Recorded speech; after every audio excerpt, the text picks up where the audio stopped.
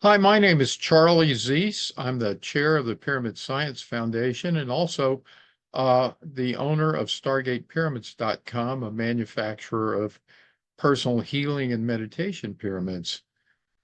Today's documentary is about finding the golden ratio in fluid dynamics. And before I go any further, I want to allay any concerns that engineers and fluid dynamics professionals may have, because I'm sure you're already asking, well, what does sacred geometry and pyramids have to do with fluid dynamics? Well, that's what this session is really going to be all about. And the short answer to that is that the very geometry that you see in the structure in my background is the exact same geometry that minimizes drag and in any fluid dynamics environment. So that's the reason I discovered uh, this geometry while studying pyramids, but now it's taking me on an amazing journey over the last 6 to 7 years of discovering this in all types of architecture, in ancient buildings and diagrams, hieroglyphs, uh, and now I found it in fluid dynamics as well. So that's the reason why I'm doing this. I I've turned into a polymath of sorts because the information that I found in pyramids, it has a huge applicability across a broad number of different disciplines. So with that said, I'm going to open up my screen here and we're going to begin to discuss give you an introduction to fluid dynamics and the golden ratio. So here's a picture that shows a few of the many things that we're going to be looking at today. We're going to see this golden ratio scaling angle in so many different environments. Starting at the top left, we're going to see it in fish. On the bottom left, we're going to see it in birds, and then all having to do with their aerodynamic design or hydrodynamic design. Now, in the center here, where my cursor is, we're going to be discussing hypersonic vehicles. Towards the end of the documentary, bullets, which turn out to be actually one of the prime ways that modern aerodynamics got its start, they all contain this geometry as well. Looking down here, where my cursor is, this ancient diagram, we've got plenty of ancient diagrams that indicate that contrary to what we've been told in our historical narrative from school, we've known about the angles of aerodynamics for a long, long time, and probably had these flying vehicles in past civilizations. We're going to look at a lot of the artifacts that have been left from ancient times and show that these angles uh, show up in these aircraft model designs as well. We'll also look at current day jets. We're going to find that all of the commercial jets, all of the private jets, the fighter jets, and so forth, all contain this geometry as well. To the right here, where my cursor is, this is a rocket engine nozzle. This is actually a nozzle from what's called a ramjet engine. We'll be talking about that as well. And we'll also, going further down, we're going to go back and look at the history of rocketry and see that this geometry of golden ratio scaling shows up in ancient rocketry through the present and into current day hypersonics. And we'll also look at ground-based vehicles, and we'll see all types of racing vehicles where this shows up as well. So we've got lots that we're going to be talking about, and this is a perspective that I can assure you engineers are not taught in school. Despite all of these examples and the many, many more that you're going to see, one thing you're going to find is that if you were to go do a search on the internet for sacred geometry and fluid dynamics or golden ratio and fluid dynamics, nothing will show up. You can go and do as much research as you'd like to in the STEM libraries of major institutions, and you're not going to find anything. So this is all brand new information. It's not brand new because obviously we knew about it years ago when we were starting to develop these, but we've lost this knowledge over time. And we're going to be talking about that topic as well. So to give a brief introduction here, in the ongoing effort to build faster, more fuel efficient, more maneuverable vehicles and more powerful engines, some of the most fundamental questions posed to design engineers are things like what's the optimal vehicle design elements that will minimize drag, maintain stability, and maximize thrust? These are key questions for any mechanical engineer in the world of fluid dynamics. Well, one of these design elements is the optimum geometry or angle that will minimize drag. And currently, there is no mathematical formula to accurately estimate this angle. What actually happens is, there's a lot of wind tunnel testing that's done, and you can start with previous ideas and work from them and so forth. But there's no formula, there's no guideline or safe harbor, so to speak. This would be a good place to start. So what this does is it results in lots of wasted time, effort, and money. And as we're going to see, it may actually have impaired the hypersonic program of the United States government. But based on research that I've conducted, a process that I now call golden ratio scaling is the answer to this question of what's the right geometry to minimize drag. And based on over 1,000 examples, GRS is the geometric angle that minimizes drag, maintains stability, and maximizes thrust in all types of naturally occurring and man-made objects in both gaseous and liquid environments. Now, golden ratio scaling, I discovered it by reverse engineering the geometry of the contemporary Russian pyramids, which used this geometry to produce significant free energy, health, agriculture, and material science benefits.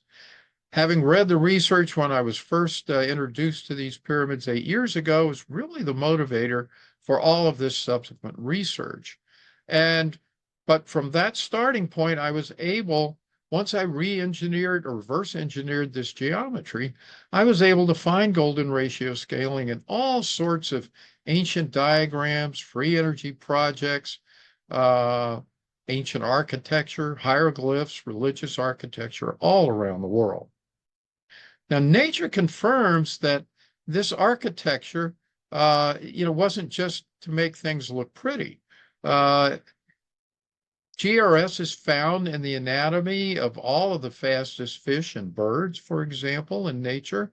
And it's also found in some fundamental processes in nature, such as the refraction of light through a glass sphere, the amplification of sound, tornado funnels, water vortexes, and it's even found in our DNA. So it's obviously a very, very significant geometric angle. Contemporary wind tunnel testing is not the original source of knowledge of golden ratio scaling.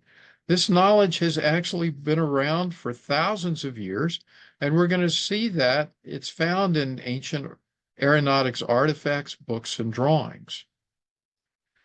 Nazi German scientists advanced rocketry and aeronautics before and during World War II. Perhaps the best known result of their efforts, the V-2 rocket, demonstrated a very advanced level of aerodynamics and rocket thrust maximization. This knowledge has been carried forward into the current era by the Nazi scientists who ultimately came to work both in the United States and the Soviet Union after World War II to develop each of these countries' respective space programs. Both the US and the Soviet Union developed numerous experimental aircraft, spacecraft nozzles, and other types of hypersonic vehicles using golden ratio scaling during the 50s through the 70s, which was a time of great expansion of knowledge in aeronautics and speed. And they all ended up using golden ratio scaling in their designs, as we'll see.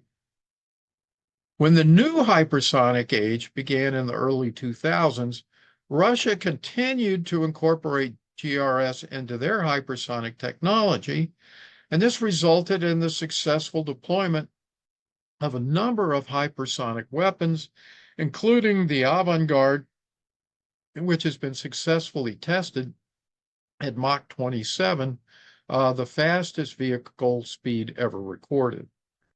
Now, according to public available blueprints, however, the United States decided to use a different geometry than GRS when it designed its HTV-2 hypersonic glide vehicles. These vehicles were flown in test flights in 2011, and they disintegrated due to high temperature buildup, which is likely due, at least in part, to the geometry used. And you'll come to appreciate that after you see that all of these other designs up until that time used golden ratio scaling. So fascinating, and it's subject for discussion later on. So based on available internet data, the geometry of U.S. hypersonic glide vehicles still do not conform to the successful GRS geometry used in hypersonic weapons developed in Russia, China, India, and Iran. Now, I'm not trying to start a conspiracy here or anything, but this is the best available data that we have, and it's fascinating when we get there to see that for some reason we changed the geometry, and it seems to have negatively impacted the results that we've achieved. So why is this information important? Well, obviously, in fluid dynamics, finding the optimal angle for reducing drag, would be a great benefit and save enormous amounts of time and design costs, but also allow engineers and CFD professionals to devote their efforts to other important aspects of vehicle design. For example, as time goes on, you're going to see that conical designs that used this geometry were slightly modified to become more bell-shaped. So there's different subtleties that you're going to find that need to be improved upon as well. But if we could settle upon, and test to verify that this is the optimal angle, we could pretty much set that as a given and start to test other variables and cut down on the amount of wasted effort and motion. In nuclear fusion, a number of companies are using implosion concepts and technology to attempt to achieve nuclear fusion. And as recently as a couple of years ago, we had a number of different companies who were able to achieve fusion, but no one has been able to achieve fusion at an over unity point. What does that mean? Over unity simply means that the amount of energy that's taken out of the system or generated by the system is greater than the amount that it takes to produce it. So right now we have the technology to create fusion reactions. It just takes more energy to do it right now than it would take than the energy that we get out. So by applying the proper geometry, which this could theoretically be, since it's so omnipresent, that may actually have a significant impact on achieving over unity results.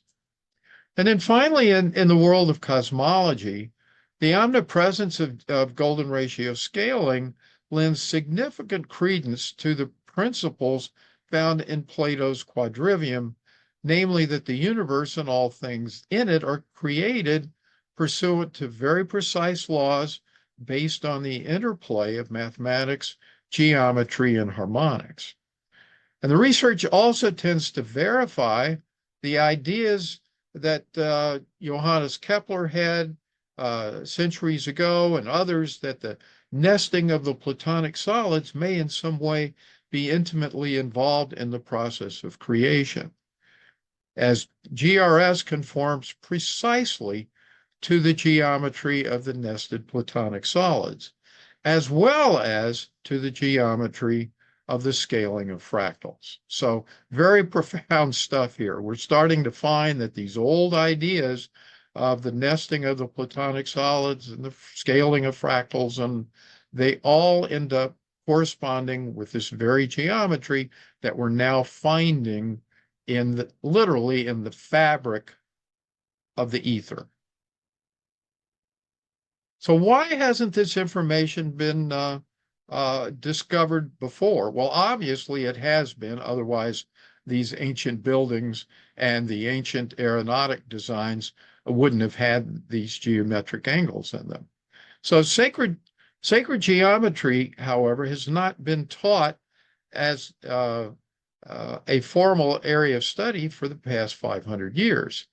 In the early 16th century, the quadrivium, an advanced body of study attributed to Plato, stopped being taught. And this knowledge explores the interplay of mathematics, geometry, and harmonics in the creation of our physical experience.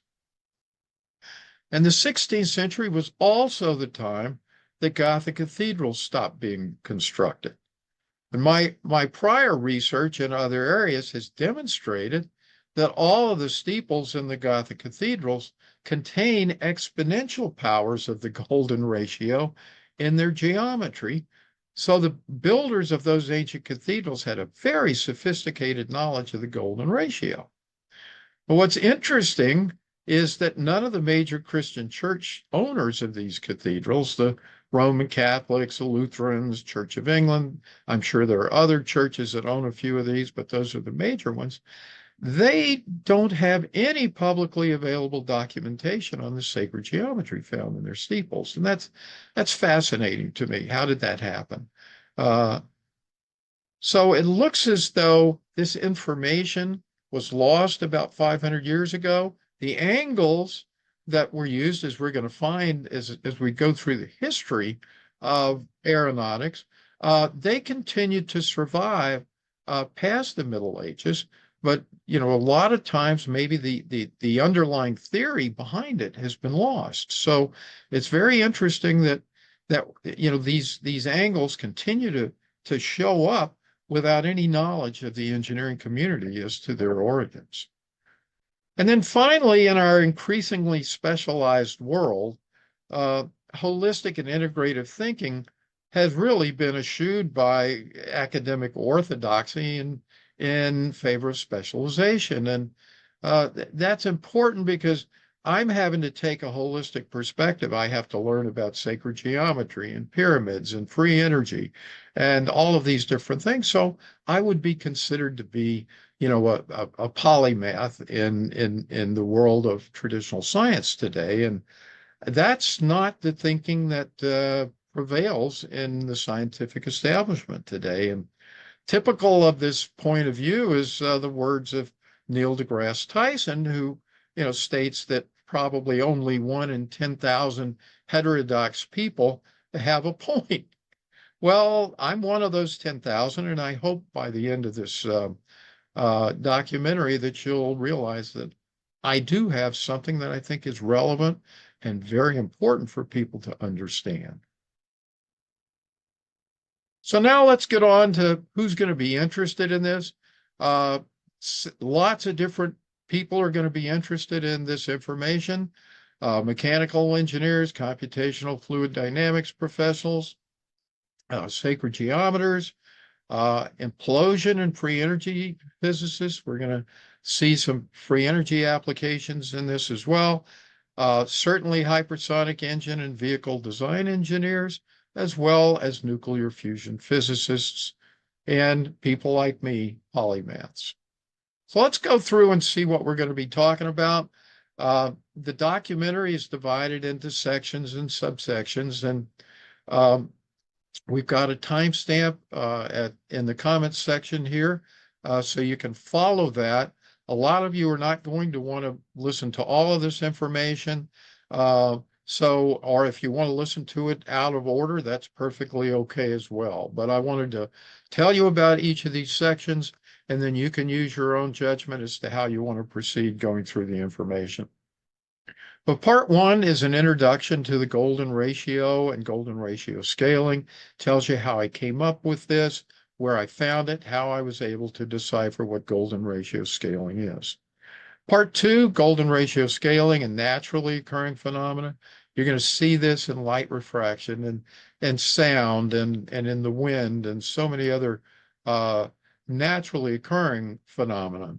And I think that's important for all of us to understand that without even man-made or fluid dynamics examples, we see this geometry in these phenomena, and we have to question, isn't this or is this actually built into the fabric of the universe? Part three, golden ratio scaling in ancient architecture. Here I'm going to be showing you examples of ancient architecture from, throughout thousands of years, all different cultures, religious traditions, and the like. And you're going to see how omnipresent this geometry is in ancient architecture. And then part four is going to show you the same thing in ancient artifacts like hieroglyphs and drawings and the like. And so you're going to see there that, this has been known as well for thousands of years. Part five is a model of golden ratio scaling. I mentioned earlier that the Platonic solids scale in this geometry as well as fractals. And so what I've done, I've developed a model of golden ratio scaling. It incorporates the torus, it incorporates the Fibonacci series, it incorporates fractals and the Platonic solids. So that's going to give you a theoretical basis and show you that this ancient knowledge that we've discarded for some reason actually seems to be reflective of what observations we found in the world of fluid dynamics.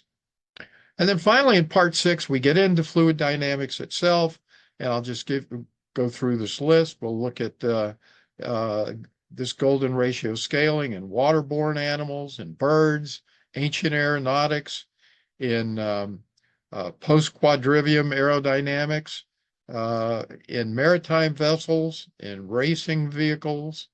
And in that group, we're going to see soapbox derby cars, 40s and 50s concept cars, sports cars, Indy cars, Formula One cars, dragsters, bullet trains, land speed record vehicles. Then we're going to move into golden ratio scaling in munitions, in lighter than air vehicles, paper airplanes, helicopters, private jets, commercial jets, supersonic aircraft, airfoils as well. That's the structure of the plane wing and helicopter wings and so forth. So then we're going to look at it in the angle of attack of airplanes and helicopters. We're going to look at vortex generators, vortilons.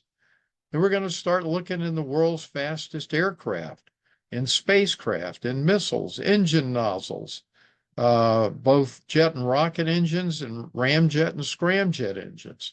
And then we're going to look at the GRS and experimental aircraft that were developed not only today, but back in the 50, 60, 70 timeframe when speed was key.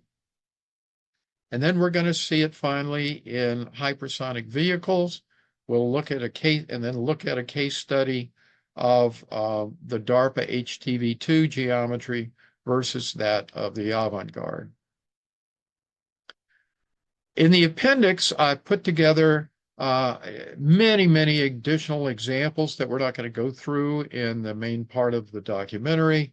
Examples of tornadoes, water vortexes, iron furnaces, maritime vessels, helicopters, private jets, commercial jets, supersonic aircraft, and missiles. And most of these are very, very complete. I didn't want to put all this in the main presentation, but for example, commercial jets, I've looked at every commercial jet and every commercial jet plane that's been made since World War II is included in that summary. Same thing with private jets, maritime vessels. I have every military plane and submarine and that's been manufactured since World War II. So a very, very complete list. So I appreciate your taking the time to look at this. I hope that you're going to find this to be of interest and value. And when we come back, we'll begin. Part 1, Introduction to the Golden Ratio and Golden Ratio Scaling. Researchers Nassim Haramein and Dan Winter have demonstrated that the universe and all things within it are scaled using the golden ratio, or phi. However, neither researcher identified the process by which this was done or the associated geometry required to accomplish this. Over the past 8 years, I've been researching the factors that affect pyramid energy fields, and the golden ratio, as it turns out, is absolutely essential to their function. This research has led me to develop a model of how the golden ratio manifests within the geometry of the Russian pyramids, which are a series of contemporary pyramids constructed and researched through funding from the Russian government. As the publication of this research, which is by far the most extensive research ever performed on pyramids, was censored by the West, I had to reverse engineer this geometry of the Russian pyramids and found that the geometry links to a process that I now call golden ratio scaling. Now, evidence of the golden ratio scaling is hiding in plain sight in nature, as well as in architecture, ancient symbols, hieroglyphs, free energy devices, sacred geometry diagrams, and ancient aerodynamic artifacts, proving that the ancients were well aware of and used golden ratio scaling. My discoveries, therefore, are nothing more than a rediscovery of this documentation and this knowledge that's been around for thousands of years. Now, what is sacred geometry? This is a challenging question for many people, even those of us who do this consistently. But sacred geometry describes the fundamental laws which create everything in our existence. These laws unite consciousness and matter, as well as science and spirituality. One of the primary tenets of sacred geometry is that geometry, mathematics, harmonics, and proportion are all directly involved in the miracle of creation. The ancient study of this interplay is found in the quadrivium, an advanced system of learning that was attributed to Plato. Teaching of the quadrivium, however, was halted about 500 years ago at the end of what we call the Middle Ages. And it also coincides with the time that the Gothic cathedrals stopped being built. Now, what is the golden ratio, or phi? The golden ratio is the ratio of a line segment cut into two pieces of different lengths, such that the ratio of the whole segment to that of the longer segment is equal to the ratio of the longer segment to the shorter segment. Now, this is an equivalency, but it's really not an equation. There's no way for you to calculate this except through trial and error to find it out. And what we find is that the golden ratio, which is the solution, is an approximate number of 1.618033 ... You see it there on the page. Now, that is an irrational fraction, which means that it goes on forever and it cannot be computed precisely. However, as we'll see, it conforms perfectly to the needs of a model that I put together to describe and depict golden ratio scaling. So anyway, the golden ratio, as a result of its unique properties, is nature's natural scaling ratio.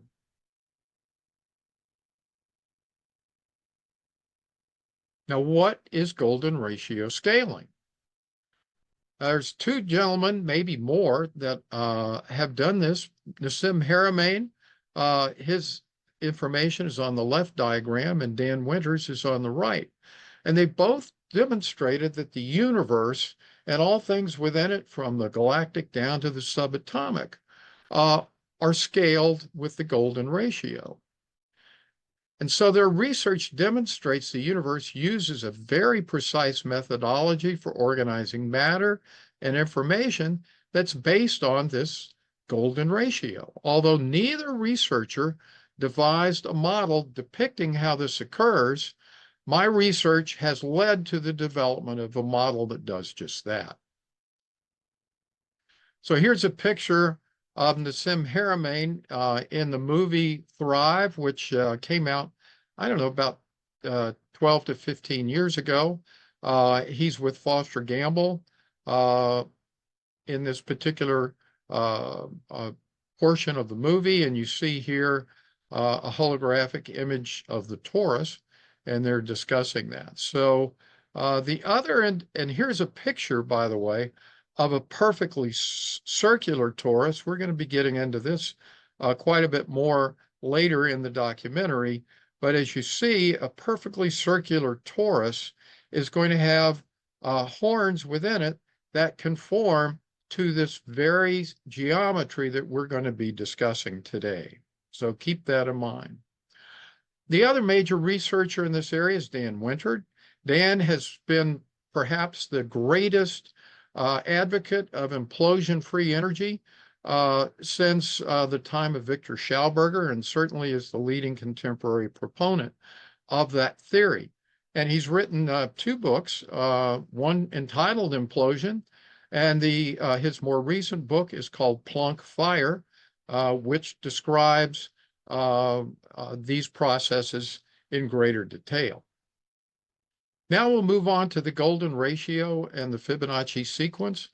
The Fibonacci sequence is a recursive formula. Many of you have probably heard of it, but in mathematical terms, x sub n is equal to xn minus 2 plus xn minus 1. So in mathematics, if we start with using 0 and 1 as the first two numbers in this sequence, we can calculate the Fibonacci sequence to be 0 and 1. The third number would be the sum of the two previous ones, or 1. Then the next number 2 would be the sum of the two previous, which would be 2. And 3 is the sum of 1 and 2, and so forth. So you see how that pattern results. So this is called the Fibonacci sequence. It's perhaps one of the most famous sequences in mathematics. Now, in order to find the golden ratio with the Fibonacci sequence, the next thing we need to do is to divide each number in the series. We're going to exclude 1 because you can't divide by 0.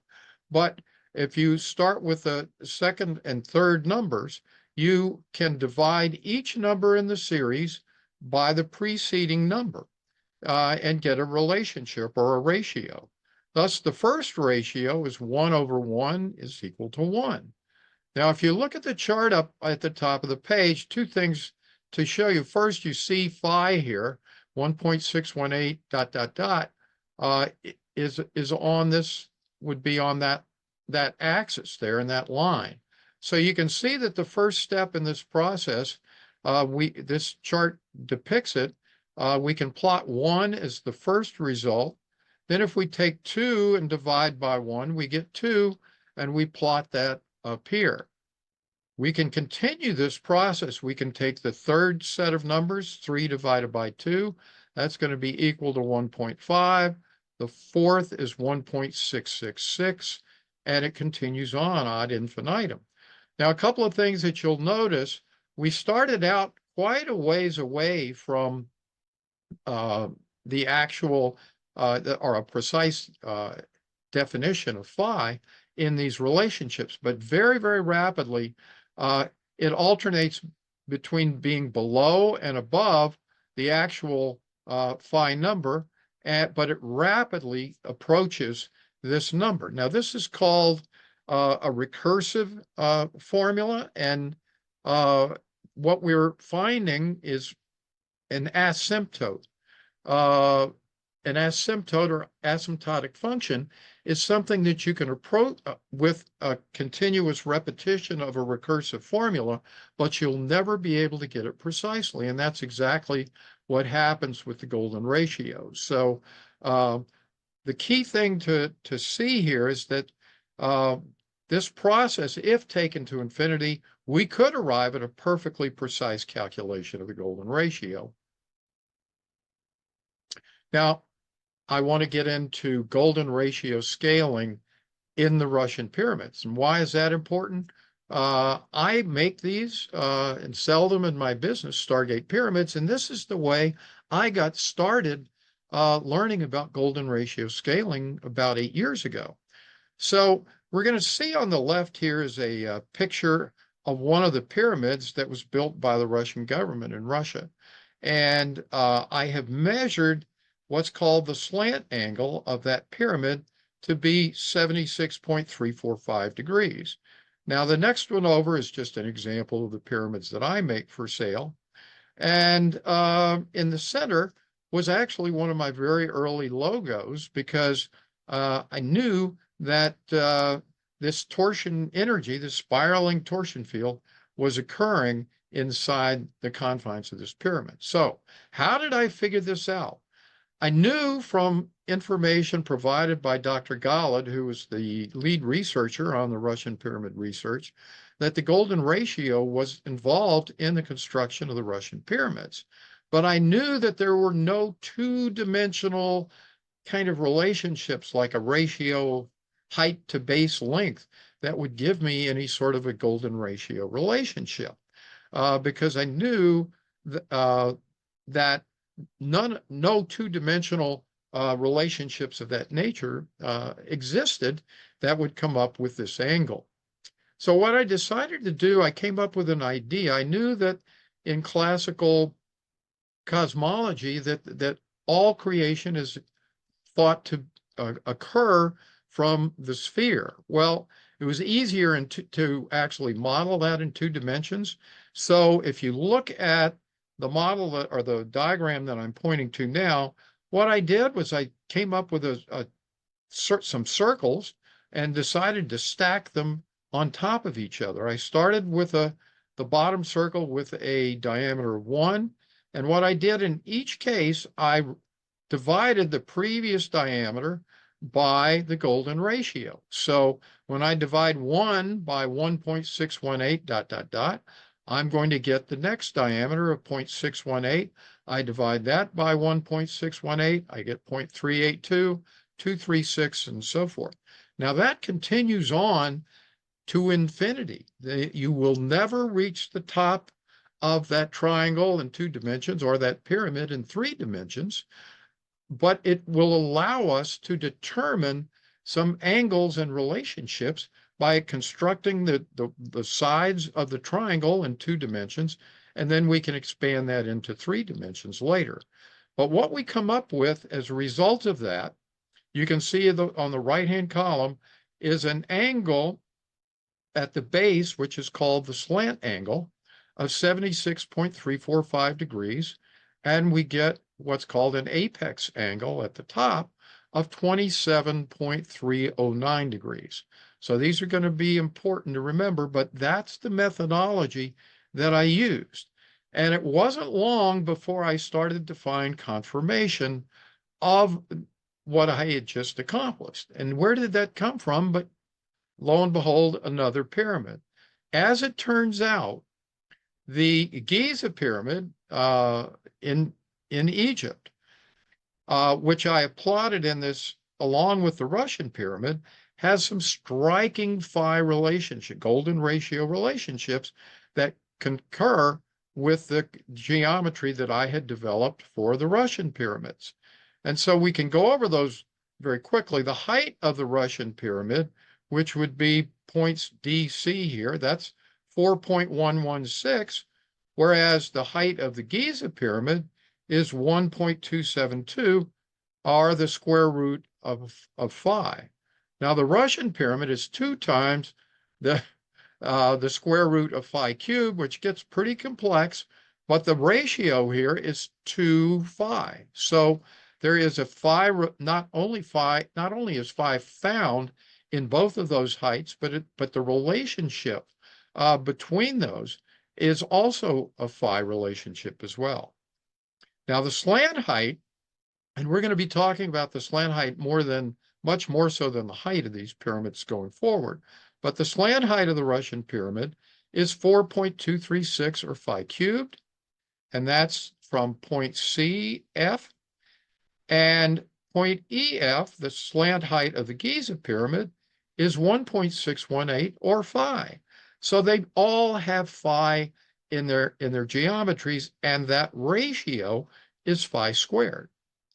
Now, the last relationship here is probably the most crucial, because what I found was that the slant height of the Russian pyramid at 76.345 degrees is exactly equal to the apex angle of the Russian pyramid. Now, we're not going to get into this in this documentary, but in my other documentaries, I go into some depth as to why and how that occurs.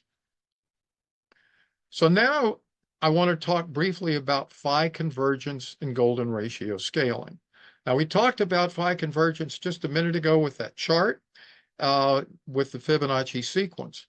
So what I want to point out is that some researchers in this field have the impression that the Fibonacci series will only produce this effect of phi convergence using an initial number pair of either 0 and 1, or alternatively 1 and 1. But in fact, any two initial numbers other than 0 and 0 can be used with the Fibonacci sequence to achieve phi convergence. Now, this is an extremely important point, as it points to the fact that the Fibonacci sequence works as a perfect model to depict and define golden ratio scaling. We'll be getting into that a little bit more later. Now I want to just talk briefly about the angles that we're going to be talking about today that are associated with golden ratio scaling, and there are 3 of them. The first one is 76.345 degrees. You saw this picture earlier. This is essentially the base geometry of any triangular or conical object that meets at a point higher up. And that angle in golden ratio scaling is 76.345 degrees. Now, the other angle that's important is the apex angle. And that is depicted here. This is actually the one of the steeples on the Ulm Cathedral in Germany, and it's 27.309 degrees. And this is the angle of things like nose cones on rockets and airplanes, missiles, nozzles, and so forth. And we're going to be seeing that a lot today. And in fact, that's the one that we're going to be using the most, if for no other reason, it's the easiest to measure in most of these situations. And then finally, the third angle that we want to talk about is 13.654 degrees. And that happens to be 1/2 of the 27.309 degrees that we just talked about. Now, this angle appears in situations where the geometry on the bottom of the vehicle, if we were to model that like a cone, it would create an unwarranted and unwanted turbulence and or flutter. And that would be harmful to the design of the vehicle. Now, you'll see this in situations where the intake of a supersonic or hypersonic vehicle is involved, or in land-based vehicles such as race cars, world record land speed vehicles, and so forth, where scaling that on the bottom of the plane of the vehicle would actually produce a tremendous amount of flutter, and therefore, couldn't is not a wanted outcome. Now, Victor Schauberger, a researcher from the 20th century that we'll be talking about later, he used this very seashell that we see below here to develop golden ratio scaling, and it was the inspiration for some of his free energy devices. So, here is at least one example of 20th century free energy technology that we know already has used this geometry and this very same approach that I'm bringing to light for his inventions as well. Now, on the bottom here, I'm showing a supersonic transport plane, and I'm doing it so that you can see the front of a supersonic plane has this 13654 geometry in its nose cone. And the reason for that, if you point through to the arrow, you see this appendage on the bottom of this airplane. That's actually where the engines are. We're used to seeing them mounted above the wings or on the wings or immediately under the wings in a traditional commercial aircraft. But in a supersonic and hypersonic type environment, you're going to see those engines actually placed below the body of the craft, and that's the reason you don't want to be, pushing air down underneath, because it's going to cause turbulence in the flow of air into the engine. So that's the reason we're going to see this 13654 angle as well. Now, before we leave this section, I want to go back and just explain how do we get 76,345 and 27,309 again. We saw that 76,345 on the bottom, and actually in a two-dimensional context where this is easiest to understand, you can multiply or add 76,345 to 76,345, and then if you subtract that from 180, which is the sum of the angles in a triangle, you're going to get that 27,309 remainder, and that's the way the math works on the geometry. Before we finish section 1, there's also one other important topic that I want to discuss, and that's explosion and implosion. Explosion is characterized by the sudden and forceful liberation of immense energy, resulting in a profound disruption of the surrounding environment. And this release of stored potential generates a rapid expansion of gases and the violent expulsion of particles in all directions. Now, virtually all of mankind's contemporary energy technologies are based on explosion. We're going to be discussing the exceptions to those rules a little bit later. But most of this explosion technology we can see manifested from anything from internal combustion engines to TNT to nuclear fission, for example, and rocket and scramjet engine nozzles. So we're going to find this in a variety of different places. Now, I want to go over so you can get a little bit better understanding of explosion, and then we're going to talk about implosion. But I want to first focus on the bottom left diagram. Now, that's a simple explosion there, it looks like, in 2 dimensions. Now, you could perceive that, if you're like me, you might also perceive that diagram as occurring at the top of a cone, in the interior of a cone. Now, that's what I'm trying to depict in part in the diagram immediately above it. What I've done is I've taken the geometry, the 2-dimensional geometry of the Russian pyramid, and I've shown 2 situations that occur in real life. One, you can see the arrows of air that meet the point, the tip of the object as it's moving through space, and you can see that the air is having to conform to the outer dimensions of that geometry. And we can deem that as explosion. Now, as a real-life example, let's look over at the diagram immediately to its right. This is Russia's avant-garde hypersonic missile. And sure enough, it maintains this very same geometry of golden ratio scaling. And so what those outside arrows are trying to depict is the flow of air that occurs when that avant-garde missile flies through the air, and it has to to move and conform to the geometry of the object that's moving through space, in this case, the missile.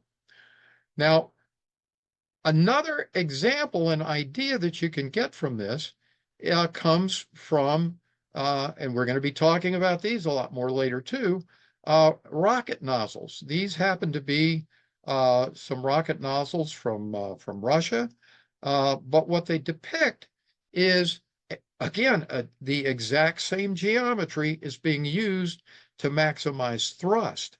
And in that situation, it's very similar to thinking of an explosion here at the top or the tip of this two-dimensional triangle, which is a two-dimensional representation of the pyramid or a cone. So those are important concepts. Explosion occurs both on the outside and it can occur on the inside as well.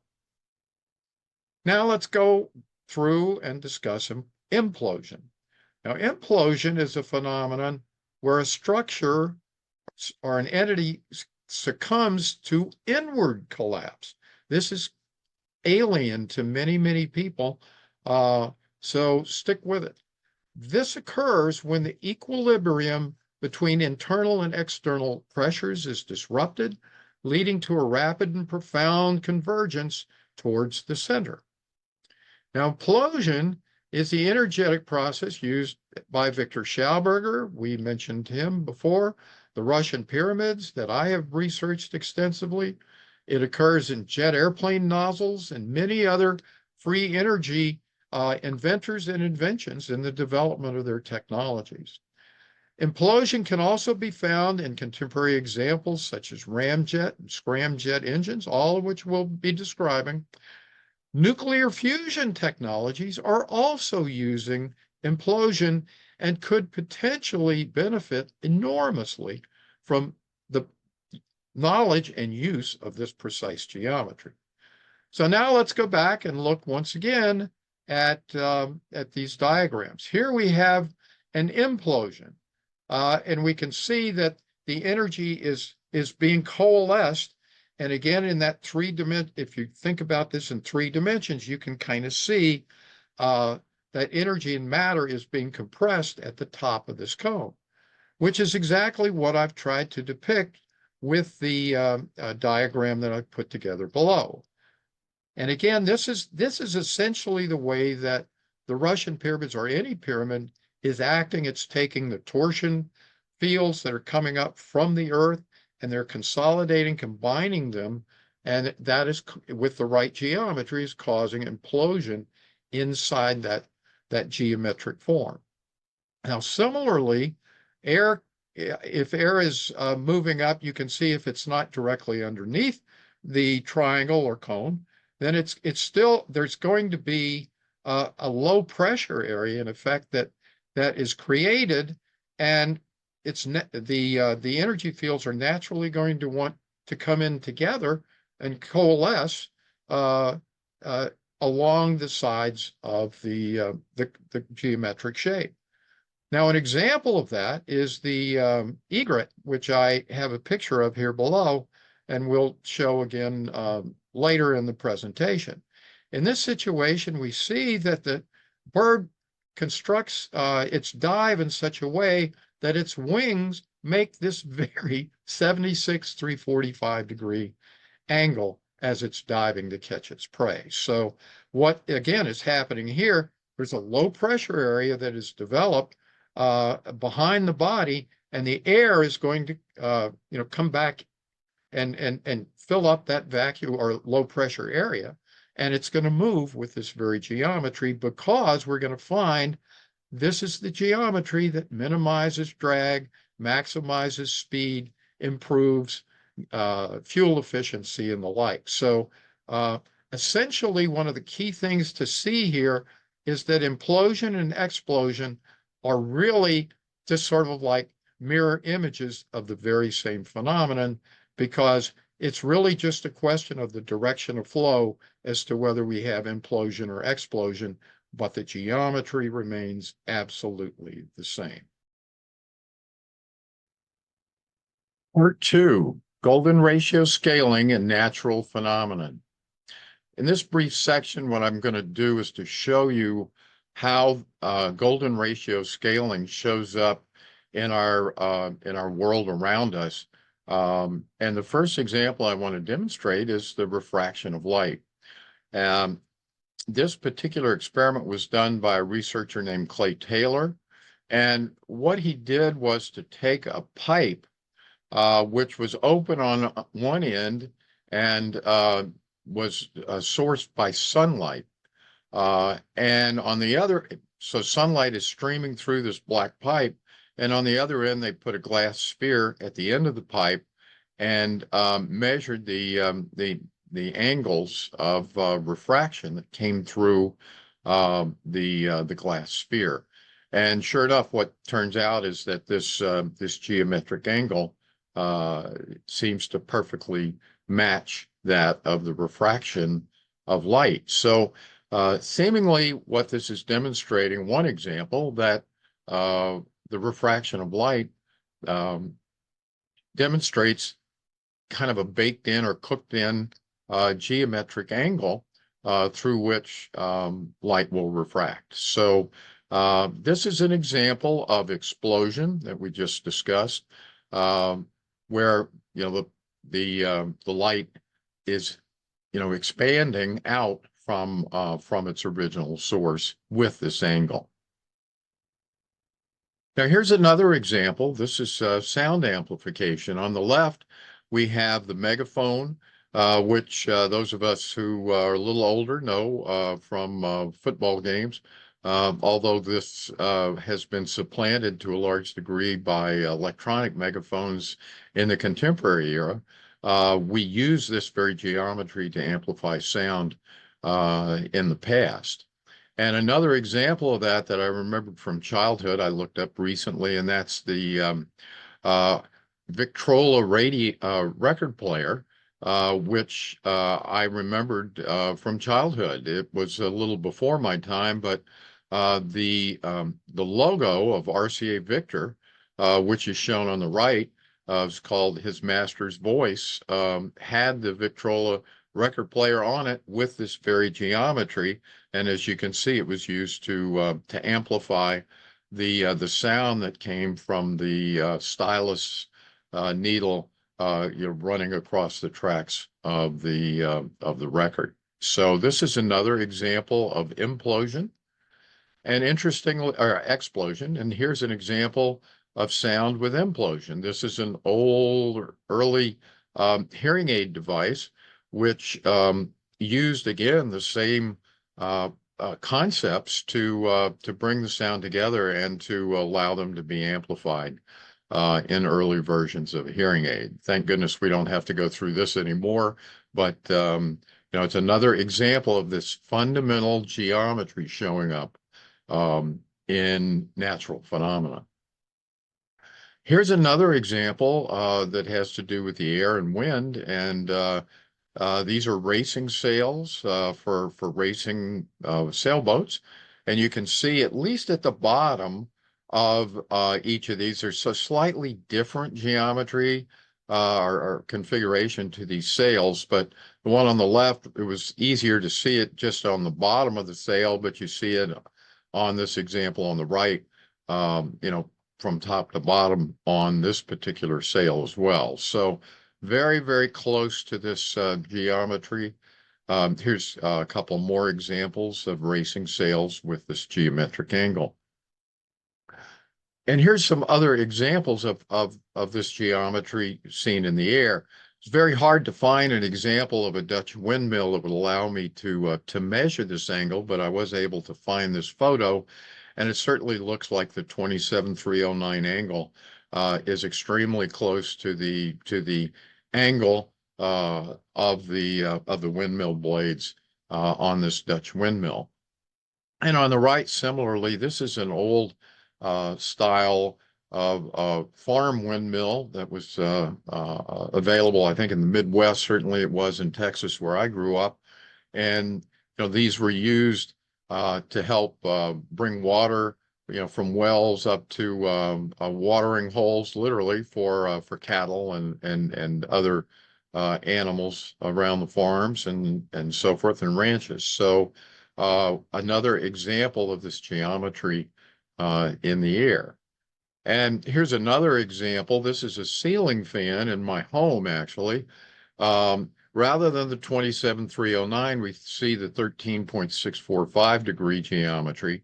And I think that's in large part due to the fact that we, in this case, we have a ceiling that, is impacting the flow of the air. So we're seeing a different angle in that situation. Moving on to a totally different kind of phenomenon, that's tornadoes. I did an extensive study of tornadoes a while back, and I found, at least 50 examples of fully formed tornado funnels which had this geometric angle as well, indicating that there's something about this geometry that allows it to form in situations where there is a tremendous amount of energy being put into the system. Now, I'm going to show you a few more here of tornadoes, but I have many more examples of these tornadoes in the appendix. But one reason why you may not necessarily see this all the time is because you find this phenomenon, this geometry, only when the tornado is essentially, somewhere between its organizing stage there in stage 2, step 2, and its mature stage in step 3. But beforehand and afterwards, you're not going to see that. But again, what this is demonstrating is nature uses this geometry to form energy into this swirling vortex, which of course is characteristic of what we're going to be seeing in other examples later on. So tornadoes are yet another example of this geometry in nature. Similarly, when you look at water vortexes, you find the very same geometric angle showing up. Here's an example, several examples that I took. Again, I have many, many examples, more in the appendix, and certainly more that I have in my own personal portfolio, but you'll get the idea here. Now, it's only when you find a situation such as this example where there is maximum amount of energy input into the system that you can see how perfectly this geometry shows up in the context of a vortex. This is a high-speed machine that was producing this water vortex, and we can see the angles are very, very precise, indicative that this system has kind of reached a full energy component and shows off this geometry perfectly. And here's another example I just wanted to show of seashells. These are just beautiful, structures, but they also show the spiraling of the vortex that is, this is representing in each of these three cases. So we'll be talking about a lot more examples in nature in future sections, but you can see that nature knows this geometry. It's cooked in to the very fabric of the design of these seashells. And lastly, for this section, I wanted to point out that our DNA has this geometry as well. On the left side, I attempted to measure to the very best of my ability, and you can see I came up with an angle that seems to indicate the 76,345 geometry showing up in the geometry of the DNA. On the right-hand side, we see the golden ratio much more clearly in one revolution of the DNA, and you can see how it's split into the greater and lesser pieces of the DNA. and we see the golden ratio relationship. So we've seen now this in 3D phenomenon in a number of natural phenomena, and so we can see that nature uses this. It's embedded. It's literally in the fabric of so many natural phenomena. So in coming sections, we're going to be looking obviously at other things such as architecture, and then, of course, ultimately into the world of fluid dynamics. Part 3, golden ratio scaling in ancient architecture. In this section, we're going to be showing examples of golden ratio scaling in ancient architecture from all cultures, all religious traditions. And it demonstrates again that this geometry was very, very well known and used for a long, long time in architecture. We're going to start to explore the potential use of this geometry in the case of free energy in these ancient architectural drawings as well. So we're going to be studying other facets such as artifacts and ancient aerodynamics and other sections. But let's begin. On the left is a church steeple from the Ulm Cathedral in Germany. It's the tallest cathedral in the world. And you can see this particular steeple here has the 76-345 geometry on it, as does the one on the right, which is a mosque in Samarra, Iraq. So we're going to be studying these examples and many more in this section. So we're going to start with some ancient structures that are found in the island of Sardinia in Italy. This is an island in the Mediterranean, large island, and it is part of the country of Italy. Now, these structures are called nuraghes, and they are found throughout the island. People are not totally sure what their original purpose was, but every one of these structures, and there were originally over 20,000 of these. There's about 7,000 that are, at least partially or completely still intact on the island. But these, the bases, at least, of these structures have been dated by certain methodologies to go back as far as 300 to 350,000 years. Pretty hard to imagine. However, these structures are all, you can go inside, you can get inside of these. They're conical in nature, and we're not sure exactly what their purpose was. However, as we're going to see, stone structures with this geometric angle have been found elsewhere in Africa with significant ionization fields in them, and we'll be talking about why that's important. But one of the most important factors to know is that this is highly subjective, but when you go to the island, you automatically feel a very, very high energy field here, number one, which could be caused by these. And also the island is what's called a blue zone, which means that it's one of the healthiest places on the planet to live, because longevity on the island of Sardinia is among the very highest to be found on planet Earth. So moving on, that's not the only place where we find these kinds of conical structures. There are a variety of brocks that can be found in Scotland. Again, ancient conical structures. This is the best preserved. This is called the Musa Brock in Scotland, but there are, literally hundreds of ruins of this type that we can find in Scotland. And these date back, according to archaeologists, to sometime in the first millennium BC. So they're not quite as old, apparently, as the ones in Sardinia, but we find these as well. Here's one that that's been studied to a large degree by two researchers. One is Michael Tellinger, who is from South Africa, and also Dr. Sam Osmanagic of um, Bosnian pyramid fame. So this is the Great Zimbabwe ruins, which are in current day Zimbabwe.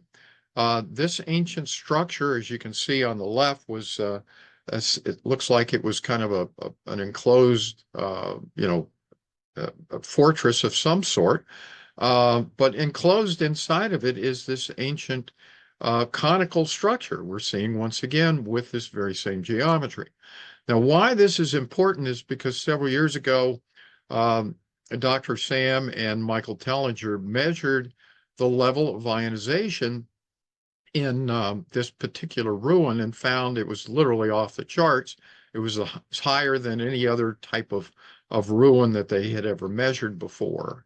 Now, why this is important, and we're going to be talking about this a couple more times, is that there's research done by the University of London that the presence of high levels of ionization in the atmosphere reduce viral load by over 90%. I believe it was 99% was their findings. So if you're in the presence of these energy fields, as I am with my pyramids, you find that you don't get sick anymore. This all is just kind of correlating, coming together. But once again, we're seeing this geometry in yet another culture, and they were using this for some purpose that we're still not sure of, but it produces these amazing benefits of health through the process of ionization. Here's another example. Many castles around the world uh, are structured with this geometry. And some people may suggest, and it is possible, that this geometry is used because it provides stability for the foundation of the and the structural integrity of the castle itself. But what I'm going to argue is that unlike the caricature that's on the right, where this was used as some sort of a fortress of some sort, which I highly doubt, this could have been some sort of a square wave transmitter or receiver, but no matter what it is, that we're finding this geometry yet again, and this is not the only castle. There are numerous castles around the world, uh, which I would actually call forts, just to distinguish them from castles that one lived in the past, but they all contain this geometry. Now we're moving on into India. All of the Hindu temples have this geometric angle as well. And we're not going to dwell a lot on ancient Indian architecture, except to say that there are two major styles, and they both use this geometry. This is called the Nagara style or Northern Indian style. And what's important about these, besides the fact that they contain the GSR geometry in their structure, is the fact that they also demonstrate a sophisticated knowledge of fractals.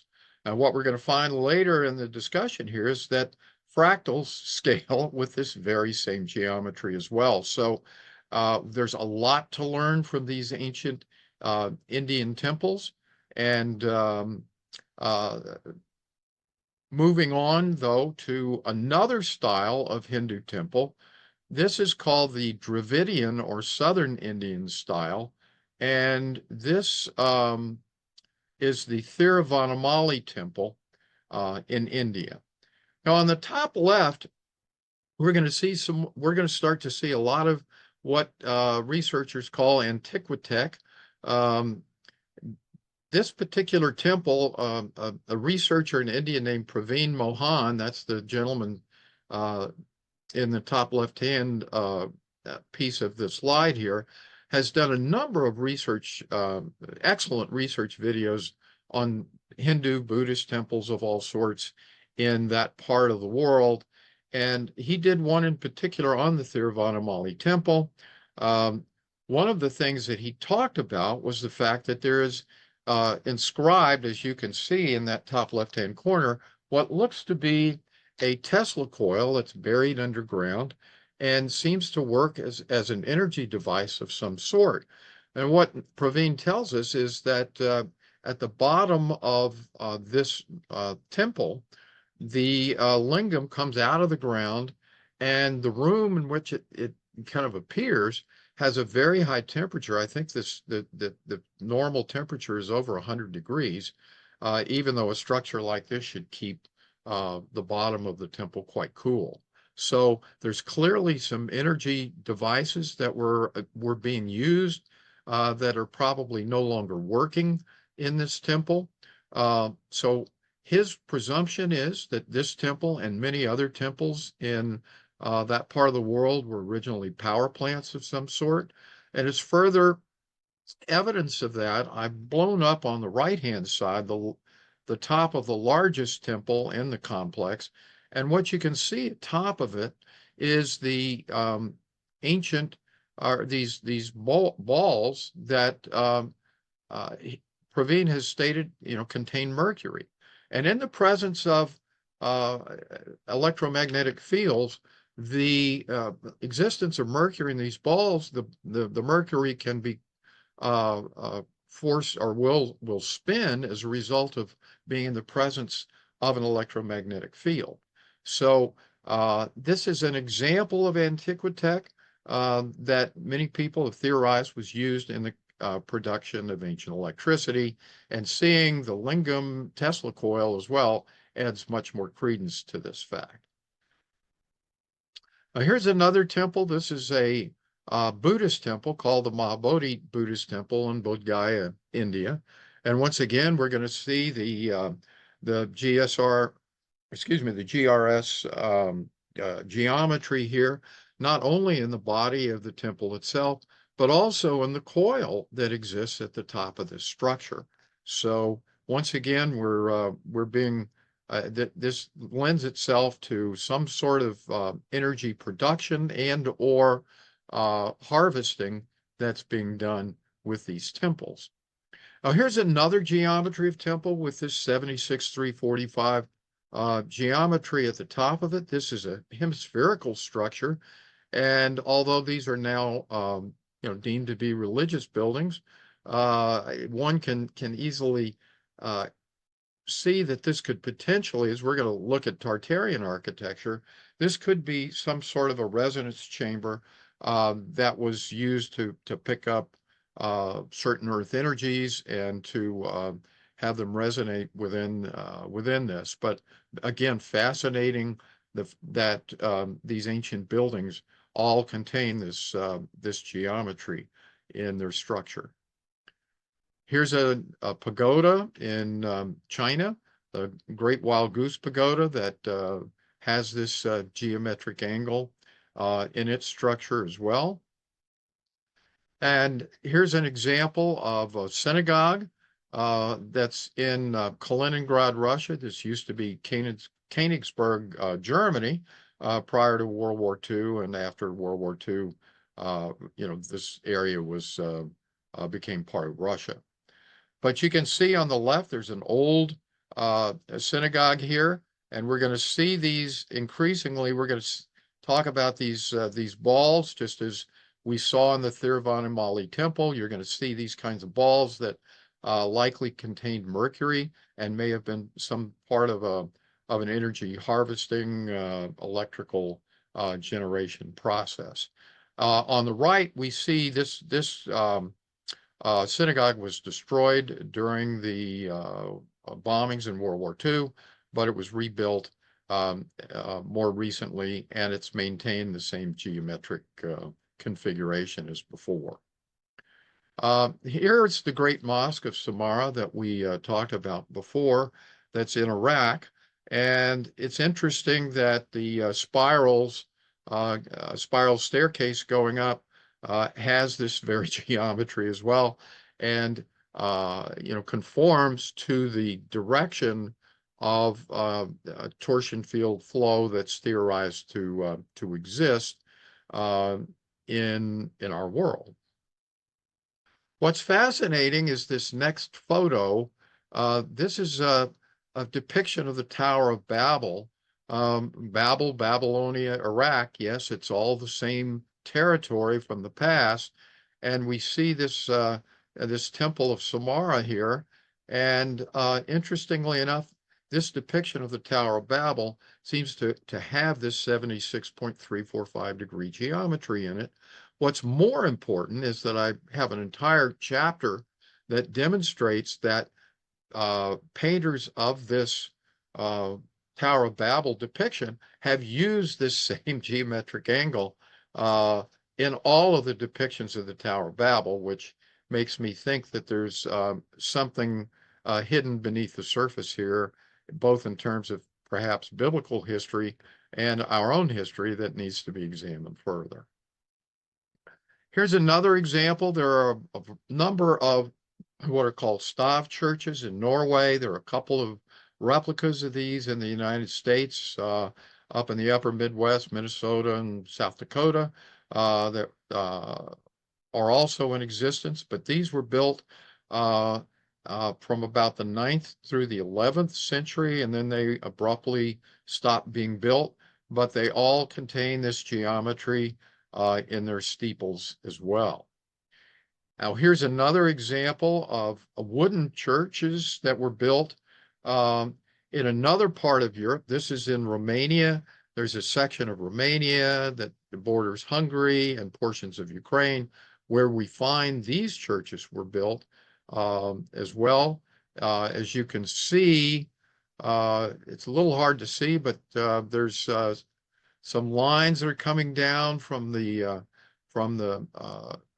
an antenna that's atop this, which could be reflective of free energy technology, ion harvesting, which we're going to talk about here in just a minute. Now, here is an example of a Gothic cathedral. This is the Naumburg Cathedral in Germany. We previously saw the Ulm Cathedral at the beginning of this section. And once again, this is the geometry that shows up. And what's more important from a free energy perspective is to see these iron balls. We see there's antennas of some sort at the top of these steeples, but more importantly, this structure of having a larger steeple with these four smaller steeples surrounding it seems to be a common characteristic. I don't know how that worked in terms of free energy, but once again, we're seeing all of these characteristics of Antiquitech in Gothic cathedral steeples. And although this is an aside, this is research that I did last year. The geometry in the third one, which is 27309, that's the golden ratio scaling that we're discussing today. But what I was able to decipher was the fact that every one of the Gothic cathedral steeples, and this continues into current day times in our contemporary office buildings, will find these exponential powers of phi in the geometry of every Gothic cathedral steeple. And as I say, it's been carried on into present time. And interestingly enough, the churches today don't even know that this geometry exists.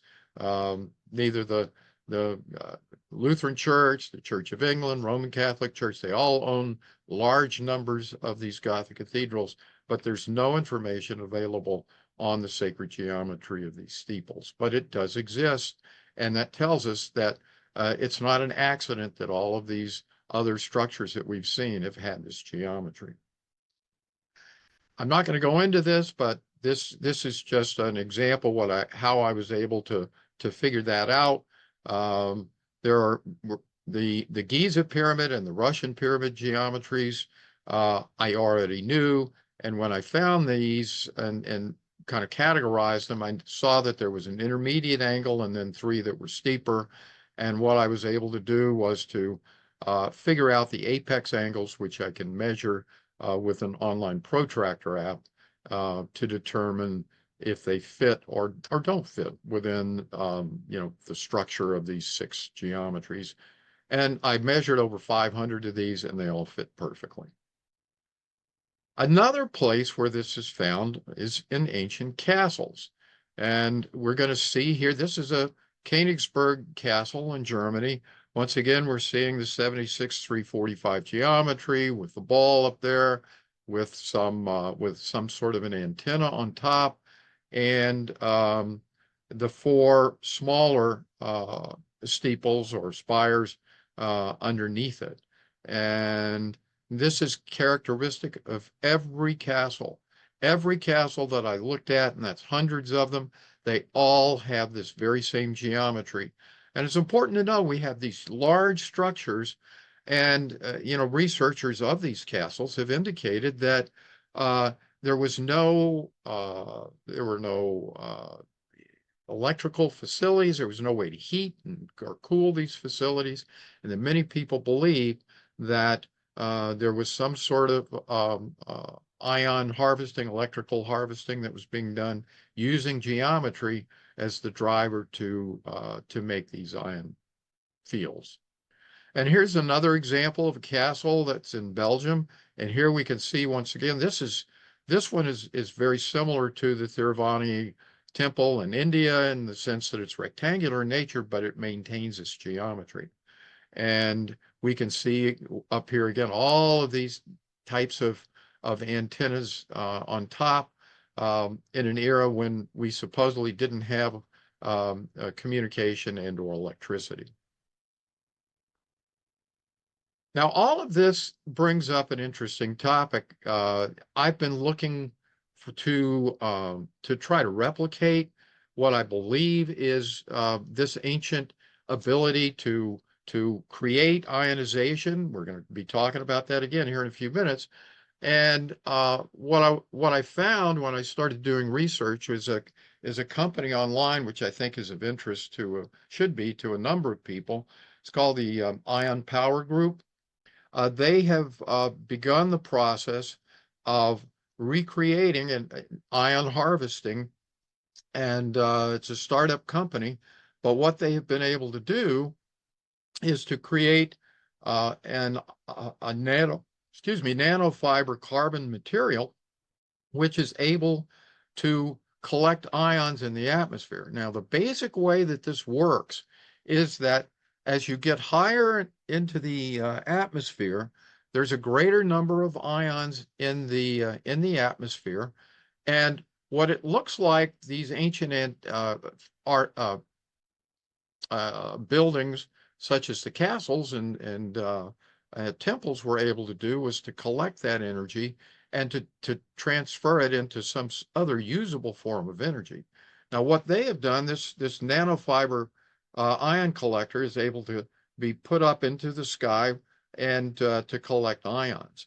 And as the further you go up, the more effect you have of this. And essentially, what you're doing is to establish an electrical potential between uh, the sky and the earth.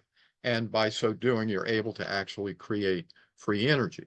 Now, they're and that's depicted here in the diagram on the left. Now, what I'm showing on the right here are examples of the antiquitech that you can find throughout the world on these ancient buildings. We keep seeing on the top right hand here with my cursor, you many times see these balls, which I believe contain mercury, but you're also seeing the existence of fractal antennas. And what researchers on the internet have demonstrated is that crosses, stars of David, and crescents, which are the symbols of the three major Abrahamic religions, all contain or can be used as fractal antennas. So it seems as though these are just different ways of potentially achieving the same results that Ion Power Group is getting with their nanofiber. But it doesn't matter what the technology is. The driver, apparently, of why we're able to see these ionization fields is, in fact, the geometry that's contained in golden ratio scaling. Now, another example of this is in the bottom right hand. You can see in the top right-hand corner, we've got both the cross and the crescent. In the bottom left-hand corner, we see highly fractalized antennas atop some churches in Russia, which are all part of some Tartarian architecture that we're going to talk about in just a minute. So that's another potential form. You can see wires coming down also from the top right-hand corner, and these may have been used again to harvest. Another technique is shown in the cathedral steeple in the bottom right-hand corner. People have depicted or assumed that these were some sort of capacitor structure that was able to gather energy as well. So there seems to be evidence that that was in fact what was done. Another area of ancient architecture are ancient bell towers. This is the San Marco bell tower in Venice, Italy. Same geometry at the top. They knew that this angle was going to help to magnify the sounds from the bell tower. And once again, I'm just showing you we've continued that knowledge, that technology into current times as demonstrated by the geometry of the megaphone.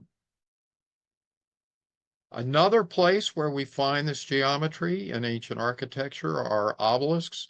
All of the obelisks that are attributed to having come from Egypt have this 76-345 geometry.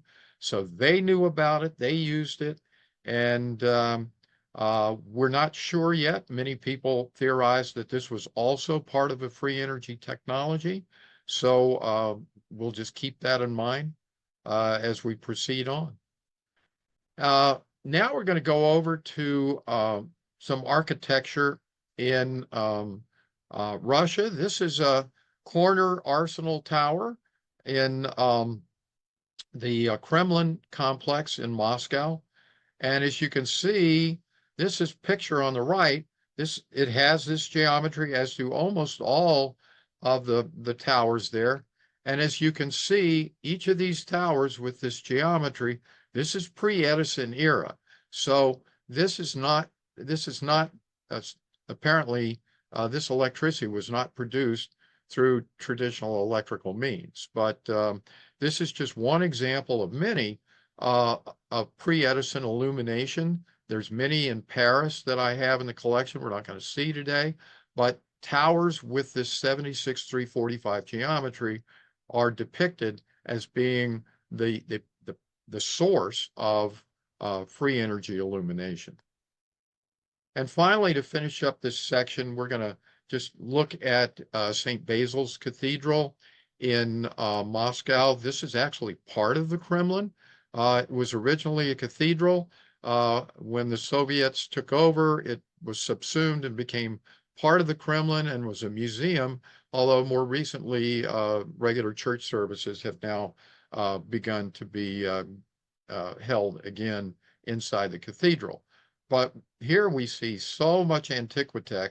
We have these onion dome structures, which we're not going to talk about, but I think because they have the same types of antiquitech, the crosses, and most importantly, we can see, at least in the right photo, you can see that there are electrical lines coming down from the top of the cross and going down possibly into the ground, that this could all have been part of a grand free energy structure. So in the next section, we're going to start to look at this geometry and some ancient artifacts, but this concludes the section on ancient architecture.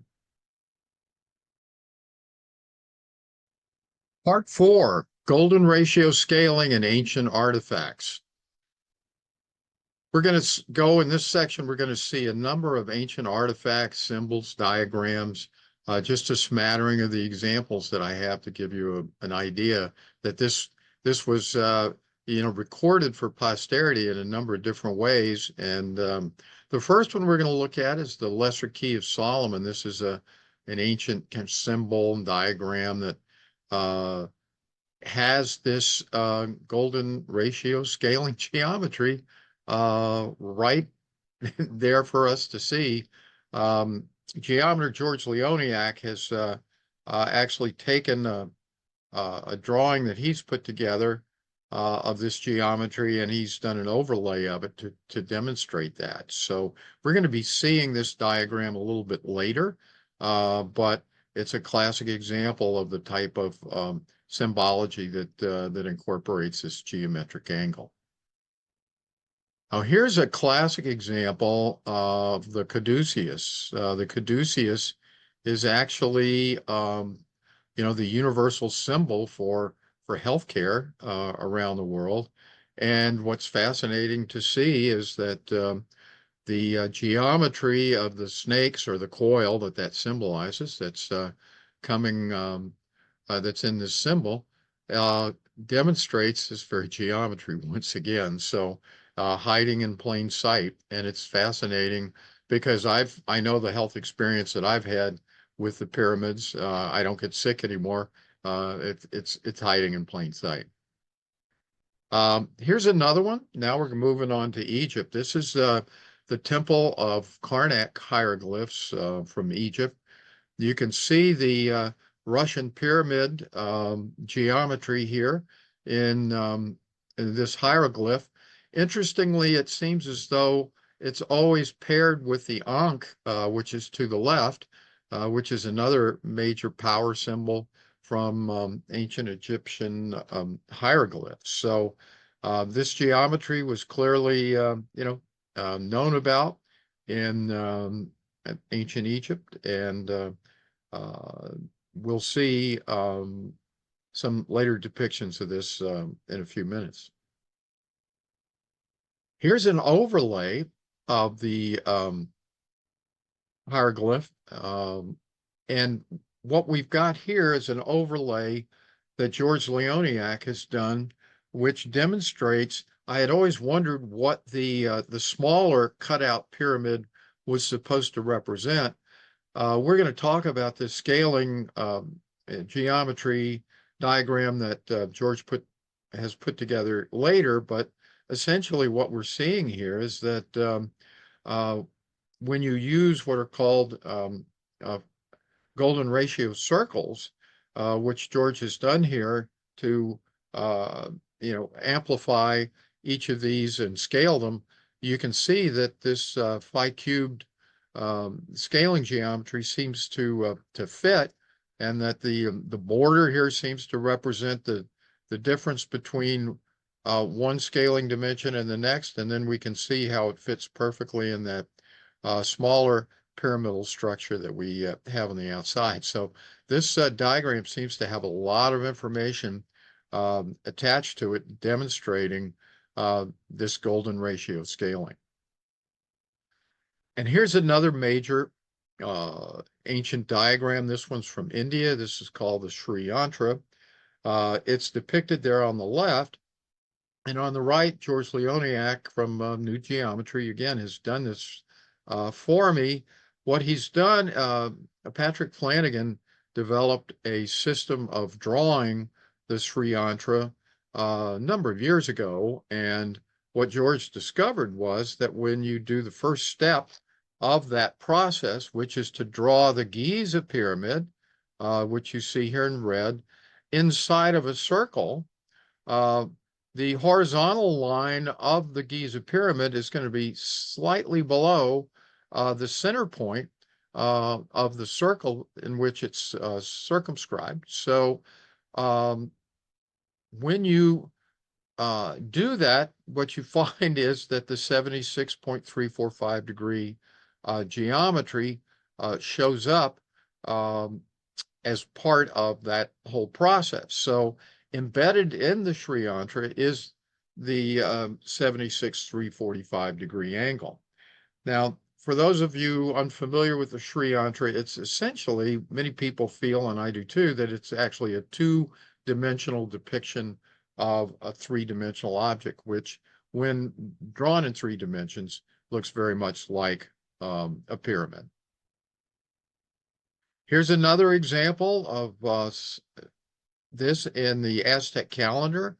I had noticed years ago that the geometry of the pyramids that show up in the calendar had this geometry, but George has taken this to its next level and has demonstrated that these phi spheres, golden ratio spheres that, or circles that he's drawn here correspond perfectly with the Aztec calendar. So there's a lot of sacred geometry that's in the Aztec calendar that results from golden ratio scaling and depicting that with this overlay.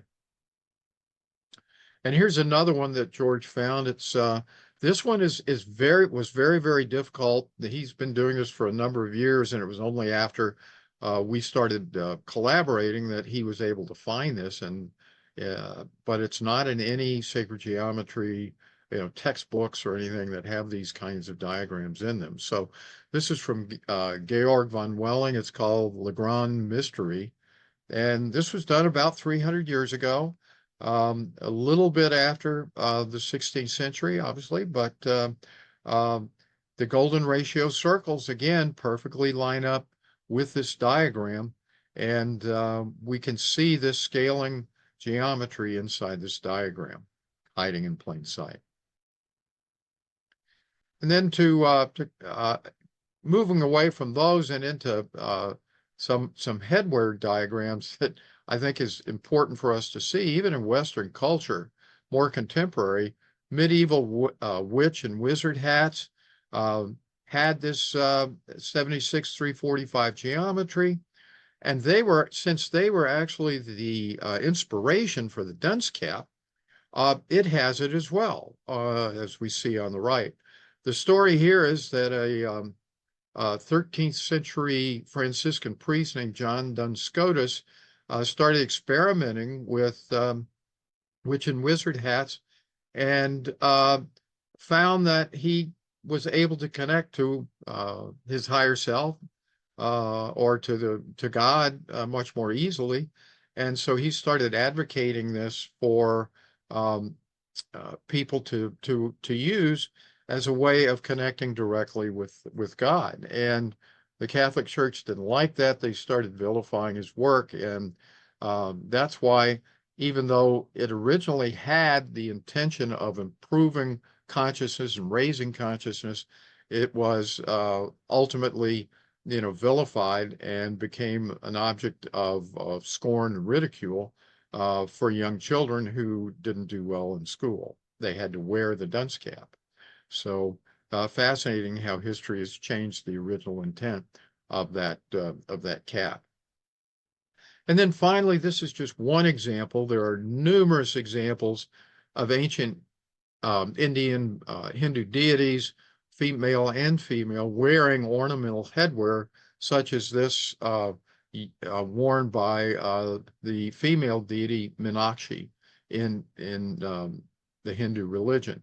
And this depiction, as I say, can be found for virtually all of the deities as well as the male deities as well. So fascinating to see how this geometry has permeated diagrams and even our headwear that we're unaware of today.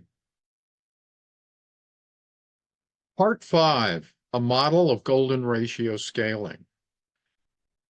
While I was exploring golden ratio scaling in nature and architecture, it became apparent to me that there were other observable scaling principles that could, in fact, mathematically and geometrically correlate with golden ratio scaling. And so before we begin to actually see golden ratio scaling in fluid dynamics, which is going to start in the very next section, I wanted to develop this model because it's important to know that nature uses the golden ratio. We're going to see that in other contexts, and we kind of accept it, but we've never figured out how the golden ratio is used in three-dimensional scaling. So what we're going to look at in this model, we're going to answer a number of questions. Some of those questions that arose when I was involved in this research were the following. Are there any relationships between golden ratio scaling and fractal scaling? Because fractals scale too. So, do they scale at the same rate? Are they correlated in some way? It seemed like an important question to figure out. Second one, are there mathematical formulas that can actually model golden ratio scaling? Because, it's one thing to see it and perceive it, but there has to be some sort of a model, mathematical way of accomplishing golden ratio scaling in order for us to believe that it could be used in nature. The next question, can golden ratio scaling be linked with the torus? So we've discussed all creation in classical cosmology is assumed to start in a sphere. So, could we link the torus with the golden ratio scaling? And then finally, are there any relationships between golden ratio scaling and the nesting or scaling of the Platonic solids? Again, another one of these classic ideas from antiquity that we've sort of tossed aside in contemporary society. Well, as it turns out, the model that I've developed answers all of these questions in the affirmative. So what we're going to see here is that golden ratio scaling will scale fractals, it scales Platonic solids, and it conforms within the torus. So we've got lots of information to cover here, so let's get started. So here's just a quick summary of the major components of golden ratio scaling. The model is composed of the following major components. What's the golden ratio scaling formula? Well, we've seen that already. We've seen that the Fibonacci sequence with those, recursive successive divisions by the previous values, using those formulas we used earlier, provides what appears to be actually the only viable method for formularizing GRS, but it works perfectly. Then the next thing I found was that fractals, in fact, scale at with this very same geometry and scaling rate, as do the Platonic solids.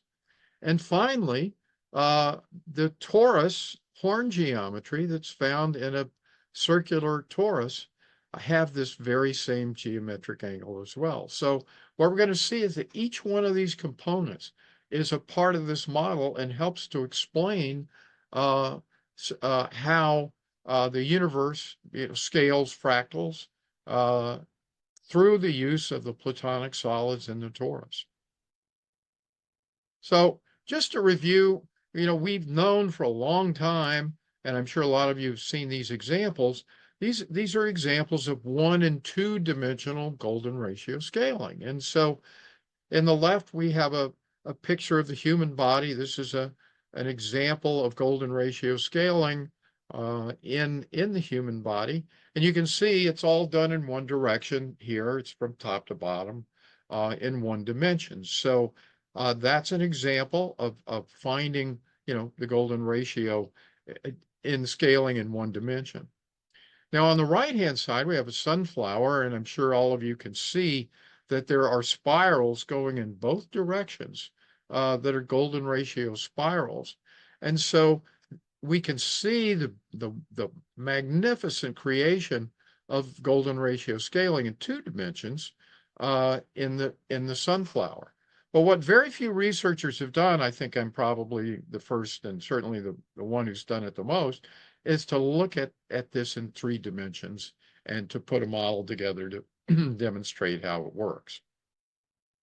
So the first thing I want to talk about is the golden ratio scaling formula itself, which is using the Fibonacci sequence and then dividing each successive number pair by the previous number in a recursive fashion. And so what the results we're going to see are going to demonstrate are that any 2 number pair values in use of the Fibonacci sequence other than 0 and 0 can be used to achieve phi convergence, and that the sequences that occur can be scaled both larger and smaller, ascending and descending scaling, with perfect precision using this formula.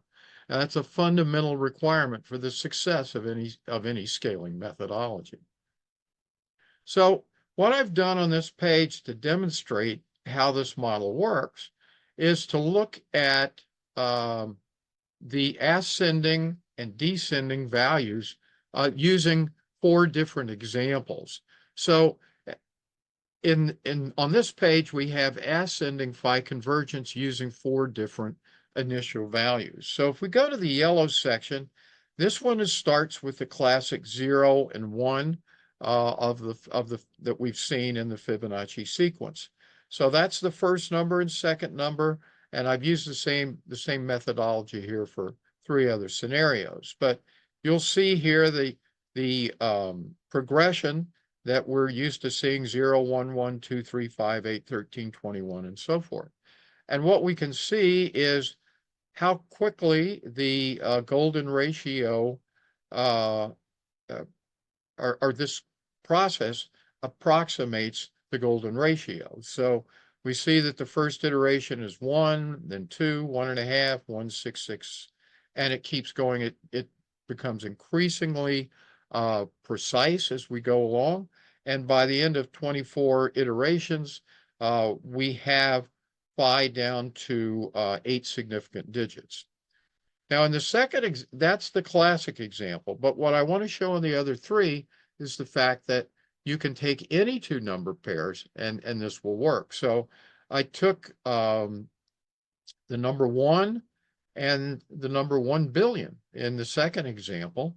And with what's fascinating, if you look at the yellow and this example, with the exception of the very first result, the precision is exactly the same in both cases to 8 significant digits. Now, this is indicating that there's so much more that we need to study here with vortex mathematics. And I'm sure that what we're going to find is that we'll be able to find a very precise model based on numbers alone that will provide the information for developing the golden ratio scaling. In the third example, we have 500 and -50. And as you see, we have the same level of precision. When we get down to the last example, we're significant down to 8 significant digits. And then finally, in the fourth example, I have 2 negative numbers. I started with -50 and -10, and we end up with exactly the same result. So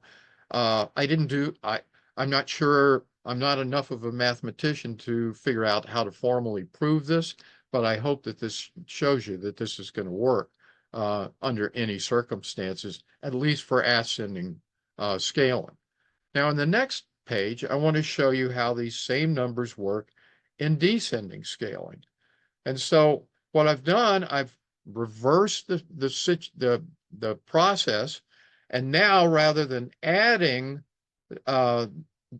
these 2 numbers, I'm subtracting them from each other. And in each case, for example, the first case, I have 46,368 and 28,657, which are actually the last 2 numbers that we came up with in this scale on the ascending side. And so now instead of adding those 2 together, I'm subtracting them, and we'll see that our significant 8 significant digit precision starts to fall away, unlike in the ascending situation, but it comes down and ultimately results in the exact same numbers that we had in the ascending example. So it scales on an ascending and descending basis exactly the same. And the same thing holds true for these other 3 examples. We end up in exactly the same place that we started. So that's an important concept. The Fibonacci sequence, even though this part of it has been hidden from us or undiscovered, I'm sure it was discovered before, but we haven't known this. So the Fibonacci sequence provides that scaling formula to make this model work. And just to show you briefly how that would work, this is an idealized scaling. I've already assumed that we're at, a highly significant level of precision here, but I've just taken an example where I started with a diameter of 3.077. And when you divide that by 5, you get 1.902. But that was done in such a way that we can add these two or subtract these two together from each other, and 3.077 minus 1.902 gives us a result of 11715 for a diameter. So we can essentially see that these two will create the third one in red, and then essentially in that process, the first one is no longer involved in the process, but we now have the second and third that will produce the fourth, and so forth as we go along in this infinite progression of Fibonacci scaling. So now that we've seen that model, I'm going to show you some other reasons why this information is highly significant. For those of you who are familiar with this, we're still going to review this for a second, but I've used vortex-based mathematics to accomplish some information that I want to show you here in a minute, but I want to explain what that is first. Vortex mathematics, or vortex-based mathematics, is a relatively recent field of mathematics that has garnered considerable attention due to its supposed association with Nikola Tesla, particularly his fondness for the numbers 3, 6, and 9. And its creator, Marco Rodin, posits that this unconventional mathematical approach uncovers the fabric of the universe. And we're going to see that there's a lot of truth to what Marco was saying in the next couple slides. So the foundation of vortex mathematics lies in the belief that certain numerical patterns provide insight into physical reality's inherent energy patterns.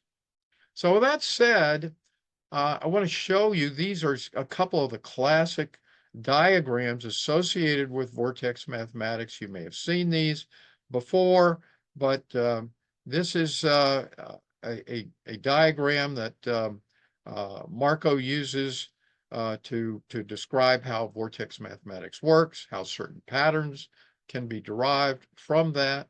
And this is an example of a torus which is mapped with this very vortex mathematics system. So just to give you that background.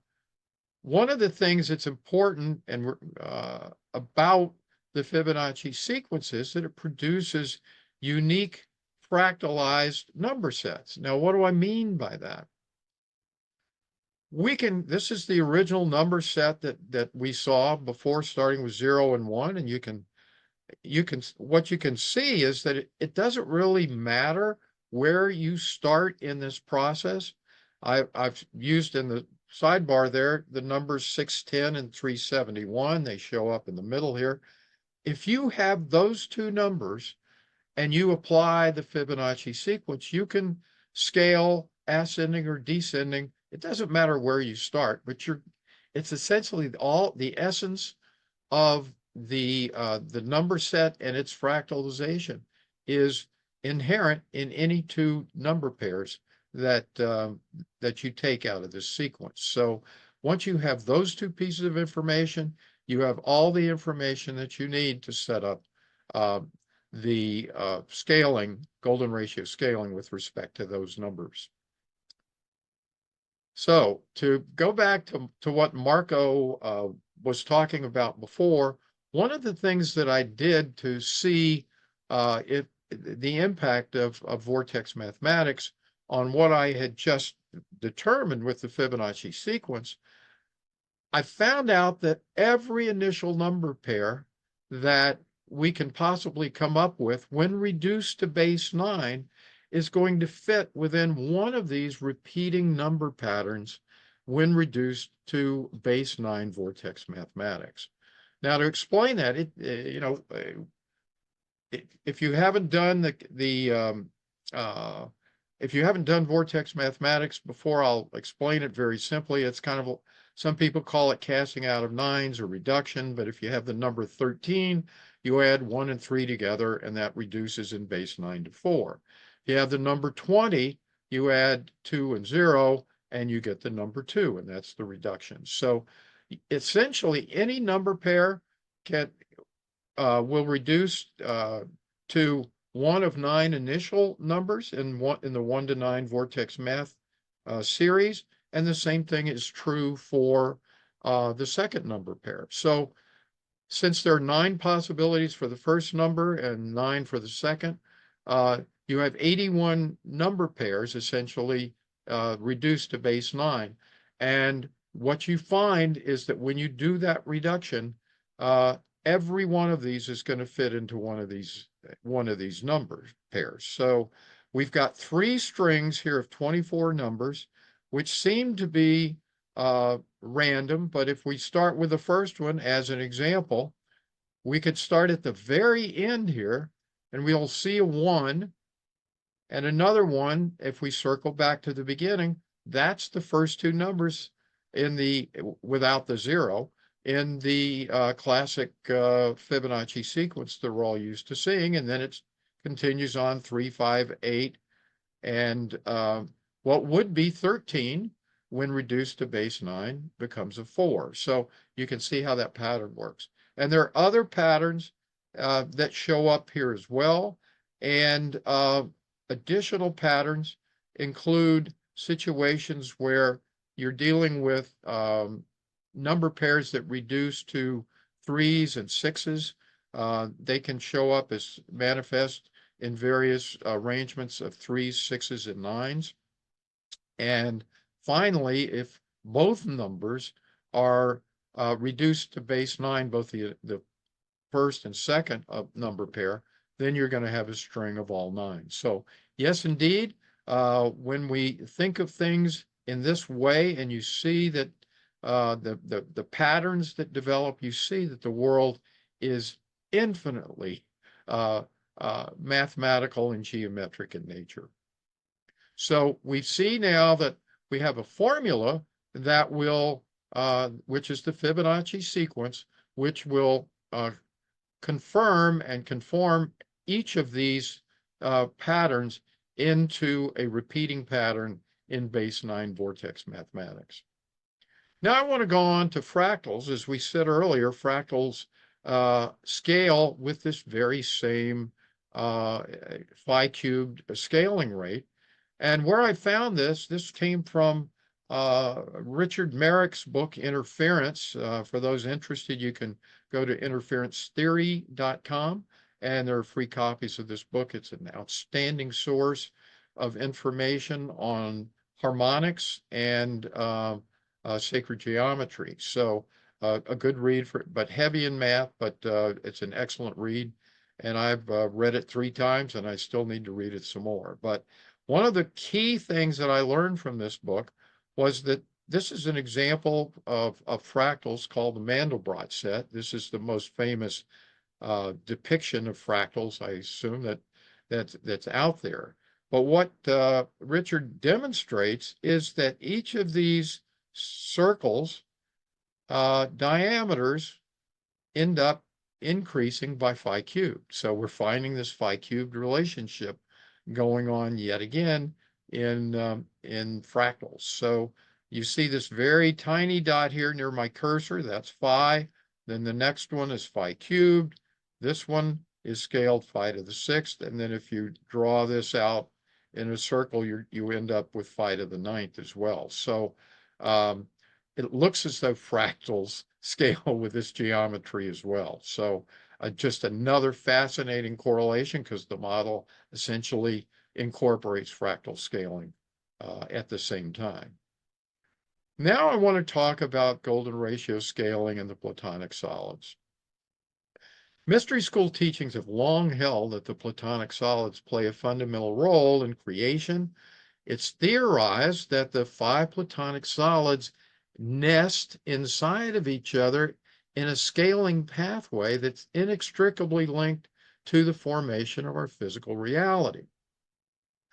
That information has left our mainstream education hundreds of years ago, but you still find information about it if you search hard enough for it.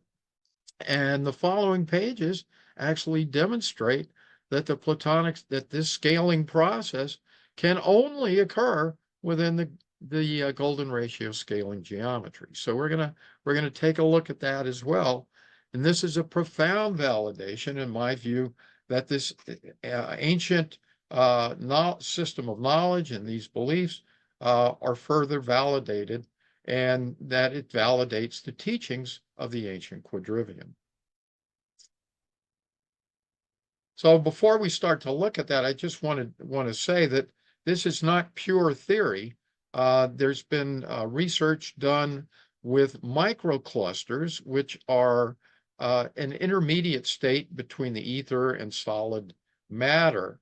And in a particular experiment, they took 460, excuse me, gold atoms and drop them into a tube and watch them form. And what happens is they change form and morph back and forth between these 5 platonic solids, just as it's been theorized, for centuries. So there's a real reason to believe that there's some validity to this thinking.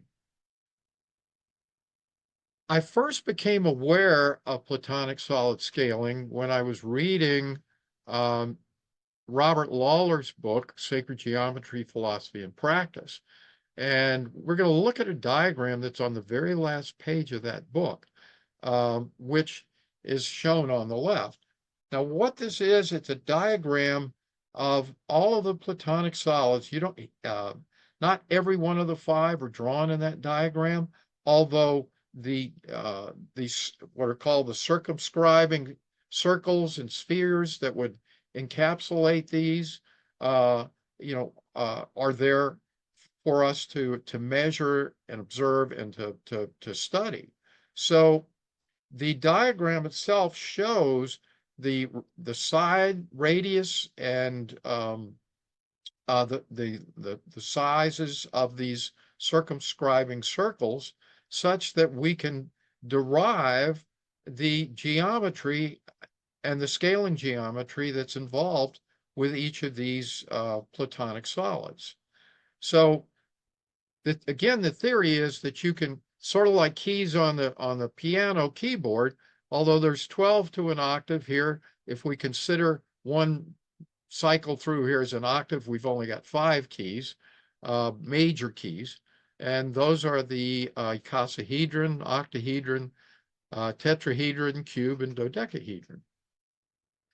Now, what I've done in the Excel spreadsheet that you can see in the center of the page, I've taken the side links that are in this diagram, and I have determined through calculations in a book on sacred geometry and platonic solid angles and lengths, I was able to determine the ratio of the radius to the side, and therefore determine the radius of each of these as they progress through. And that gave me the ability to determine the diameter of the circles that inscribe each of these figures. And so what we find out, if we start with the smallest icosahedron in this diagram, its diameter of the circle is 0.7266.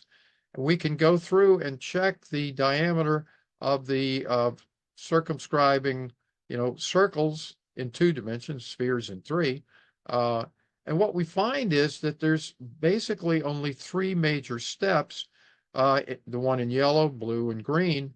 3 of these steps occur within essentially the same circumscribing sphere. But the bottom line is that the icosahedron sphere and its radius, when we do the math, is exactly 4.236 times, or phi cubed, times the radius or diameter of the previous octave. So once again, we've been able to prove that this phi cubed geometry that we've discovered in nature and in architecture is showing up in the Platonic solid scaling. I don't believe that that's an accident. Can't be.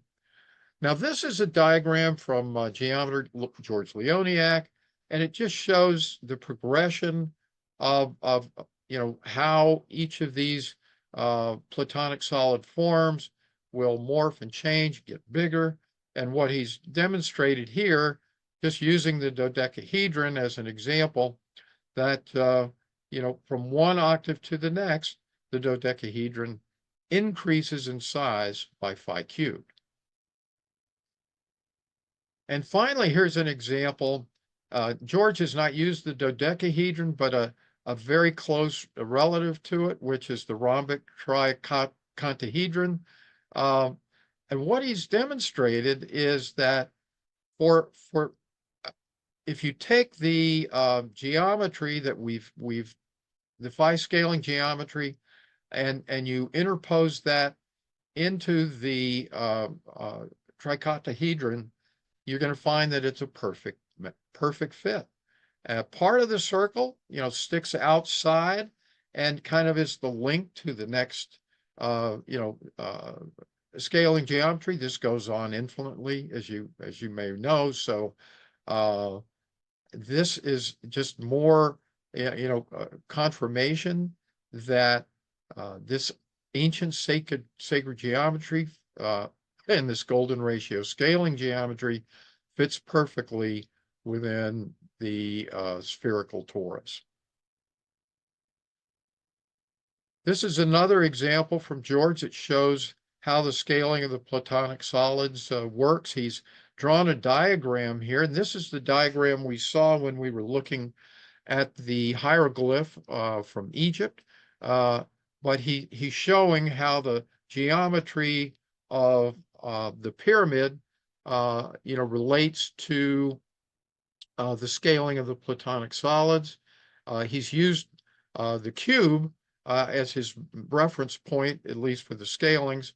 But this diagram he has in GeoGebra, it's fascinating to watch it because you can expand it in and out, and you can see the fractal nature of the scaling of all of these items working in perfect harmony. Here's an example of, this is a model that George put together showing these blue conical figures. That is the geometry of the Russian pyramid. It's the geometry of fractal scaling. It's the geometry of Platonic solid scaling. And so it clearly indicates that all creation starts from a point of creation, but that expansion is occurring precisely within this geometry, and that this seems to be the preferred pathway and the pathway that nature would naturally use in the absence of outside forces to create our physical reality. And again, we've seen that with respect to light and sound and wind and so forth in nature already. So this is just a geometric proof that this seems to be nature's preferred pathway for scaling. And finally, here's just an integrating overlay showing how the two horns of the torus can be represented by the geometry of golden ratio scaling, and serve as a model, a theoretical model for how all of this is coming together. For more information on this model, we're not going to spend any more time on this. I put together last year a long documentary that goes into this in more detail, and you can see that at our YouTube or Rumble channel for the Pyramid Science Foundation, and look for the golden ratio and the organizing principles of the universe. This ends section 5, and from this point forward, we're going to be talking about golden ratio scaling and fluid dynamics. Part 6, golden ratio scaling and fluid dynamics. Well, we're finally at the good stuff, so I hope I haven't lost too many of you so far, but from here on out, we're going to be talking about golden ratio scaling in fluid dynamics. You see in this cover collage a few of the many examples that we're going to be talking about. We're going to see GRS in fish, the fastest fish in the ocean.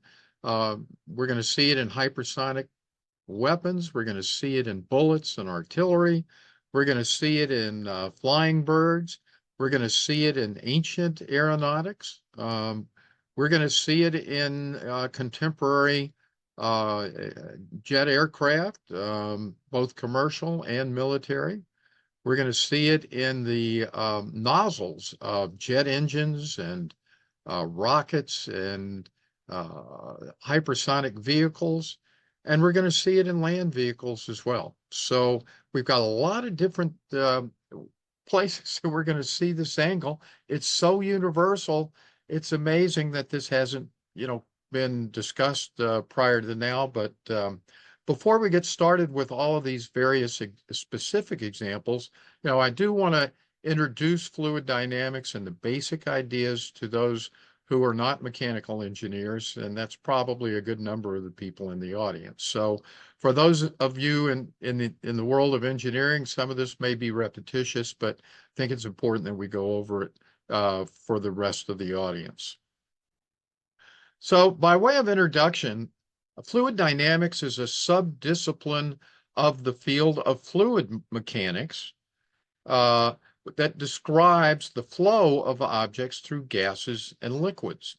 It has several sub-disciplines, including aerodynamics, the study of air and other gases in motion, and hydrodynamics, the study of liquids in motion. Fluid dynamics has a wide variety of applications, a lot of which we're not going to get into today, but the most important thing that we're going to want to see is that from my research, based on observations of literally thousands of examples, golden ratio scaling is the geometric angle found in the geometry of all of the fastest birds, the fastest fish, airplanes, missiles, rockets, and even hypersonic vehicles. GRS is also the angle, interestingly enough, found in rocket, jet, and hypersonic engine nozzles that maximizes thrust. So if you remember back to our discussions of implosion and explosion, it's the same geometry that we're using here, except in one case, we're using it to provide thrust, and in the other situation, we're using it to minimize resistance. So it's important both in terms of reducing that drag force that we're going to be talking about, but also propelling the vehicle as quickly as possible through its medium. Now, despite the vast number of examples that you're going to see here, linking GRS with the minimization of drag and the maximization of thrust, there are no underlying theories in fluid dynamics that I have been able to find to explain this phenomenon. And that's because the equations and the kind of the worldview of mechanical engineering doesn't include any theories of the ether or sacred geometry. So included, just to finish up this little introduction, I've included in the appendix. We're not going to do all of these because it would be boring, but I have over 500 additional examples to complement the ones we're going to be going through in the main part of this presentation, which will provide, additional documentation. I've got every commercial airplane that's ever, a jet airplane that's ever been built, every rocket, every missile, every military aircraft, and so forth that isn't covered in the main body of the presentation. Now, I want to discuss just basically some concepts that are important in fluid dynamics for those who are not familiar with it. And one of the key concepts is a laminar versus turbulent flow. When an object is flowing through a liquid or a gas, either two types of flow occur. And that depends on a number of factors, but primarily the velocity and the viscosity of the fluid. And I say mainly because geometry is very, very important. And those two types of flow are laminar flow and turbulent flow. Now, laminar flow, lamina, that's like a sheet, is the property of fluid particles to follow smooth paths in layers, with each layer moving smoothly past the adjacent layers with very little or no mixing.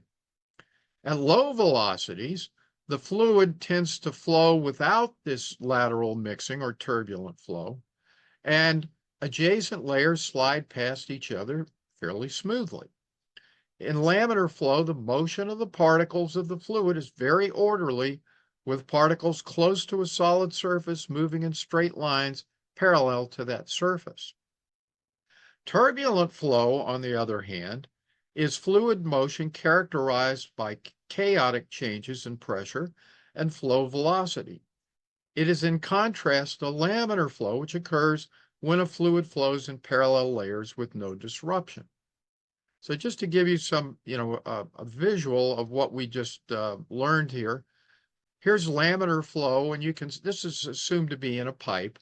So this is a liquid medium that we're looking at to make this simple. But you can see on the edges of the pipe, the flow of, although it's all in straight lines, the flow nearest to the edges of the pipe is slower than it is in the middle, and that's because of friction or drag that occurs between the inside of the pipe and the first layer. Let's assume this is water that's flowing through the pipe. As each of these layers gets further and further away, their speed increases, and so by the time you get to the middle, that's where you see the fastest speed with which the water is flowing. Turbulent flow, on the other hand, as you can see, is characterized by eddies and disruptions, and this results in a much slower flow of, in this case, water flowing through this pipe. And it was really in that context, we're going to be talking about Victor Schauberger later, but that was one of the key ways in which he used golden ratio scaling to eliminate, or to minimize, I should say, the turbulent flow in pipes so that the water would flow through them more quickly. Now we're going to discuss briefly drag itself. And what is drag? In fluid dynamics, drag is the force acting opposite to the motion of an object. So if you're thinking, if you ever put your hand outside the car window when you were a kid, that you could feel that pressure, that resistance, that's drag. And so drag can exist between two fluid layers, two solid surfaces, or between a fluid and a solid. Drag forces tend to decrease fluid velocity relative to the solid object in the fluid's path, as well as decrease the velocity of the solid object. So that kind of makes sense. My arm, when I'd put it out, I'd have to press hard to keep it in the position that it was normally, would be without any wind. And similarly, the wind that was in front of my hand when I held it out the window was being slowed down relative to the speed of the car that I was in as well, so that there was a backup and essentially an additional higher pressure in that area as it hit my hand. Well, unlike other resistive forces, drag force depends on velocity and specifically varies with the square of the velocity. And why this is important is it means that precision in minimizing drag is most critical at very high speeds. As a result, the faster an object flies or swims, the more pronounced the presence of golden ratio scaling is going to be in the anatomy or the design of that object. So what that means, we're going to be seeing things like helicopters. Well, helicopters don't fly all that fast, and it's not all that important that they, have minimize drag for purposes of increased velocity. But if we're talking about a hypersonic vehicle that's going at Mach 27, rather than 100 miles an hour, 150 miles an hour that a helicopter might fly, well, then that's going to make a tremendous difference. And you're going to be able to see that geometry, that GRS geometry, much more clearly in these faster vehicles. So now let's go over the basic drag force equation. The key thing here, we'll go through the terms. Drag force is equal to 1/2 of the drag coefficient. Now we'll talk about that in a minute. Times rho, or the density of the fluid, whether that's a gas or a liquid that we're flowing through, the velocity squared of the object passing through the object, or the fluid, and the area of the object passing through the fluid. Now, what drag coefficient itself is not something that can be computed mathematically. Mechanical engineering, at least right now, mechanical engineering is not able to make precise calculations of drag coefficient, but rather rely on water and wind tunnel testing, the rapidly growing field of computational fluid dynamics, and historical observations, all a costly and time-consuming process, which, at least with respect to this a question of drag minimization, can be found by using golden ratio scaling. And once again, velocity is very important because the drag force is a function of the square of the velocity. Now, this is the similar information that's coming from the Glenn Research Lab Center at NASA. They're using, it's the same equation that we saw before, but the important thing here in the second paragraph down here, the coefficient CD contains all the complex dependencies of drag and is usually determined experimentally. And the choice of reference area affects the value as well. But the key thing here is that this is confirming that there's no mathematical computation that will show you how to minimize drag in all situations. However, we're going to see that golden ratio scaling is the optimal solution for all of this. Now, here's a table of drag coefficients that you can find on the internet, and it shows you how the structure of different objects will affect the drag coefficient. If you have air flowing, in all cases here from the left to the right, if you encounter a circle, for example, you see that there's a drag coefficient of 0.47. Whereas if you have a half circle, that drag force is reduced, just as it is if you have a more conical structure at the front. So conical and kind of semicircle seem to, at least at first glance, to be roughly similar. But when you interject things such as squares or cubes, or even diamond-shaped objects, you see that the drag coefficient goes up quite a bit more. If we go down to the bottom, the last two examples are quite aerodynamic, far less drag force than we find in these other examples. So it shows how the design of the object is critically important, but it also shows the tremendous differential and the need to design the bodies of aerodynamic vehicles as closely as possible to minimize drag. Now, this is perhaps one of the most important slides we're gonna talk about today because this is the Mauser bullet. This was a German bullet that was used in both World War I and World War II. And it was adopted by the German Empire in the early 1900s and was the cartridge that was used by the German military in both World War I and World War II, and was adopted by many arms manufacturers because it was so aerodynamically sound, and it would maintain its motion, and it was very, very stable. So this became kind of the model of all of the other bullets, and many of the even the Axis, excuse me, the Allied powers, as well as the Axis powers, adopted this during World War II.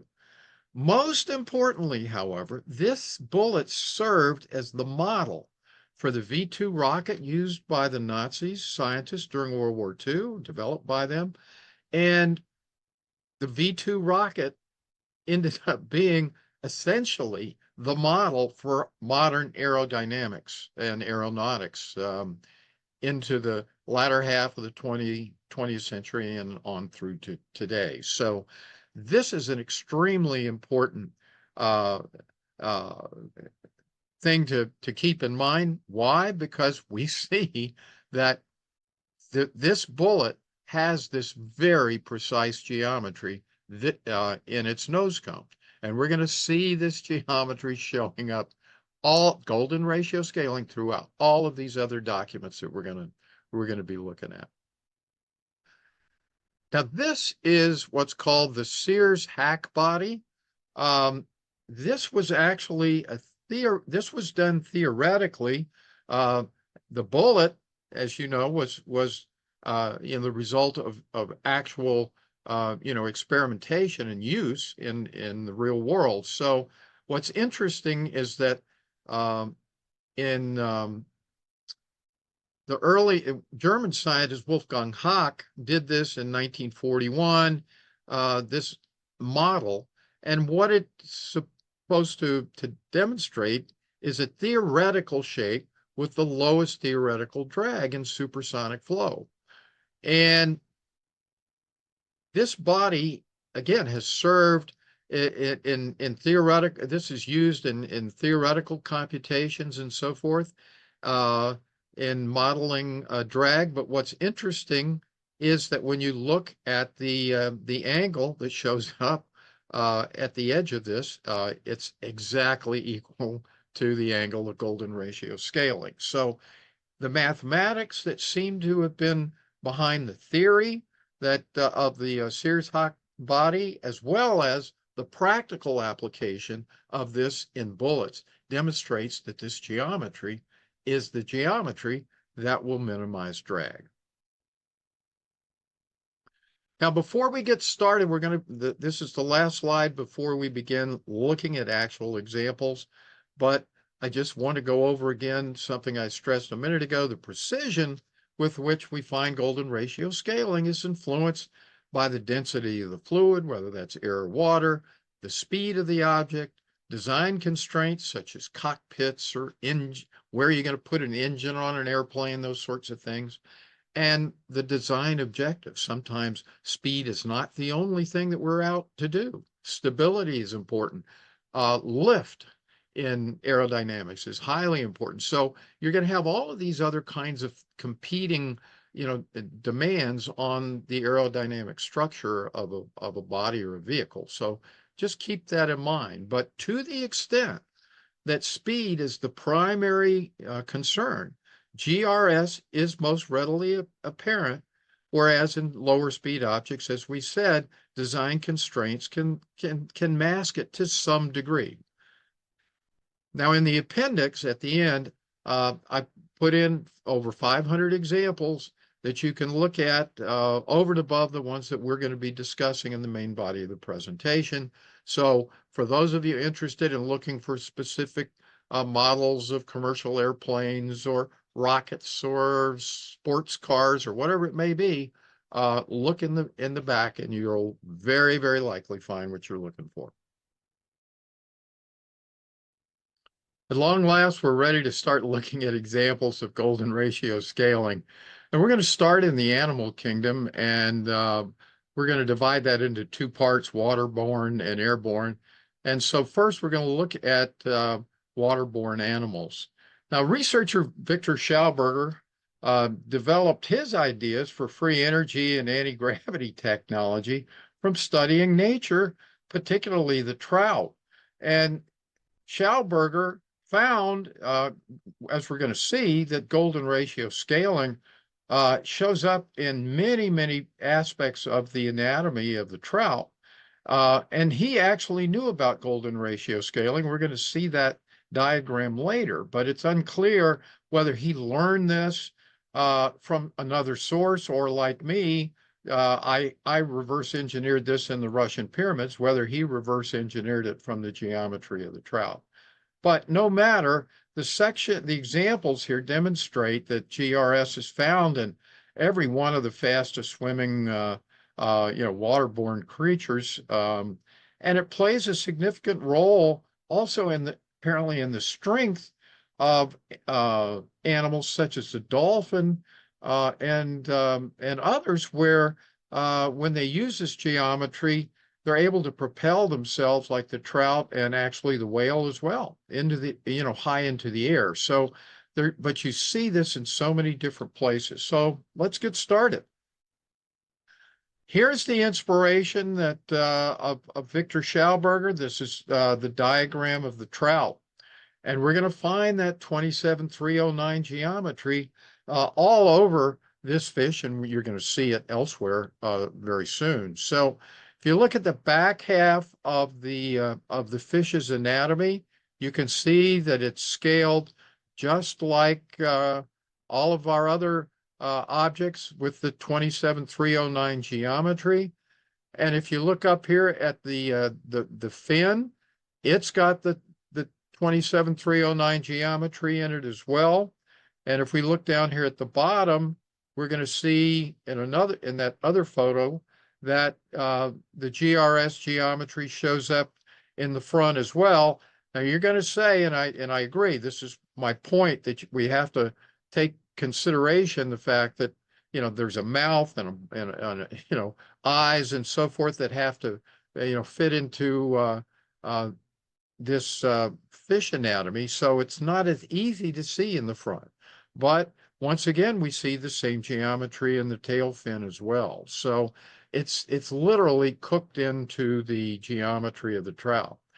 Now on the right-hand side, we've got a straight-on view of the trout, and you see that its anatomy goes up with this same geometric angle. And above that, I've got a perfect example, which we'll see later in submarines, of a German submarine blueprint that demonstrates that geometry shows up in the submarine as well. So literally, golden ratio scaling is everywhere inside the trout, which was the inspiration, as I say, for Victor Schauberger. Now, this is a whale, an orca whale. And you see it particularly well in the back of the orca whale. A little harder to see it up front, so I didn't include that in my analysis, but it's certainly in the back. The next example, another whale, humpback whale. You see it both in the snout. This particular whale, as you can see, has lots of barnacles growing on it. But anyway, and it's another one of these animals that can jump high into the air. One of the ways that it's able to do that, and we should make this distinction, the whale, and we'll see other animals that are mammals, such as we'll move forward here, the dolphin. The back fin is actually in the horizontal plane. And these are both mammals, the whale and the dolphin. And so they used, in that context, they were using the, their back fin to help propel them up to the top and I guess to be able to breathe. But that's in distinction to the shark, which is actually a fish, not a mammal, and we see that it's in the vertical plane. But no matter whether it's a mammal or a fish, we see these sea creatures both in the front anatomy and in the rear. We're seeing that. Here's on the right, we see a picture from below of the great white shark, and we see the geometry in that plane as well. Here's one of the Greenland shark showing this geometry in the tail. And here's a dolphin we mentioned a minute ago. We see it in the rear as well as in the front. And the dolphin, here's another Atlantic humpback dolphin that has this in the rear. And here's an example of a flying dolphin. So you can see that fin is in the horizontal plane, but they're able to use this geometry to help propel them, high into the air. It's pretty fascinating. Now, here are crocodiles, and again, you've got to have a mouth and a snout, but you can see that this geometry is showing up both on the side view, the top view, and the bottom view of the mouth of the crocodile. And similarly, here's an alligator with the same types of views, the side and the bottom, with the very same geometry as well. This is one of the fastest fish, the bonita. You see it, again, as they get faster, you start to see this more pronounced, but in the front, you can see this geometry more pronounced than you could in some of the other fish, and it's obviously there in the rear as well. The tuna, the same thing in the back. You see this geometric angle. The mackerel, you see it in the front and the rear. Swordfish, this is a great example. It's very, very easy to see the golden ratio scaling geometry in the front end of the swordfish. And the same thing with the marlin, and you can see it in the rear of the marlin here. And here we have sailfish, and finally, here we have an example of the barracuda. Now, next, we want to move on to looking at it in airborne creatures and birds. So similar to waterborne animals, birds also demonstrate golden ratio scaling in their body design. And these examples include the 10 fastest flying birds on Earth. So we're going to start with the world's fastest flying bird. That's the peregrine. It's been tracked as fast as 242 miles an hour in its dive. And we're going to see this geometry shows up not only in the front and the rear of the anatomy of the peregrine falcon, but it also appears in the angle of offset of the wings to the angle or the direction of motion. And we also see it in the rear of the bird as well. So here's some more pictures. We see this 76-345 in the angle of the wings, and we see it in the front of the bird. This is called the Saker falcon. It's the second fastest bird on the planet. You see again the golden ratio scaling in the back end of the bird, as well as when the wings are flared out, we see the same geometry as well. And we see the same 27-309 angle. I'll call it offset in the wings. That number of 207, I had to measure it this way, so you just subtract 180 to come up with 27-309. And here are three examples, which I think are going to be interesting to consider as we get into fluid dynamics in vehicles. This is the osprey. And when it dives, I saw this and I couldn't believe that it was anything more than a fluke initially, but I found three different examples of this where this 76-345 degree angle shows up again. And I've got implosion here because what I believe is happening, this angle, there's a high pressure area that's going to be built up in front of the wings, it's as the osprey is diving, but there's a low pressure area in the back where the wings are folded inwards. And this is an example showing that implosion occurs within this geometric angle as well, and that by using this geometry, they create the least amount of flutter, least amount of turbulence, and improve laminar flow. So uh, another example. Now here's a pelican, similar. It's nowhere near as fast as these other birds, but we see when it dives as well, we see this 76 345 angle showing up in the wings as it's diving as well. And then here's the white-throated needletail. Um, as you can see, the geometry shows up much more distinctly in the back than in the front. But I wanted to show you, because this is so important to see, that the back end of the needletail looks exactly like that of a commercial airliner and has the very same geometric angle. So it's obvious that this aerodynamic function is important not only for birds, but for airplanes as well. And then this is a Eurasian hobby, same thing. The back of the bird has this geometric angle. This is the spur-winged goose.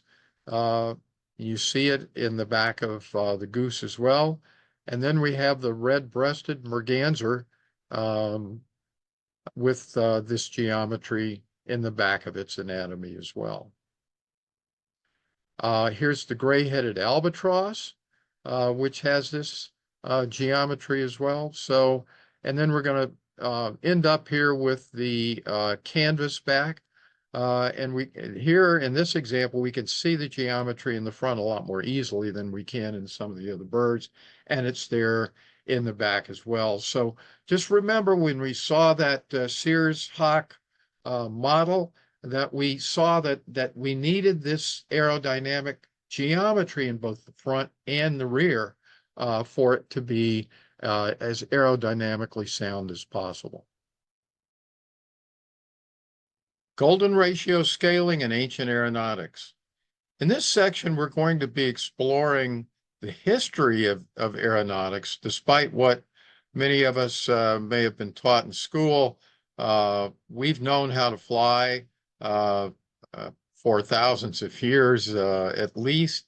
We can see this in the ancient hieroglyphs and drawings, artifacts that we can find around the world. And the interesting thing is that the angles of aeronautics have not changed over time. That shouldn't be a surprise. So we're going to see the very same angles of 27.309, 76.345, and 13.654 that we've seen in or will be seeing in contemporary aeronautics as well. So let's get started. We're going to start with perhaps the oldest aeronautic device that I was able to find that has been kind of in continuous usage since its origins and continues into the present day, and that's the boomerang. The boomerang is at least 20,000 years old and is used currently by Australian Aboriginal tribes, Native Americans, and residents of southern India. Now, what's important, this is on the left is a classic boomerang. This is a boomerang that will travel in a circle and come back to you with some practice. There are others that are not symmetrical like this and have a longer arm on one end, and they are more hunting boomerangs, and you can throw those and they'll go in a straight line to attack, prey that you might be interested in trying to eat. So anyway, what's important here, we're going to be talking about airfoils a little bit later, but this will give you a bit of a preview as to how an airfoil works. If you look in the middle of the right diagram where my cursor is located, you're going to see what's called an airfoil. Airfoils are the objects, they're essentially wings, but in this case, An airfoil is perhaps a more appropriate term because this isn't really a wing per se. But anyway, they have this 13.654 degree geometry as well. So, this shows you we've known about this for 20,000 years at least, that we've known the basic principles of aerodynamics. Now, what's important, this is I don't know if they make left-handed versions, but this is assumed that you're going to be flying this with your right hand. You take your right hand, and put it where my cursor is right now, and fling it out to the side, like in front of you with your right hand. And so you can see that the upward edge, this is called the leading edge, is in the back on that side, but it's in the front on the other side, because in each case, those are the edges that are going to be leading into the wind, depending upon the part of the cycle that you're in, throwing the boomerang. But anyway, oldest example that I could find, and definitely shows that we've known about this for a long time. Now, these are some hieroglyphs from the New Kingdom Temple. This shows some flying craft, and this temple is in Egypt. Now, this is a famous hieroglyph, and you can see that there's a picture of what looks like a current-day helicopter.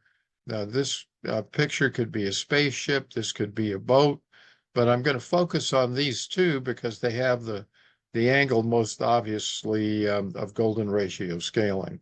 So you can see it there in the front of that craft. The helicopter, it's particularly easy to see the 13.654 degree angle. Now here is a Japanese rocket ship cave drawing. This is in a cave in Japan, and is estimated to have been drawn about 5000 BCE. You can see the GRS geometry both in the front and in the rear of the craft. And as we were showing on the first page here, it's except for the width of the body at its maximum, the angles that are found here are very, very similar to those found in the Sears Hack body. And in fact, the angle at the front and the rear of the craft is identical. This is an Egyptian artifact called the Saqqara bird. This bird was actually found in the collection of a museum, and the individual who did the research on this found it and decided to write papers on it. And he drew the mathematics and drew blueprints of the bird and so forth. We're seeing that 27,309 angle on the side of the wing, just as we've seen it in birds that were in our survey here. For example, the Saker falcon. And then we see the GRS geometry in both the front and the rear of the main part of the body of the bird. And these are some artifacts from Colombia. They're called the Quimbaya artifacts. We can see here in this particular one that the golden ratio scaling geometry is in both the front and the rear of the craft. Here's another one where we can see it in the rear, two more actually, where we see it in the rear. And we see it in the angle of offset of the wings in this other example. So they clearly knew about these geometric angles and used them in making these objects. Here's another one. This is an Incan artifact of a flying machine, and we see this geometry there as well. Here's a Mayan alien artifact with the golden ratio scaling geometry. And here is a carving, Toprakal, which was an ancient kingdom of Ararat, which is in contemporary Turkey. So this was a carving of what was a craft of some sort depicting a human being flying. You can see the rocket engine motors in the back. I mean, it certainly looks like technology that could have come right out of the 20th century. So uh, what's interesting is that um,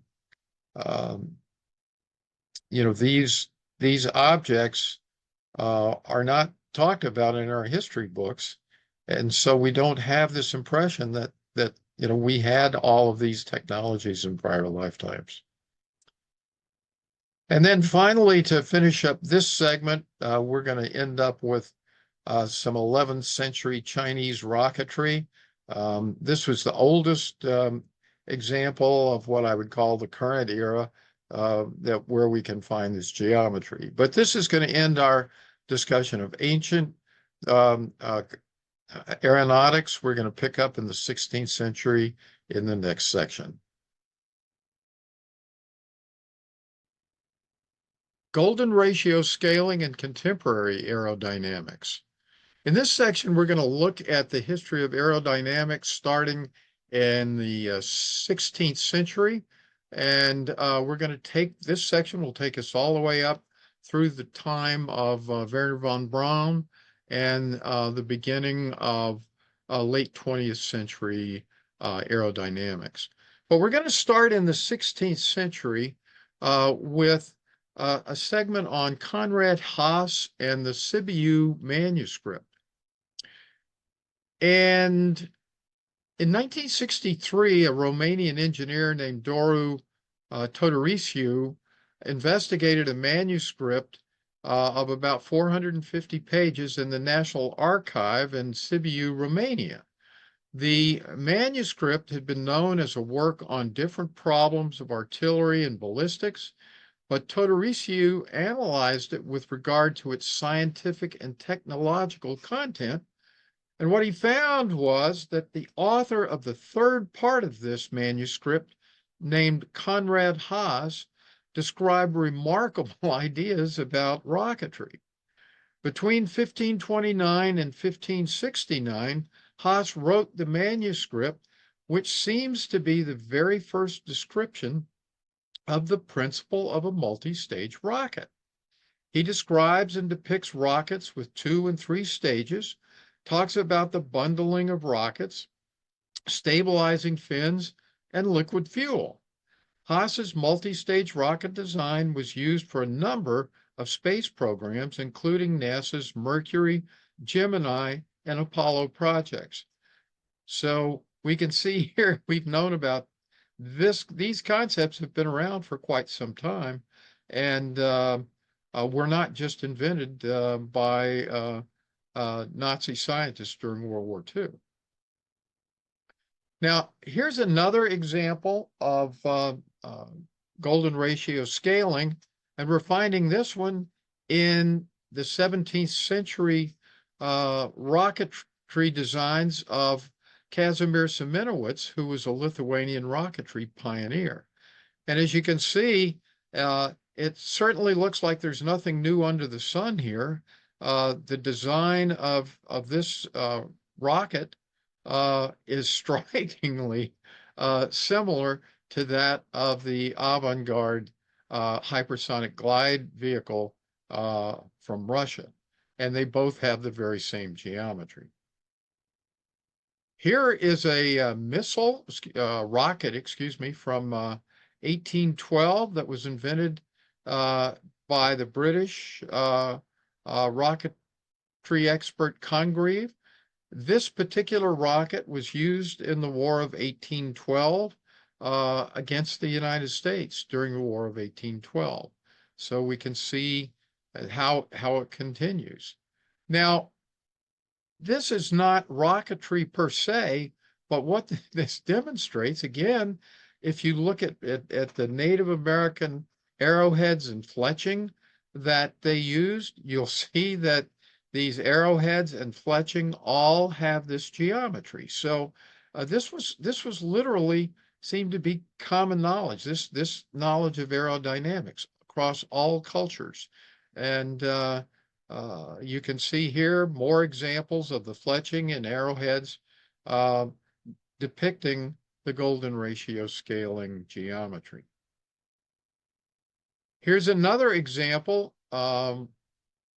These are iron furnaces. Before we began the steel age in the late 1800s, the iron furnaces that populated the Northeast all had this geometry, and that geometry carried through into the ovens and the chimneys themselves. And we'll see this in a contemporary context here in a few minutes, but essentially this geometry is the one that seems to optimize, and again, because of laminar flow, optimizes the flow of air through the system and thereby maximizes heat.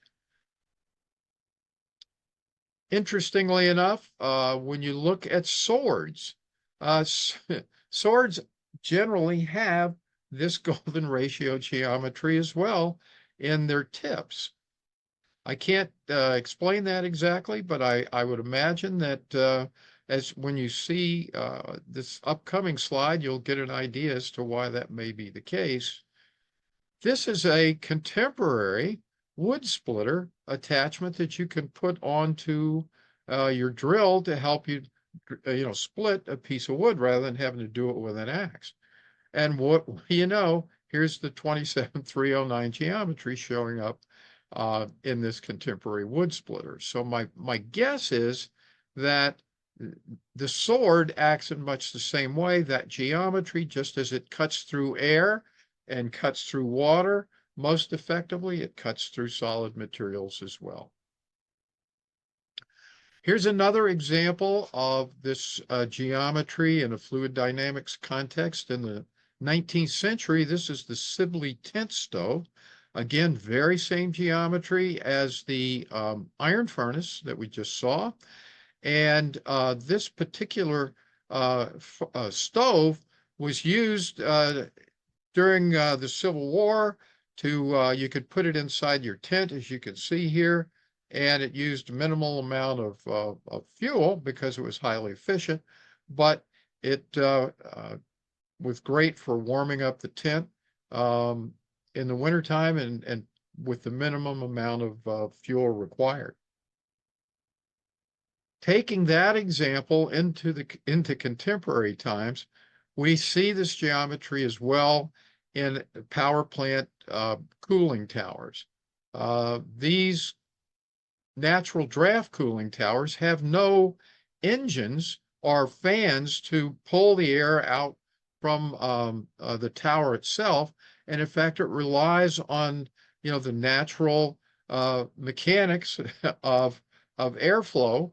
And what they find, the basic process, you take hot water from either a nuclear or a coal-fired plant, and it is piped into these cooling towers, and about a third of the way up, there's a system of sprayers that turn it into a mist, and that's why you see the steam coming off, because it evaporates, and the evaporative action creates a suction. If you can look down at the bottom of the cooling tower, that's an area where air can be brought into the system, and the geometry of golden ratio scaling turns out to be the optimal angle. Once again, minimizing turbulence, maximizing laminar flow, helps to maximize the flow and the efficiency of the cooling tower.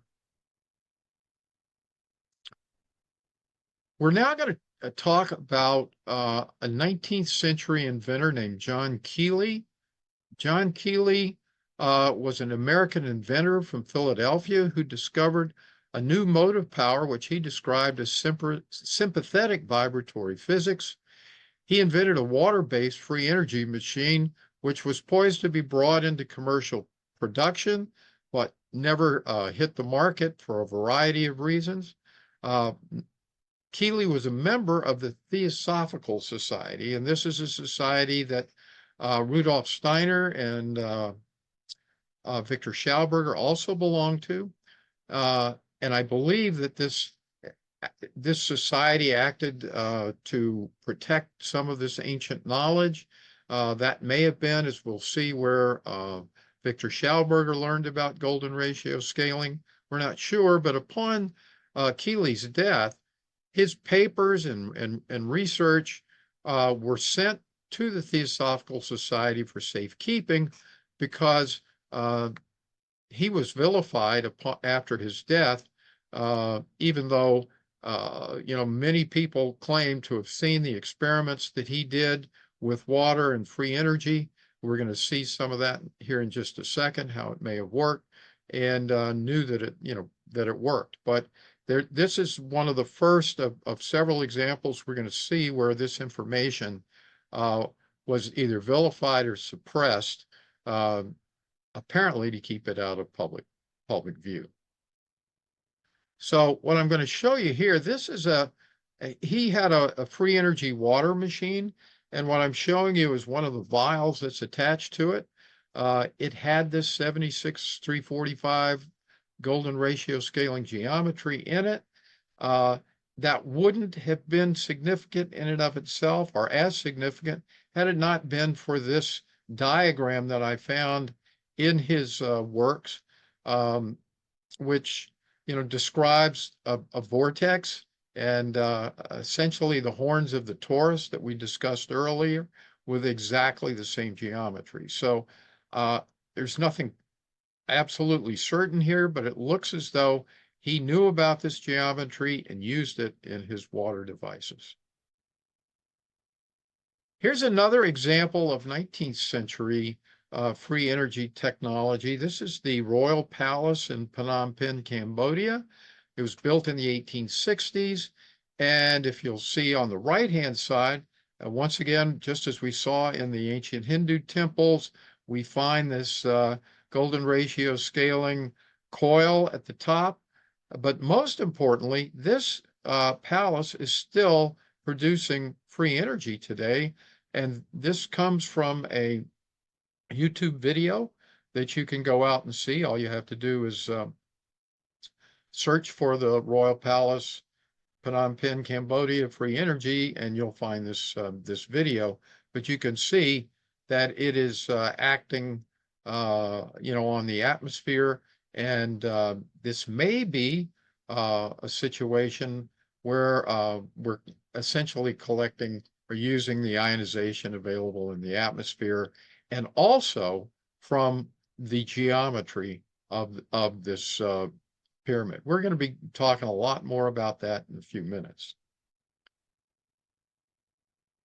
Now I want to kind of start to get into 20th century work on aerodynamics.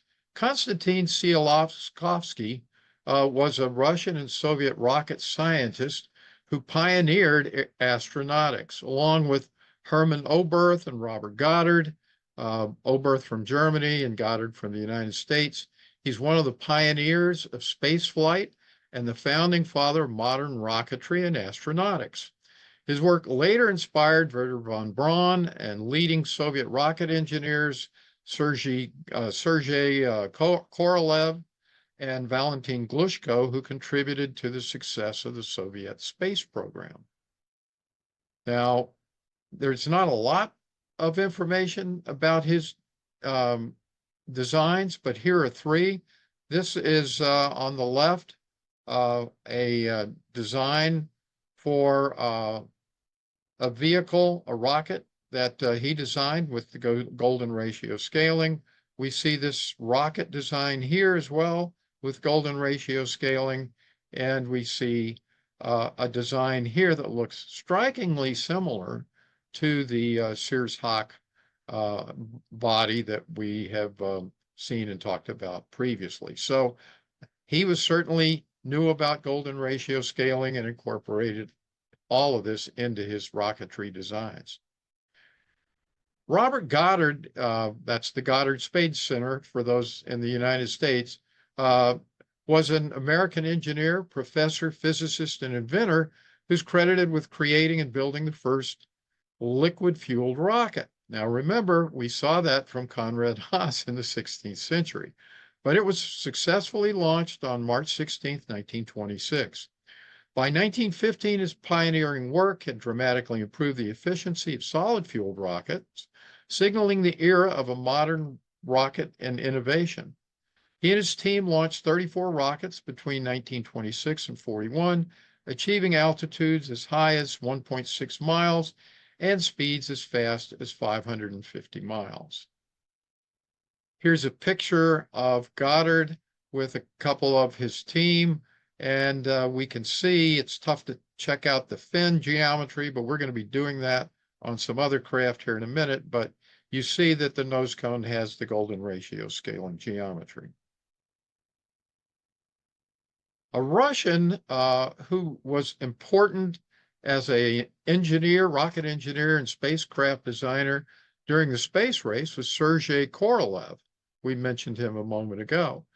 On September 8th, 1945, less than 1 week after the end of World War II, Korolev was brought to Germany along with many other experts to recover the technology of V-2 rockets from Germany. The Soviets worked with German specialists to understand and replicate the rocket technology, placing a priority on recreating the entire German V-2 rocket.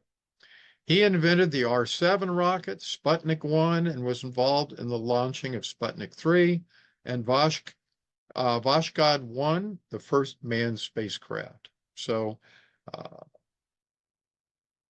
now we're going to talk about Victor Schauberger. We've talked about him before. I want to spend a little time on Victor.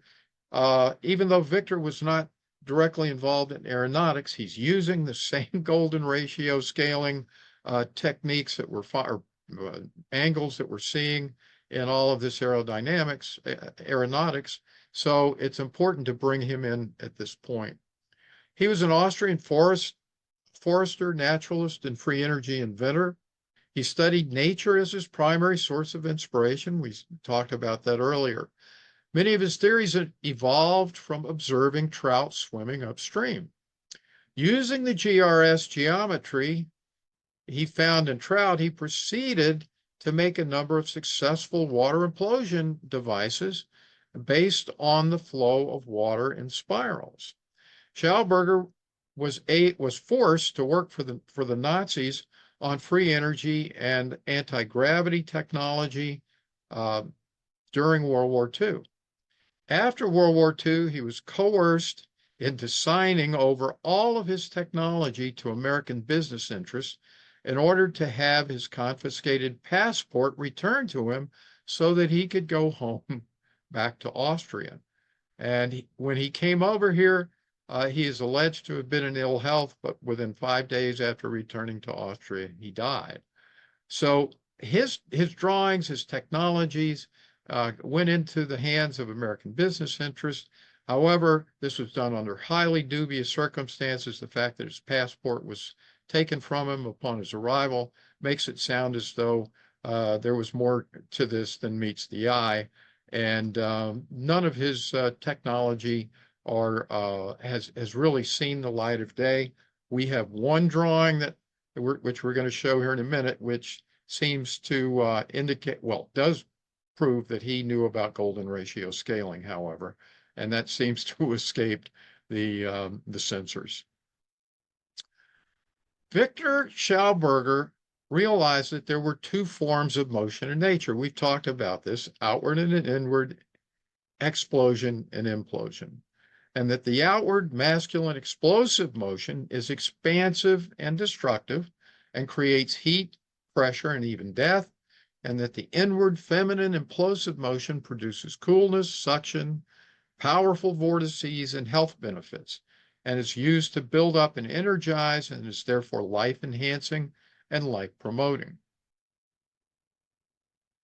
This is a picture of his vortex water generator that he had developed for home use. Sources indicate that this device produced 10 times over unity for energy. And for those unfamiliar with that term, it oftentimes requires a certain amount of energy to be put into a machine or a system in order for the resulting output of energy to occur. And to the extent that the energy that comes out of the system is greater than the amount of energy that's put in, it's called over unity. And so this was apparently a very powerful over unity device.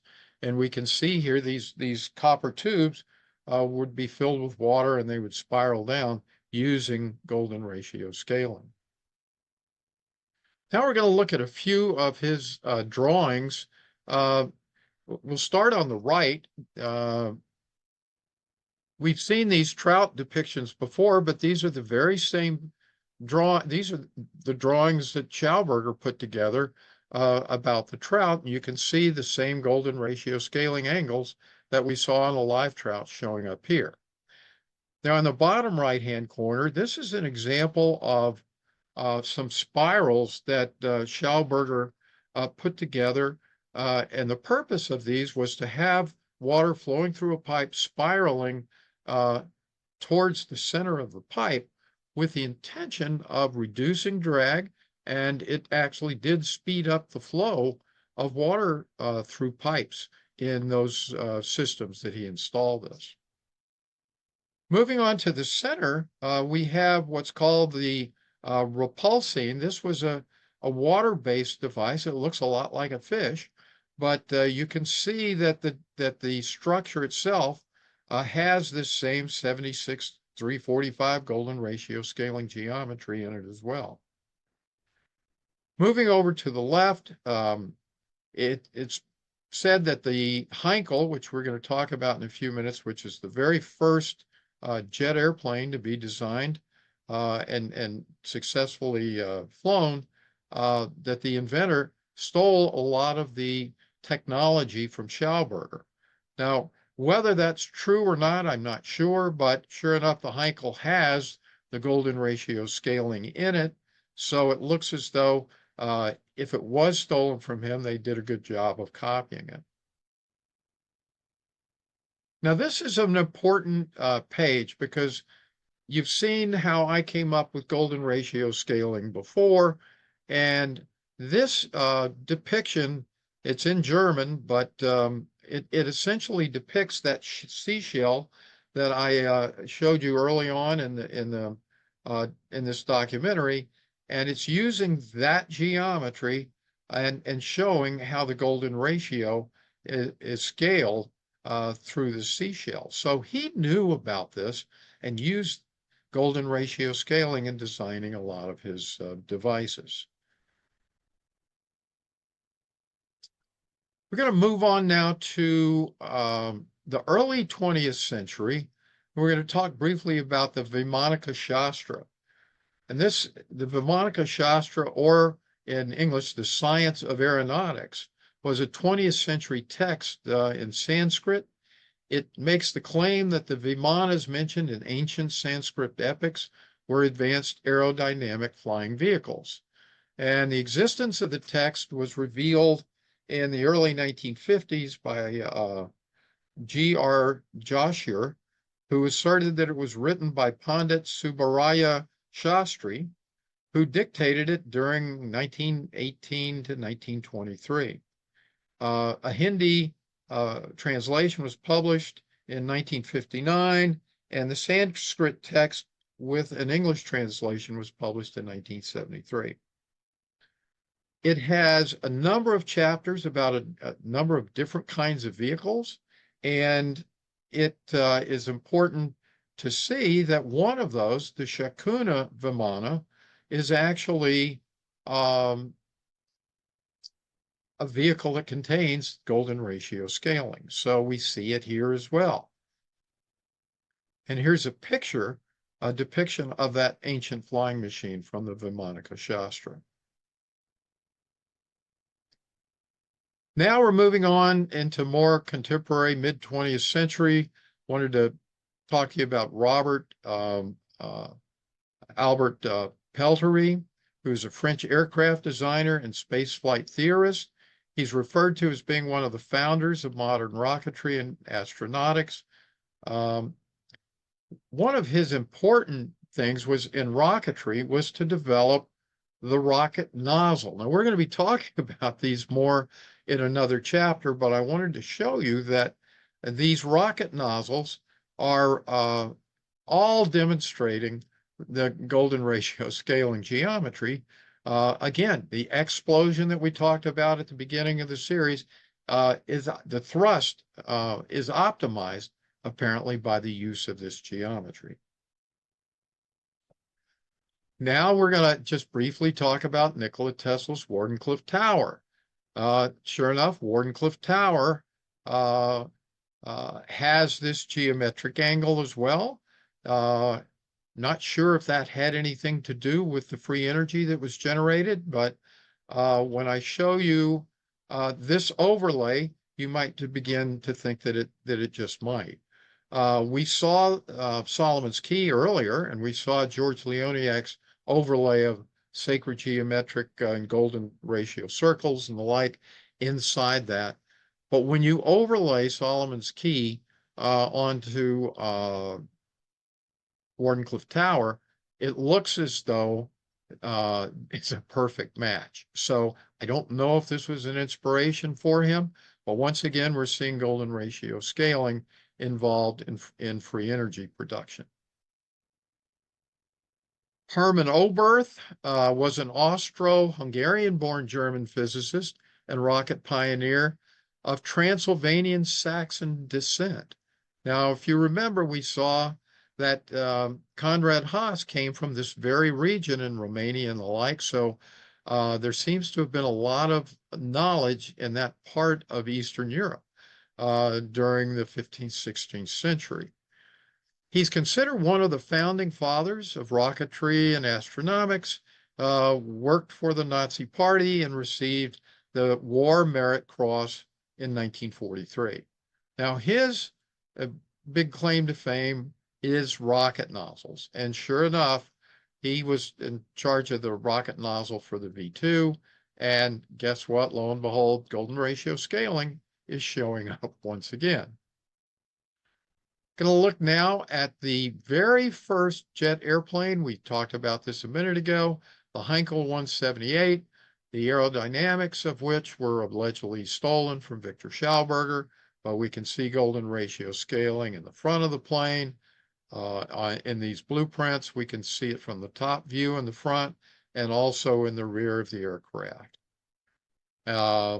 Here's a side view again, and we see it in the front of the aircraft. So clearly they knew about this. They knew about the aerodynamics. And as we talked about earlier, of course, they were using, at least the developers of the V2 rocket knew, were using the bullet of the Mauser, which had this geometry as their guide. But we'll get to that in a moment. Now, here's another airplane called the Heinkel HE-176. This was a rocket-powered manned airplane, and you can see the geometry in the rear of that plane. Here's the V1 rocket. This is, again, another product of Nazi Germany. The V1 rocket demonstrated the GRS geometry up front as well as in the rear. And here's the world's first hypersonic aircraft built by Nazi Germany in the 1930s called the Silbervogel. And we'll see here, it's got the golden ratio scaling in the front of the nose cone of the aircraft. Here's a blueprint of it. We can see the 13654 geometry in the front because this design had a very flat bottom to it. They didn't want to have that geometry floating down, to the bottom of the aircraft. When we look from the top views, however, we see the 27309 GRS geometry. And here is the Messerschmitt 262 in Nazi Germany, the first jet fighter. Again, GRS in the front, and then the 13654 angle in the rear. Probably that was due to the fact that these jet engines were blasting through the, on the bottom of the airplane, and they didn't want to, it was inappropriate to put that geometry in the back of the plane at the bottom. This is Secondo Campini. His major claim to fame was that he developed what turned out to be the second jet airplane. Uh, he began work with Italian manufacturer Caproni to develop the jet aircraft, the Caproni Campini CC-2, which first flew in 1940. What's different is that he used a conventional piston engine, uh, but the aerodynamics of his plane still demonstrated, this geometry. So after World War II, we're going to see some of his work in the United States. He came to the U.S. To work at the request of Preston Tucker, who was owner of a brand of automobile called the Tucker automobile. And he wanted him to help him, design his cars. And so he came here. And after that, he found other employment working on a number of military projects for the United States government. And here's a picture again of the Campini plane that he developed, the second jet airplane to fly in the world. This is a something called the Project 346 rocket. This is an unmanned rocket. It looks a lot like an airplane. It was jointly developed, interestingly enough, by Germany and the Soviet Union in 1948. They worked on this jointly, and you can see the golden ratio scaling in this craft as well. And here's another one from the Soviet Union called the Samolyot 5, which seems to be a plane that maybe was to land on ice, but it's a jet engine, and it has this geometry as well. Now we're getting to contemporary times. It's now time to talk about Wernher von Braun. He was a German-American aerospace engineer and space architect. He was a member of the Nazi Party, the leading figure in the development of rocket technology in Nazi Germany, and later a pioneer of rocket and space technology in the United States. He helped design and co-develop the V-2 rocket during World War II.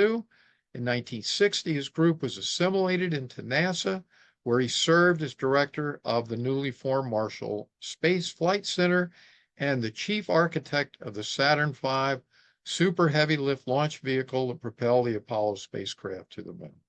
So very impressive career for von Braun. We're going to look first at his V-2 rocket that he developed during Nazi Germany. We can see that the rocket had the GRS geometry in the nose cone. And we also see that it had this geometry in the stabilizing fins. A lot of the real effort that had to be put into the V-2 rocket had to do with stabilization. The aerodynamics that were used proved to be quite adequate, but stabilization and the fins became a very important part of that stabilization process, along with a variety of gyroscopic mechanisms that were built into the internal workings of the rocket to keep it flying, in the proper direction. So why is one thing that's really striking here, and we're going to talk about nozzles again in another section, Wernher von Braun knew that golden ratio scaling was the proper geometry for developing the geometry of the rocket nozzle for the V-2 rocket. And as you see here, this fits like a glove. I don't know if he knew this exactly, but my measurements are extremely accurate when I have a clear diagram like this of sufficient size that I can measure over a great distance. And this matches just spot on. So it looks to me like they knew they were using golden ratio scaling to do this. I can't prove it, but the measurements are just too precise to believe anything else. And then to finish up in this section, this was the Explorer 1 rocket that he developed once he came to the United States.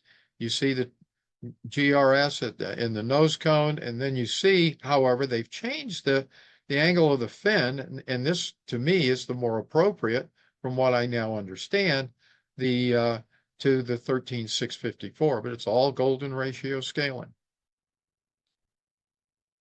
And finally, we're going to talk about the United States Space Shuttle Challenger. This, again, was developed by von Braun, and it has this exact geometry as well. Before we finish this section, I want to talk about the Russian pyramid implosion free energy research as well. You're seeing this same geometry everywhere. You see it in aerodynamics, you see it in explosion, you see it now in implosion with the Russian pyramid research. And again, this is where I started and learned about this geometry to begin with. But what's important here is that there's a huge ionization field that's developed by this pyramid, which is, to me, proof of the implosion process in effect. And the research data from the Russian pyramid research indicates that if the ionization field from the pyramid were to be reproduced electromagnetically, it would require the combined energy generating capacity of all the power plants in Russia. Another example of this free energy capacity, they placed capacitors at the top of this pyramid spontaneously, and they spontaneously charged and blew upward into the sky. The energy field of the pyramid could be detected as far as 185 miles away. Now, amazing increases in immune function, life expectancy, and agricultural production are all part of the research associated with this pyramid. What's important here is that we mentioned earlier that the Great Zimbabwe Ruin has a huge ionization field associated with it. The Russian pyramids have the same huge ionization field associated with it.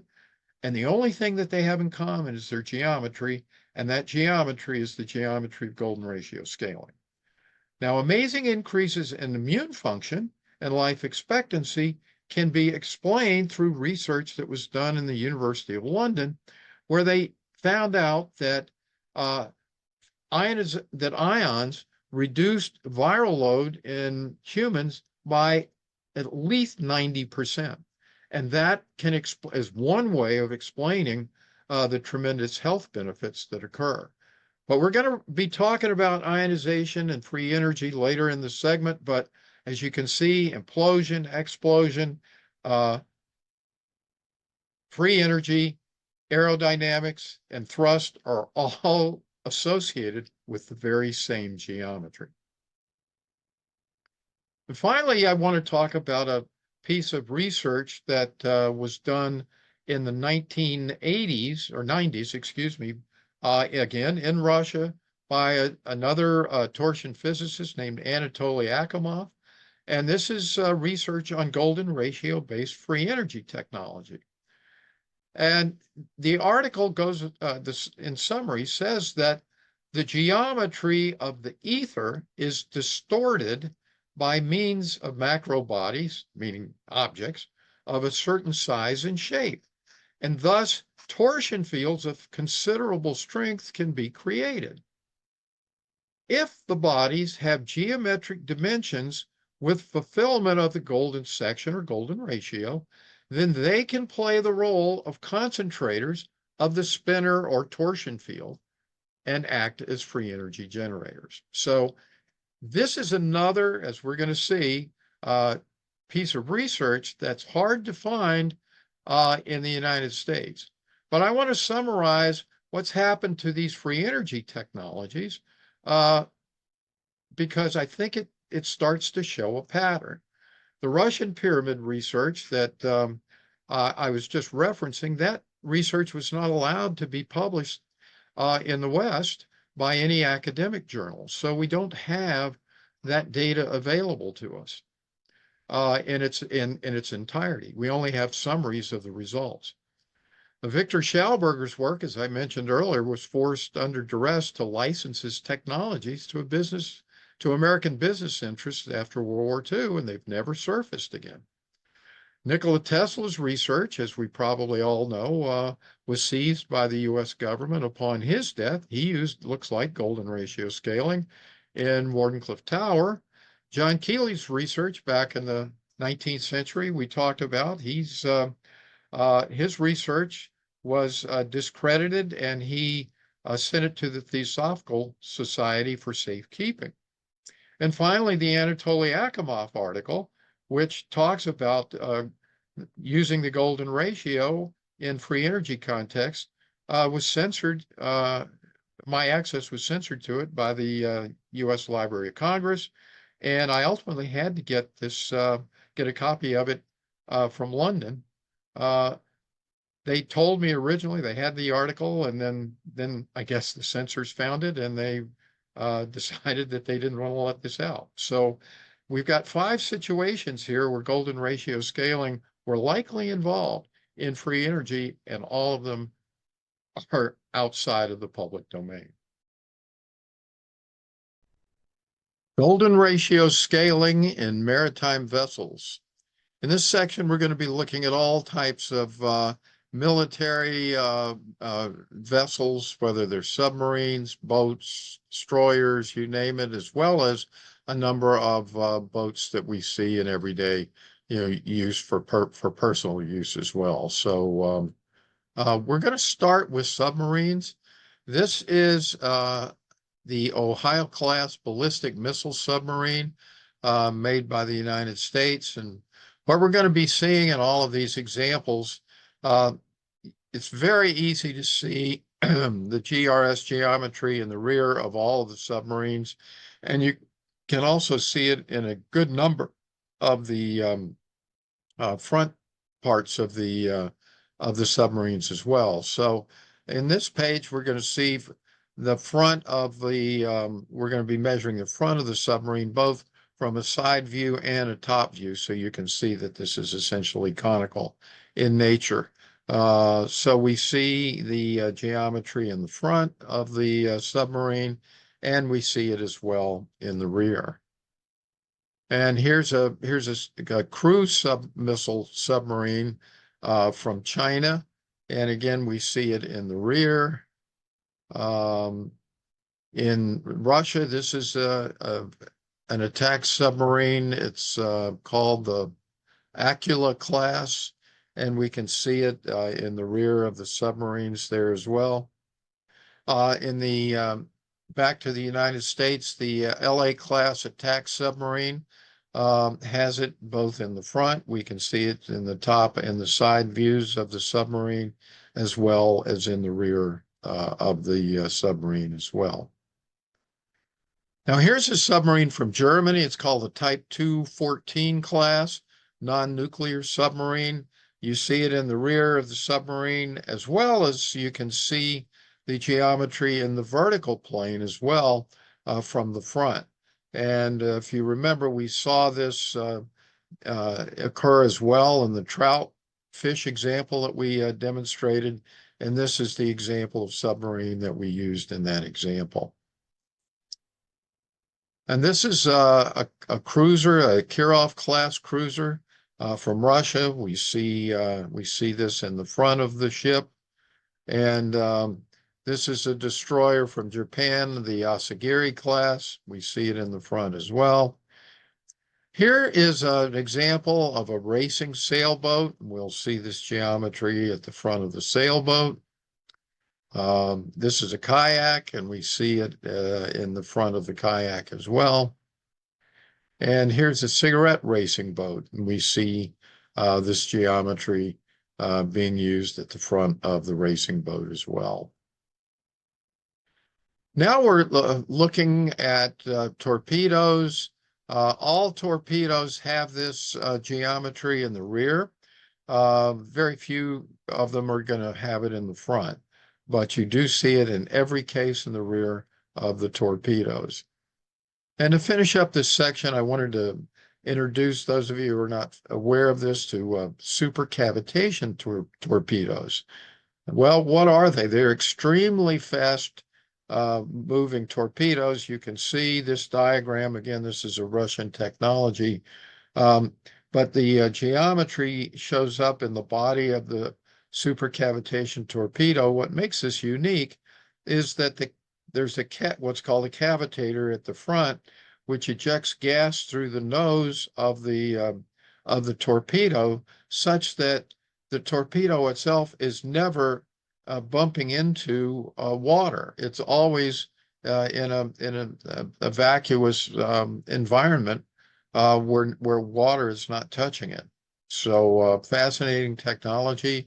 These torpedoes can go, I believe, in excess of 200 miles an hour. So an amazing technology for projecting things through water quickly.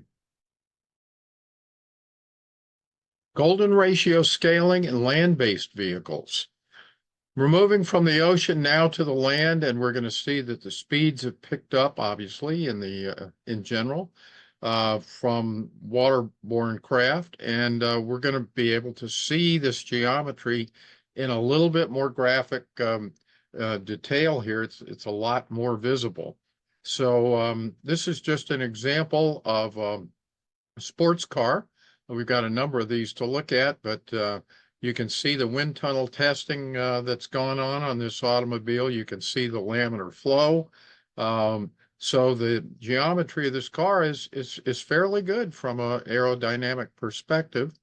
And we're going to see that in land-based vehicles, for the most part, we're not going to see the 27309. We're going to see the 13.654.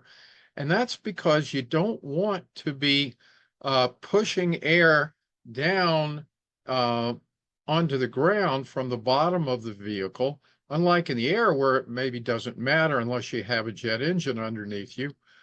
Here we have to keep the car on the road, and the vehicle would be subjected to a lot of flutter and instability if you were to aerodynamically, approach the bottom of the vehicle with aerodynamics as well. So this is just an example. Here's some of the things we're going to be looking at. Some of these will be obvious and some of them won't be.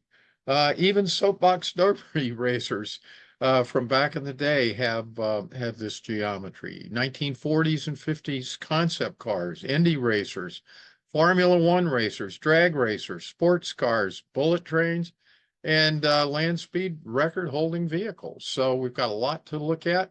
So let's get started. Here's some examples of some older soapbox derby racers. You can see here that the GRS geometry shows up in these examples. Here's another one, and you can see that somebody in the family, parents are allowed to help. I checked that out on the soapbox derby design. So I guess mom and dad were some of them were engineers because they knew this geometry. This is the 1948 Tucker torpedo. You may remember we discussed Secondo Campini, who designed the second jet airplane in the world. And he was heavily involved in working with the Tucker torpedo. This was a company directly after World War II. Very futuristic design here with this geometry showing up in the front, and probably shows up in the back as well. But this is just an example of how people were taken with the geometry of aerospace and so forth after World War II. Actually, the fenders on these cars would go come out, on turns and so forth. It was very futuristic, but the company folded in 1948. But anyway, there's an example of a futuristic car design using golden ratio scaling. Now, this is a 1958 Plymouth Tornado concept car. Similar idea. You see the nose cone here, which is identical, has this geometry down pat. So they were just reflecting the geometric design of the space age that was coming to the fore, and replicated it in the automobile industry. Now we're going to look at some real, sports cars from contemporary times. And what you're going to find this geometry in both the front and the rears of the cars. It's a little harder to measure it in the front a lot of times because the headlights are blocking your view of seeing the front of the hood very well. But there are some circumstances and situations where I was able to get the front half of the car as well. So this is a Ferrari F40. You can see in the back of the vehicle, we've got the 13.654 geometry. Here, I've got the same car, and we can see it relatively well in the hood here because we don't have any headlights in the way. This is a Ferrari FXXK EVO. Not a sports car enthusiast, but looks like a pretty fast car to me. And you see that here in the rear, very, very prominent geometry. And here you can see it as well in the hood of the Ferrari as well. This is a Lykan Hypersport automobile. This is a custom manufacturer, I think, in Houston. But you can see this in the rear, and you can also see it here in the front of the automobile as well. McLaren GT, you can see it very clearly in the rear, and you can see it to some extent in the front as well. There's always this pesky problem of the front windshield that keeps most of these cars from having the best possible aerodynamics because it just doesn't make sense to limit the inside room of these automobiles on the margin just for a marginal increase in aerodynamics. But this is the front of the McLaren. Here's a Porsche 911 concept vehicle I saw. Perfect geometry in the back. And this car, you can see probably the best, the aerodynamics of this car going from the very base. You have to kind of visualize it through the headlight, but you can see that the geometry actually of the windshield seems to conform quite well in this case. And here's the Renault Desire in the rear and also in the front of the car as well. So now we'll move on to true racing cars. And we're going to look at some Indy racers. We're going to see the golden ratio scaling geometry in the front of this Indy racer. And here's another one. And you can see it's virtually identical. Now we'll see some side views. You can see it in two different places on the Indy cars. You can see it in the front, and then you can also see there's essentially like spoilers in front of the rear tires, and they have this geometry as well. So we see it in multiple places. Here's another Indy car with the same demonstrating the same geometry as well. Now, this is a Formula One car, and once again, you see the geometry showing up in the front of the vehicle. Here's another shot of a Formula One car's front end with this geometry. And here's a side view, once again demonstrating that as well. Here's another Formula One racer from the side with exactly the same geometry.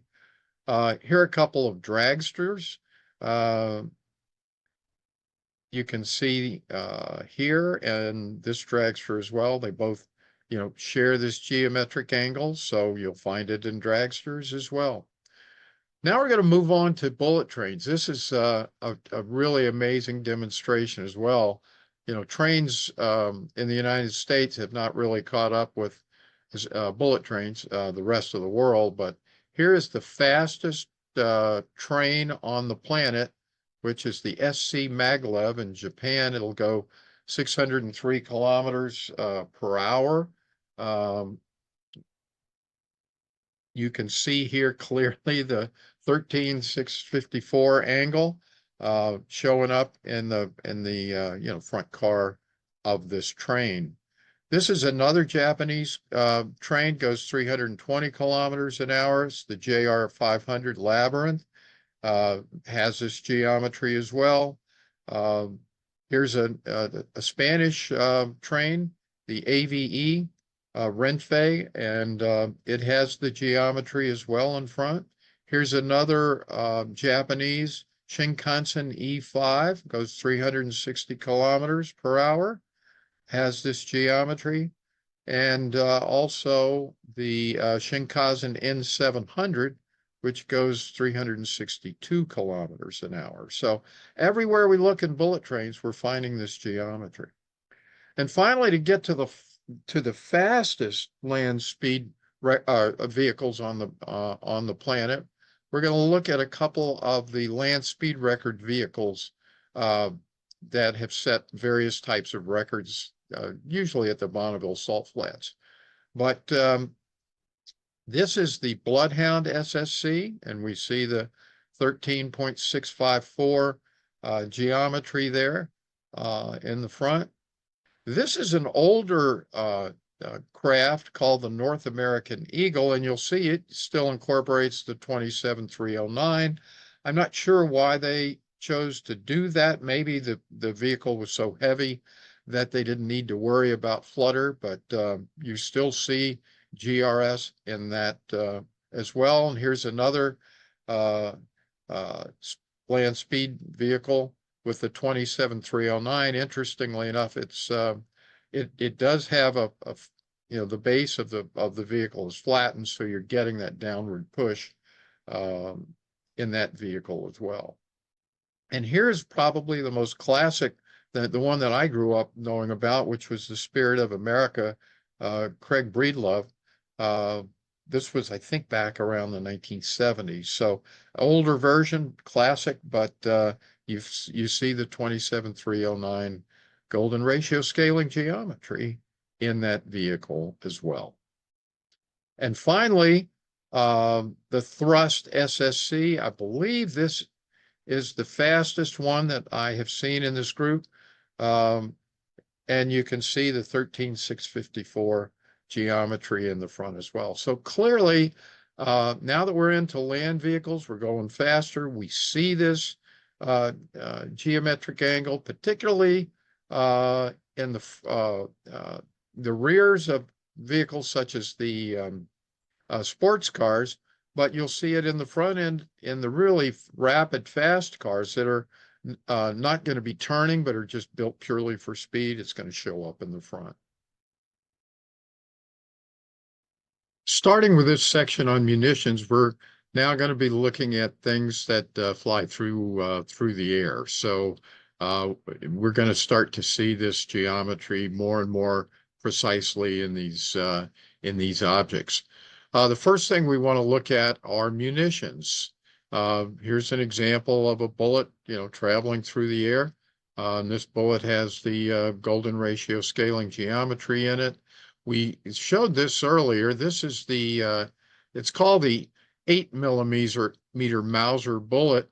This was used as the basis for the V2 rocket, which was the basis for all modern aerodynamics. So this is a very important concept to catch, that all of these bullets have golden ratio scaling in them. And that's probably, this is perhaps the purest form of example that we can find that golden ratio scaling is clearly the preferred geometry for speed and for laminar flow. So here's another bullet that I took a picture of and measured. Here I measured the back of the bullet as well. This just shows that this is kind of follows the Sears Hawk body, in the sense that the back end of it has the same angle geometry, only in reverse, as the front of the bullet has. And here's another example. All of these bullets have the same geometry. And it doesn't matter if we move into larger types of artillery shells. These are 105 millimeter artillery shells. They have this geometry. And here are the 155 millimeter artillery shells we've been hearing a lot about in the context of the situation in Ukraine, but they all have it as well. So all of the artillery, whether it's a bullet or a big piece of artillery, are going to have this geometry. Now we'll move on to lighter than air vehicles. This is a picture of the classic Goodyear blimp that goes around the country, or used to, and played at football games and so forth. You can see its geometry is very, very close to both, number one, the Sears Hawk body that we see, in the upper left-hand portion of the diagram, as well as the Japanese cave drawing that we found of this, space vehicle that was in the cave in Japan. So you'll see here in the front, you see this geometry. It's a little bit easier to see it in the rear, but the golden ratio scaling geometry is in the modern day, Goodyear blimps. We're going to go back in time and look at some other dirigibles. This is the famous Hindenburg from Germany, and you can see the geometry there very clearly in the rear of the craft. Now here's another lighter than air vehicle that was manufactured in Great Britain. It's the R-38 class airship, and you see it there as well. Here's one of the U.S. Navy's dirigibles, the USS Akron, that has this geometry. Here's the USS Los Angeles, has it as well. And now, just to finish up, I wanted to show you a few examples. I was on YouTube and I thought it would be a cool idea to see if they had some articles on the best flying paper airplanes. And sure enough, when you look at the top paper airplane designs, here's one of them, has this geometry to it. Here's a very elaborate paper airplane with the geometry in the front. And here's another one. This one was reported on YouTube as being the best long distance airplane. And you can see it has the 27309 geometry. And finally, we've got the this airplane, which I believe was touted as flying the furthest distance. And this has the 13.654 geometric angle. Golden ratio scaling in private jets. In this section, we're going to look at private jet aircraft on the market. We're going to look at a sampling of all the different manufacturers from around the world. And then we're going to do the same thing with commercial jet aircraft as well. So we're going to be finding, as we have said before, the golden ratio scaling geometry in both the front and the rear of the aircraft. And again, this is very much in keeping with the Sears Hawk model that we've discussed previously. So we're going to start with the Bombardier. This is the Challenger 350. This is a Canadian aircraft, and we're looking at the front of the craft, and we see the golden ratio scaling geometry there, and we see it as well in the design of the rear of the craft as well. So it's fascinating to see. And then here's a Cessna. We see the geometry in the front of the aircraft as well as in the rear. This is a model that is not yet out. It's due out in 2025. Dassault Falcon 6X. We'll see this in the front of the aircraft as well as in the rear of the aircraft as well. This is Embraer. This is a Brazilian private airplane manufacturing company. This is the Legacy 500. We see it in the front and in the rear of the aircraft. And this is Gulfstream G280, a U.S. manufacturer. And again, we see the geometry in the front and in the rear of the aircraft. Now, we have many, many more examples in the appendix. I have every model of private jet aircraft that's been built, and you can look at each and every one of the examples in the appendix. Now we're going to move on to commercial aircraft, and we're going to be finding golden ratio scaling here as well. So I took one example of each major manufacturer. This is an Airbus 220. We see the geometry in the rear of the airplane. I found blueprints of all of these as well, so I was able to measure from the top views. We see this in the front of the aircraft as well as in the rear. And then I took an example from Boeing. This is a Boeing 737. We'll see this in the rear of the aircraft here. And in blueprints, we can see it in the front from the top perspective, as well as in the rear of the craft as well. This is a Bombardier aircraft, the CS-100 from Canada. Again, we see it in the rear from the side view. We see it in the rear from the top, as well as we see it in the front of the craft from the top view as well. And this aircraft is a Comac ARJ21 from China. Again, we see it in the rear of the craft, as well from the top view in the front and in the rear of the plane as well. This is an Embraer E-Jet 2, E2 from Brazil. And again, we see it in the rear, we see it in the front, and in the rear from the top view. And there are plenty more examples of these. Again, every single commercial airplane I've looked at, jet aircraft, and all of those measurements are available in the appendix. The next area we're going to explore is the area of golden ratio scaling in supersonic aircraft. To review, a supersonic aircraft is any aircraft that flies over the speed of sound, or Mach 1. That's the definition. So as you get into supersonic aircraft, the engine that is used is drastically different in its design than a traditional jet turbine engine.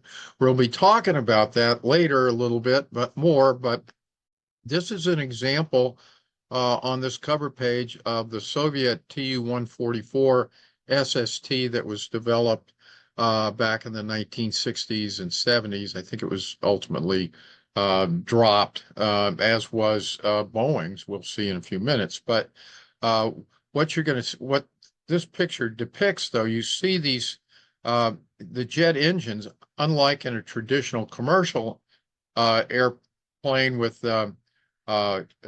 jet turbine engines, these engines suck in air at a very fast, while it's flying very rapidly. And this is most likely some type of a ramjet or scramjet engine that is in this vehicle. And so the reason why that's important, you're going to see as we proceed that the nose of the supersonic airplanes they have flat bottoms, and the reason for that is to not disturb the airflow, and make it turbulent as it goes into the intake areas for the jet engine, the ramjet engine. So we're going to start. This is a more recent aircraft. This is an Ariane AS2 business jet, but it flies at supersonic speeds. You see again, the bottom of the nose of the airplane is flat, and you only see the angle on the top, and that's the 13,654 geometry. This is the original SST that was done both as a joint venture between the British and the French, and you see there the 13,654 geometry. And you see how again, the engines are below the main wing of the aircraft rather than being uh, uh, above it or, at the same location. So that's the reason why you don't see, you see a flat underside to the nose. And here we see this 13654 geometry in the rear of the vehicle as well. This is the Boeing craft I was referring to earlier. This is the Boeing 2707 SST. It was abandoned in 1971. I believe that had to do in large part with regulations that came into effect in the U.S. that outlawed, sonic booms, and that basically rendered, this as an obsolete and failed project at the time. And here's an example of the Boeing in the rear. You see the 13654 geometry there as well.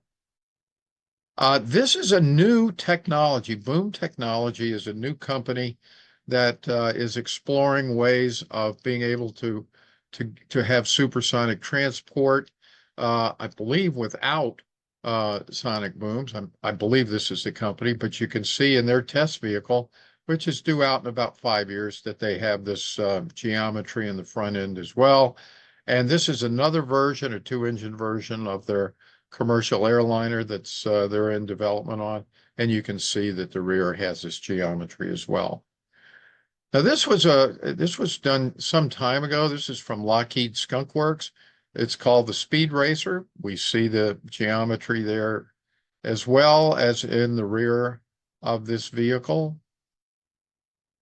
Here's another SST vehicle that's in final stages. It's the Spike S512 QSJ, due out in 2025. We see that geometry in the front as well.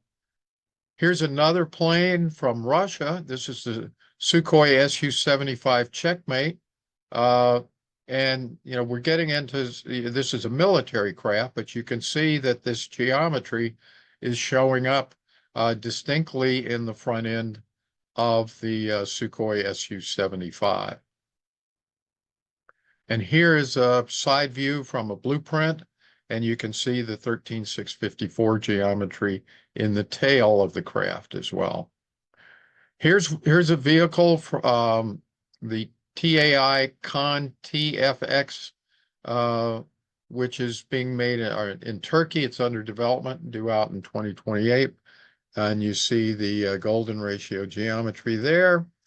Here is the Tupolev Tu-144 that we talked about that was on the cover of this section. And you see the 13654 geometry there, as well as in the rear of the aircraft. Now we're going to talk about this in airfoils. Now, for those who are not familiar, as I wasn't when I started, an airfoil, this research, an airfoil is a streamlined body that is capable of generating significantly more lift than drag. Wings, sails, and propeller blades are examples of airfoils. And we've seen this in sails very early on in the presentation. Propeller blades, we're going to be talking about those very shortly. So aerodynamic force can be resolved into two components, lift and drag. The lift of on an airfoil is primarily the result of its angle of attack. Airfoils can be designed for use at different speeds by modifying their geometry. Those for subsonic flight generally have a rounded leading edge, while those designed for supersonic flight tend to be slimmer with a sharp leading edge. All have a sharp trailing edge. So let's see what airfoils are all about. To begin with, I found these two examples of airfoils in single engine prop planes. Why is that important? Because they're fixed and there's no, it's easy to measure these angles to give you perspective. So in the back of the aircraft, we see the 13654 angle. And in the front, we have the 27,309, but both golden ratio scaling angles. And here's another example demonstrating exactly the same thing. This is a private airplane called the Symphony. And now, as I say, it's challenging to do this, but I researched extensively and I did find one airfoil example of a major commercial airplane online, and that's for the Boeing 737. Now you can see here that there's a lot of different geometries. It's variable in the back, or in the front, but in the back it's basically identical. So, again, we see the 13,654 angle showing up in the rear, or excuse me, in the airfoil. Now here are a number of diagrams that are on the internet. They didn't come with any specific uh, allocation to a particular plane or wing on an airplane. But what's interesting is that all of these end up having this geometry, no matter, what the diagram could have, may be. So we're seeing this very clearly in these airfoil diagrams, no matter where we look. So, well, this is another example of airfoils. Now we're going to look now at the helicopter blade airfoil that I mentioned earlier. This is a cutaway of a helicopter blade, and sure enough, the leading edge once again has this 27,309 geometry, golden ratio scaling, and the trailing edge has the 13,654. So we're seeing these golden ratios everywhere in airfoils. Now I'm on to the section of angle of attack. This is a particularly challenging one to try to measure because it's hard to know the angle of attack on an airplane when it's in flight and to measure it. But I did find any number of diagrams, again, on the internet describing angle of attack. And it seems as though this 13,654 number is showing up as well as it should in theory, because if that's the proper angle for it for a bullet train or a bullet or any other aerodynamic vehicle, this would be the proper way, the most efficient way to attack the air in front of it from a sacred geometry and aerodynamic standpoint. So there's one example. We'll see it here again. I just took examples off of the internet to show that this angle of attack seems to be the 13,654 in all cases. Here's another example showing airplane line of attack. And what's of interest is we'll see that the line of attack here exactly matches the angle of the airplane itself, which is 13.654 degrees. So here's another example of the angle of attack. And another, all of these examples, I didn't cherry pick these. They were all on the internet and I measured them and they all seem to have this angle. Now we're going to look at an area called vortex generators.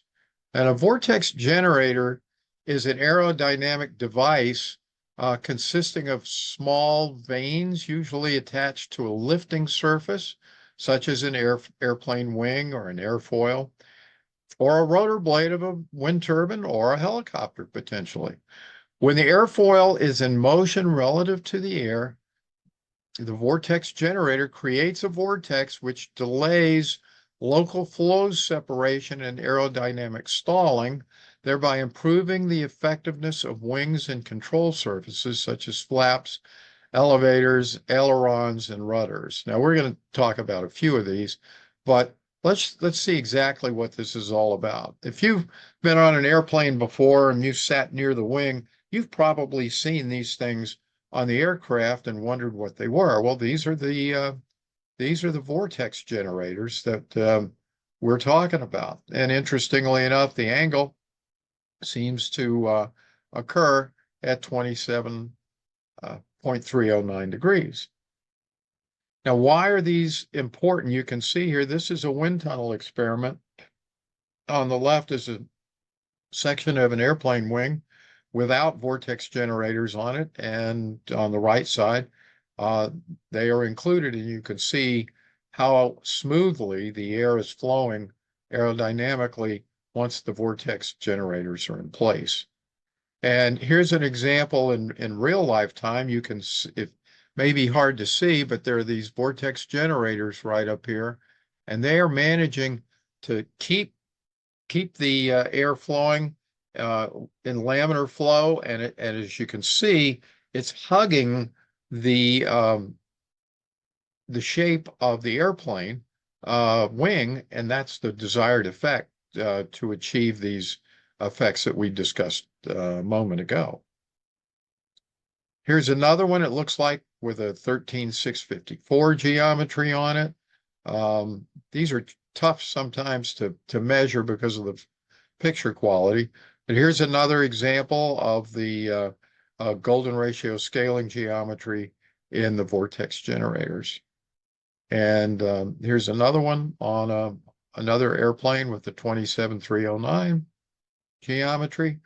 These are actually vortex generators for automobiles, and these will generally be seen on the back, directly underneath the back window, the rear window on the car, and they have this geometric angle as well. So you can see it here both in the vertical angle of attack and also in the horizontal as well. So these devices are called vortilons, which stands for vortex generating pylon. Now these are located under the wings and are used to improve handling at low speeds.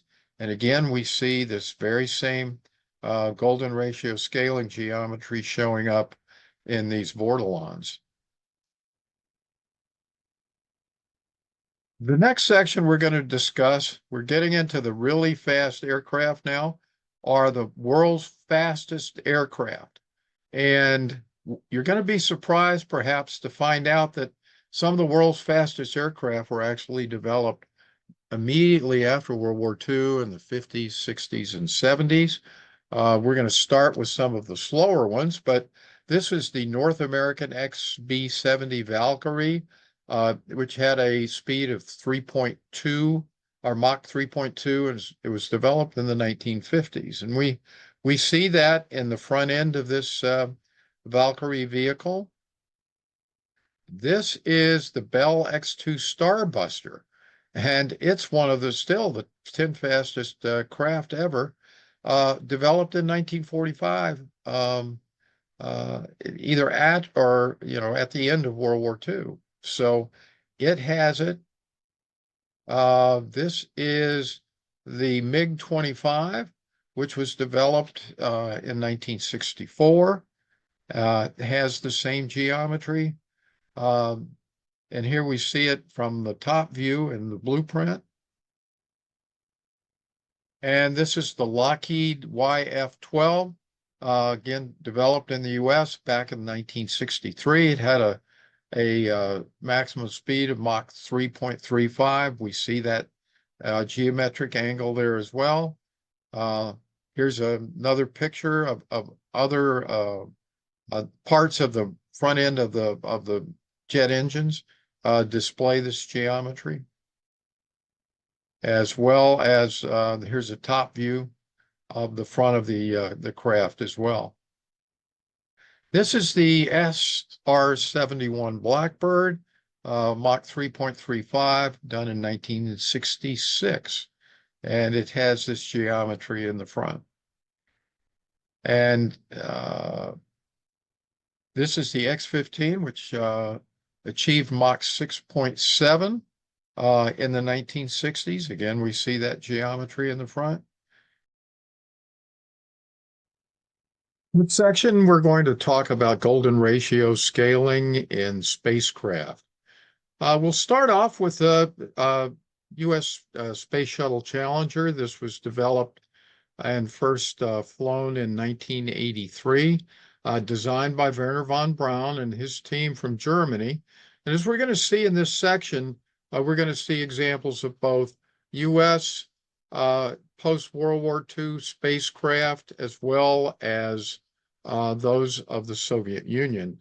And of course, what we're going to find is that golden ratio scaling shows up in all of these um, uh, ships and spacecraft.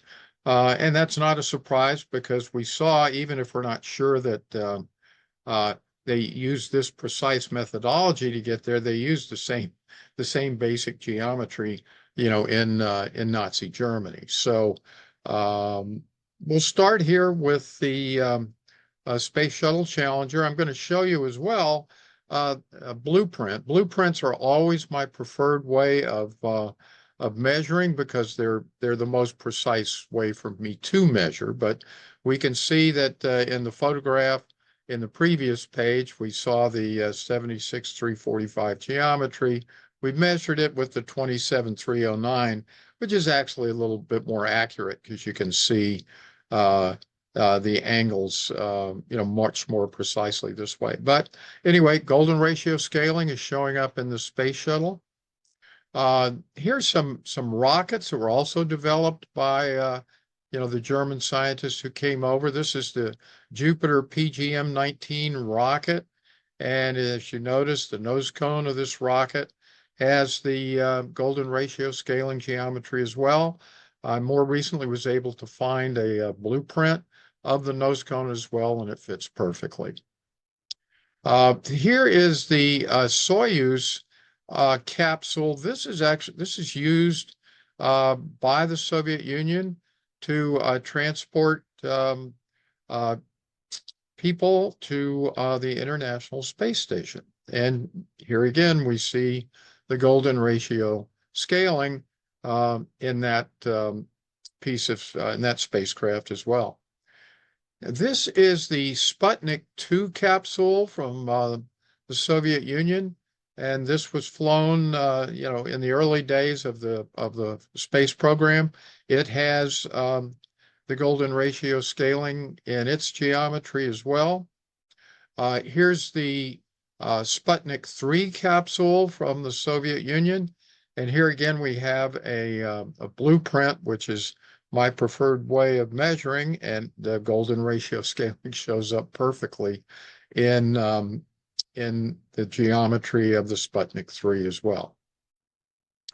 Also shows up in the SpaceX Dragon, Elon Musk's firm.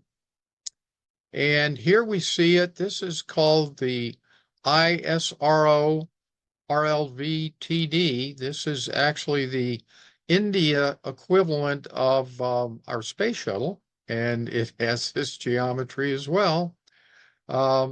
Here is the re-entry vent vehicle from the Titan II. This allowed for manned, suborbital spacecraft in 1963 with this geometry as well.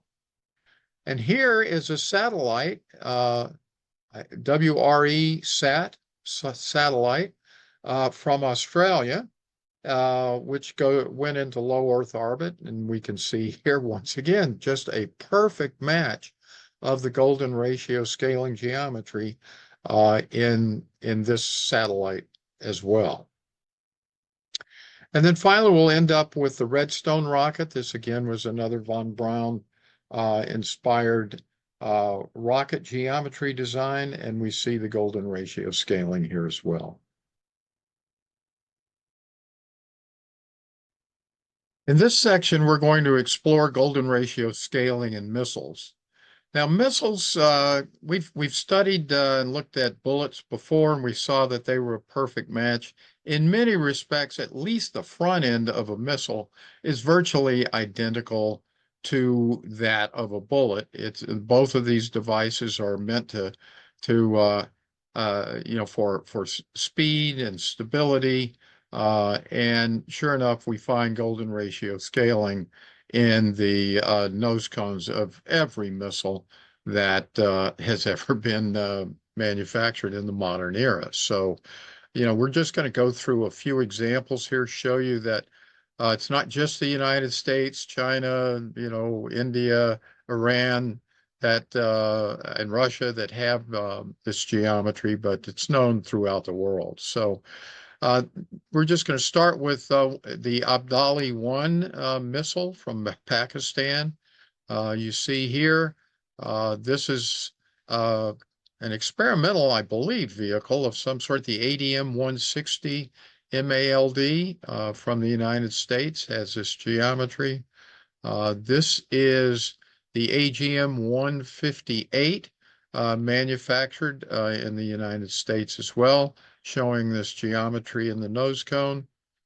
And this is actually the AGM-183A ARRM. Now, why is this important? It's important because this is the delivery system that's been put together for the, at least to date, unsuccessful U.S. hypersonic glide vehicle program. So, but you can see that the nose cone in which the hypersonic glide vehicle will reside, it does have this geometry. So, we're going to be talking a lot more about hypersonic glide vehicles later in the documentary. And here's one from India, the Akash NG rocket. And here's one from Iraq, the Al Hussein missile from Iraq. Here's one from the UK. This is called the Black Arrow. It was the United Kingdom's first missile. And here is the BrahMos. This is the world's fastest cruise missile, and we see the geometry in the nose cone there as well. Here is the Fateh 110, which is an Iranian missile system containing this geometry. And here is the GAM-87 Skybolt from the United States. This is a little older rocket. Here's the GLL-31 rocket from Russia. I'm just taking samples from all countries, all eras here. The Hwasong-13 from North Korea. This is the Khalij Fars from Iran. The Pershing 2 missile from the United States. And here's another one from Russia, the R-36 missile from Russia.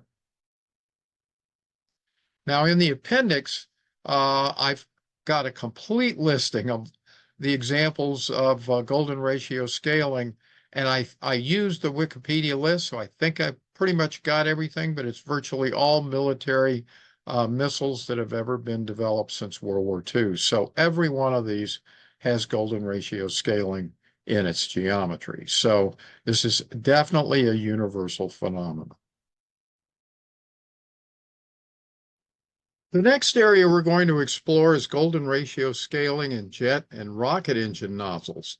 Now, this is important because this is going to demonstrate, as we discussed at the beginning of the documentary, implosion and explosion geometries are identical to each other. It's just the directionality that changes. And we're going to see that very phenomenon here.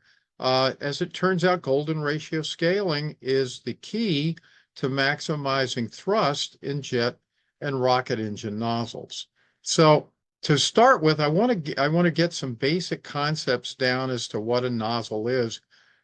This is me when I was 4 years old. I wish I never looked that good, and I don't think they had color photography those days. But anyway, here's a young boy who's squirting the nozzle of his hose with his finger, and he could be using a nozzle like the one on the right as well. But all of us had played around with the hose when we were little kids and loved to see how far we could spray the water. And we realized very quickly that the more we could cover the hole on that nozzle of the hose, the further that was going to spray out. And that's really, in short verse, the definition of Bernoulli's principle and Bernoulli's equation, which we're going to get to here. So, here is Bernoulli's equation. We're not going to do the math on it, but basically for a liquid, and this is important, what we just saw in the previous, these equations demonstrate what we just found in this photo, namely that if we minimize the volume that water can escape through, it's going to squirt a lot further. And the reason for that in fluid dynamics is due to these equations in Bernoulli's equations. Now, this works fine with hydrodynamics, or in other words, anything like water that's essentially incompressible. Then these basic equations and relationships hold true. But once we get into gases, we're going to find that that's not the case. So this is, I'll tell you where you can get more information to learn more about this, but this is a diagram from a documentary that was done about 10 years ago by the hypersonic research department at the University of Queensland in Australia. And why I like this, we can leave the numbers out for a minute because all I really want to do is look at directionality for this purpose. If we look over in the left-hand column, we have geometry, and we see a nozzle, this is called a divergent nozzle. In the top example, which is a divergent nozzle is one that goes, it increases its diameter from the point where the air enters the conical shape. Now in the bottom, this is called a convergent nozzle. So divergent and convergent are the two concepts here. We'll talk about those in a minute. Well, what's fascinating is that when you have a divergent nozzle or geometry, such as on the left, top left, that acts as a nozzle for supersonic vehicles, meaning those that go over Mach 1.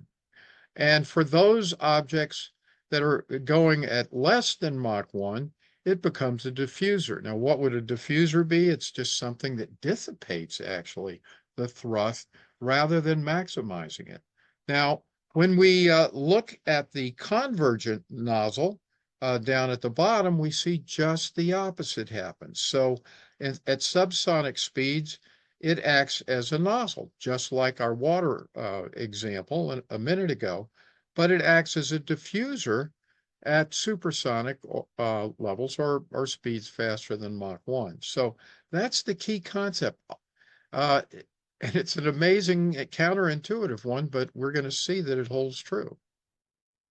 So here's an example of the power of gaseous explosion. I saw this video, and you can find this at Get a Class Physics on YouTube. They did this video where they demonstrated the power of gaseous explosion that's received a tremendous amount of kinetic energy, in this case, due to a nozzle shrinking in size and then expanding again. So that's where the kinetic energy is derived from, is from the compression of the air. And in this case, the experimenter is blowing in. I think they took two plastic champagne glasses and put them together, and that's what they came up with. But he's blowing through this tube air, and as it's coming out the other side, you can see that he's hooked this other tube into the exiting champagne glass. And what you see below, this is a glass of colored water with dye, and you can see how much pressure is being developed that it can suck the water up that far just from the suction coming out of the system from his breath alone.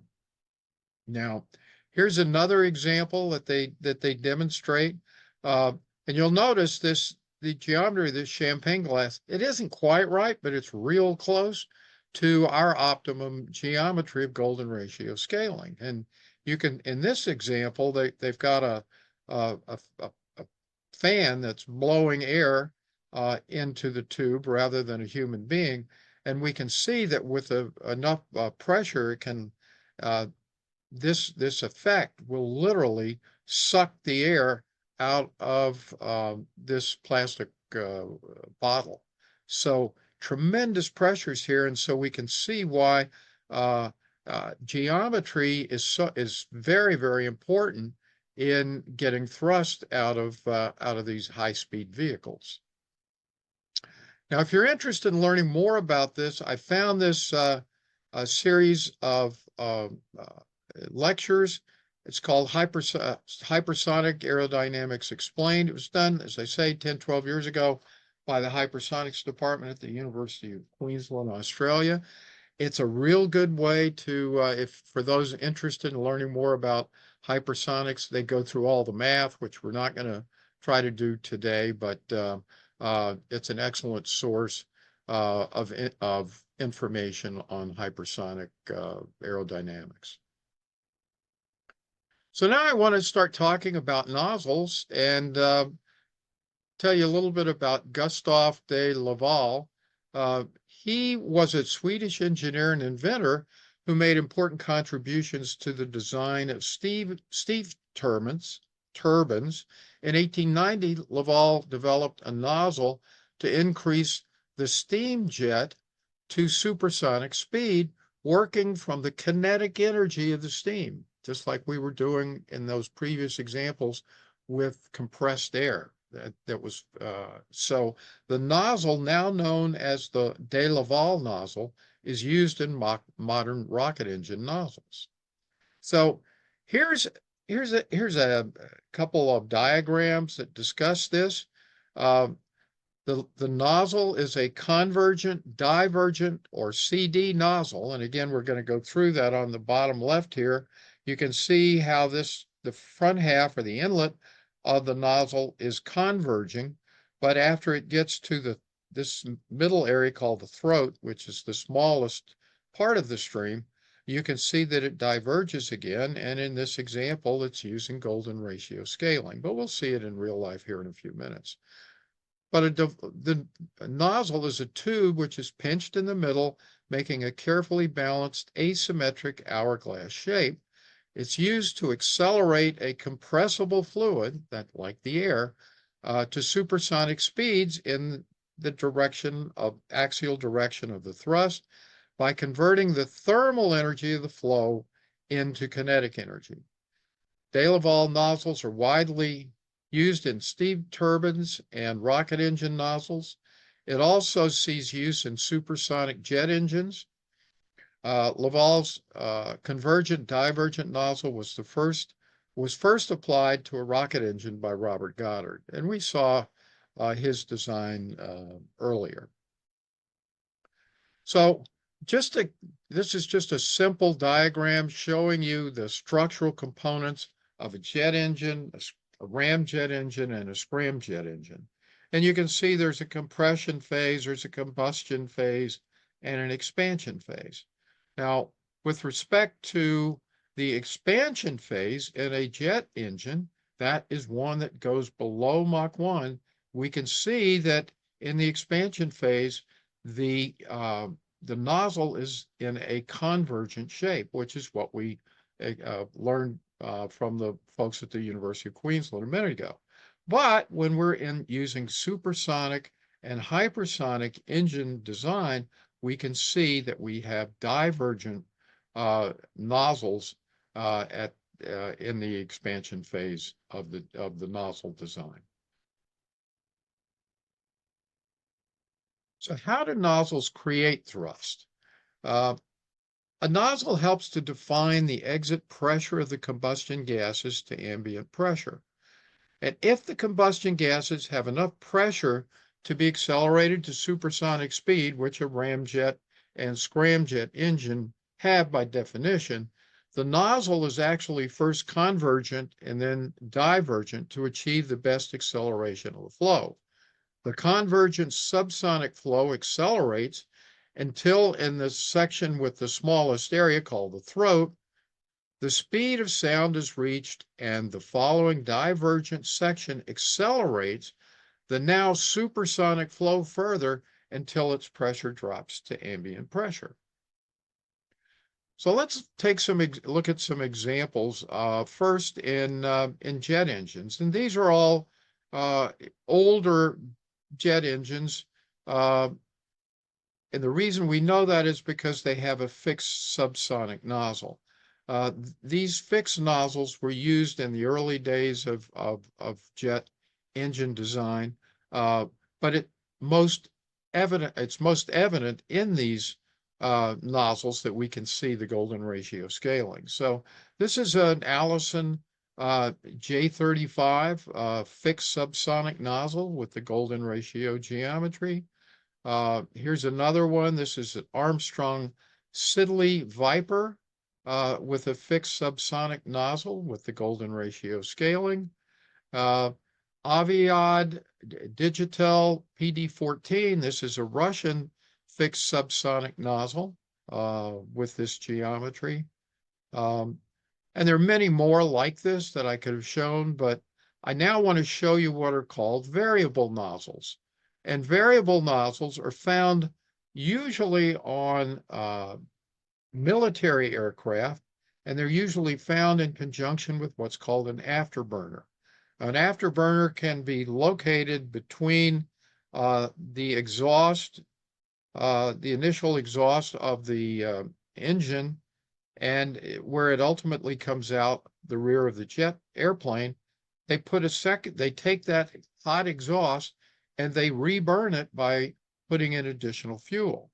Now, when that's occurring, generally this shape that I'm showing here does not exist. In fact, this geometry is more for aerodynamics because at this point, the nozzle is actually coming out straight. But if they're using an afterburner to go above Mach 1, we're going to see that flare out, and the geometry of the nozzle becomes divergent rather than convergent. And we'll see that, on several of these airplanes. This is an airplane from South Korea with a variable nozzle, and Lockheed F-161, which is from Israel, joint developed with Lockheed. So those are variable nozzles, but what's again of interest right now is that they aerodynamically designed the exterior of these nozzles to conform to the golden ratio scaling geometry. Now we're going to talk about rocket engine nozzles. We saw this earlier. Robert Peltery was the first person that I saw that designed a rocket engine nozzle prior to the V2 rocket, but he knew of this geometry. But let's do a little introduction here. Jets, ramjets, scramjets, and rockets use nozzles to accelerate hot exhaust to produce thrust. The amount of thrust produced by the engine depends on the mass flow rate through the engine, the exit velocity of the flow, and the pressure at the exit of the engine. The values of these three flow variables are all determined by the nozzle design. Ramjets and rockets typically use a fixed convergent section followed by a fixed divergent section for the design of the nozzle. This nozzle configuration is called, as we've said before, a convergent divergent or CD nozzle. In a CD nozzle, the hot exhaust leaves the combustion chamber and converges down to the minimum area or throat of the nozzle. Expansion of a supersonic flow causes the static pressure and temperature to decrease from the throat to the exit, so the amount of the expansion also determines the exit pressure and temperature. The exit temperature determines the exit speed of sound, which determines the exit velocity. The exit velocity, pressure, and mass flow through the nozzle determine the amount of thrust produced by the nozzle. So let's look at, with that as background, We saw this earlier, but now let's look at the geometry of the V2 rocket nozzle that was developed by Werner von Braun. And we can see again on the left, here's just a simple picture that I measured of the nozzle on the bottom of the V2 rocket. But on the right, and these are always the preferred method for me, when I can find a blueprint and I can measure it so precisely, I know that I'm spot on. And so we see the golden ratio scaling just fits perfectly inside the exhaust nozzle of the V2 rocket. Now, as you may recall from other sections, after World War II, of course, German scientists who worked on the Nazi military rocketry program were kind of split between the Soviet Union and the United States. So it's not a surprise to find this same geometry in the rocket nozzles that came from the Soviet Union and from the United States. So this is the 8K 72K Vostok nozzle. This was used on the Vostok rockets in the early days of the Russian space program, and it has the golden ratio scaling geometry. This is the Armstrong-Siddeley Stentor rocket engine. This was developed in the UK. And once again, we see this geometry. Again, not a surprise for the UK because the UK took a number of the V2 rockets after World War II, and they jointly explored that with even Russian scientists in the early days after World War II and US scientists, and they were able to retrofit and re-engineer, just as I've done with the Russian pyramids, the geometries that were found in the V2 rockets. So here we see another example of this. This is called the Blue Streak, again from the United Kingdom. You see the rocket engines have this fixed nozzle design with golden ratio scaling. Here's a Russian design, Boron Energia PA301, which has this geometric angle. Here's a rocket booster engine design from the Navajo rockets, which were used in the early days of the U.S. Rocket and space program, golden ratio scaling.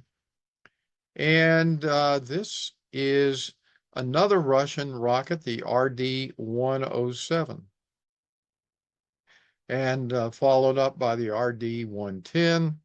And if you start to notice, I still call this a fixed nozzle design, but you're going to start to notice here that the bottom of this has golden ratio scaling, but as we get up towards the top, we're starting to see a little bit of change in the geometry. And this is kind of a transition point, but we'll get to the variable nozzles here in just a moment. And here's the UR200 has the fixed nozzle design as well from Russia. And here is the RS-25. This is the rocket designed by Werner von Braun and others from Germany to power the U.S. space shuttle. And once again, as I was mentioning, you can see it's got the golden ratio scaling geometry just up until the last part of the top of the nozzle when it gets to be a little bit steeper. Now we're going to talk about bell nozzle designs. We started to see this changing in the last couple of slides here, but the bell nozzle design became popular, sometime in the latter part of the 20th century. And essentially, even though we see the golden ratio scaling still geometry in the bottom, there was a steeper angle that was used in the top half. And in effect, there were two pieces that were put together, and it created what appeared to be, from the outside, a bell nozzle design. And so that's what it's called. So we'll see that, this golden ratio scaling angle is in the bottom of all of these. The top of the nozzle, the top nozzle angles seem to vary somewhat. And all I could do here was to try to approximate what I believed it was, just by iterating to these top angles. So there seems to have been a little bit of variation and testing of different upper geometries here. This one appears to be 60 degrees, as does the Raptor engine nozzle of SpaceX. This is a Rocketdyne nozzle for the F1. We can see it's a bell nozzle design, but if we look down at the bottom, we can see that from the point where the bottom part of the bell starts to its base, that the golden ratio scaling geometry is definitely there. So we're going to see a couple more of these examples. Rocketdyne RS25, got it in the base, and also in the Rocketdyne RS68. This particular rocket nozzle design powered Apollo 11 in our space program in the 1960s.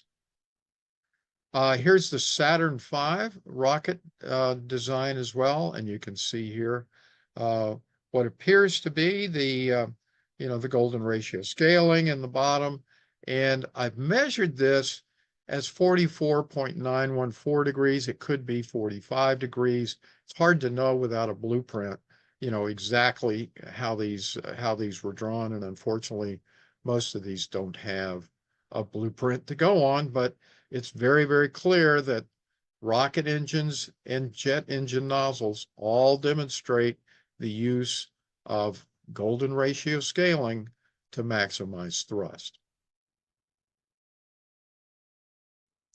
Now we're going to finish up the section on rocket nozzles and look at golden ratio scaling in ramjet and scramjet engines. Now, the rocket nozzles of ramjet and scramjet engines are not all that dissimilar from those from jet engines and rocket engines.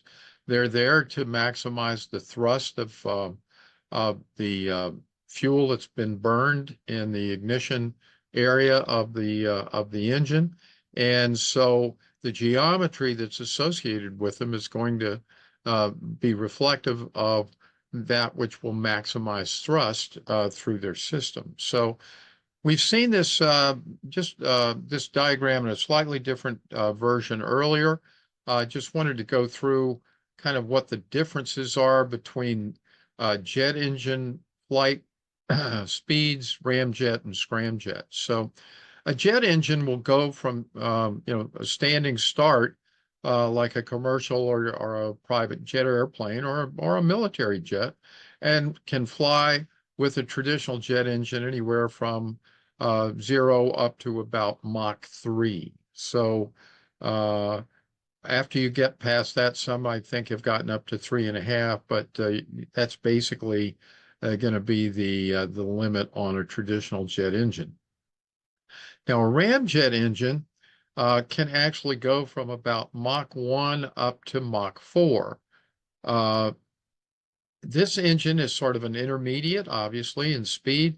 One of the key elements of both ramjet and scramjet engines are that in the absence of a traditional jet engine added into the system, or some other way that the missile is going to be able to achieve, a given speed beforehand, ramjet and scramjet engines need that in order for them to ignite. In a ramjet situation, it has to be over Mach 1, and a scramjet engine, it's anything over Mach 1 will work as well. But a ramjet engine is distinguished from a scramjet engine in one important characteristic.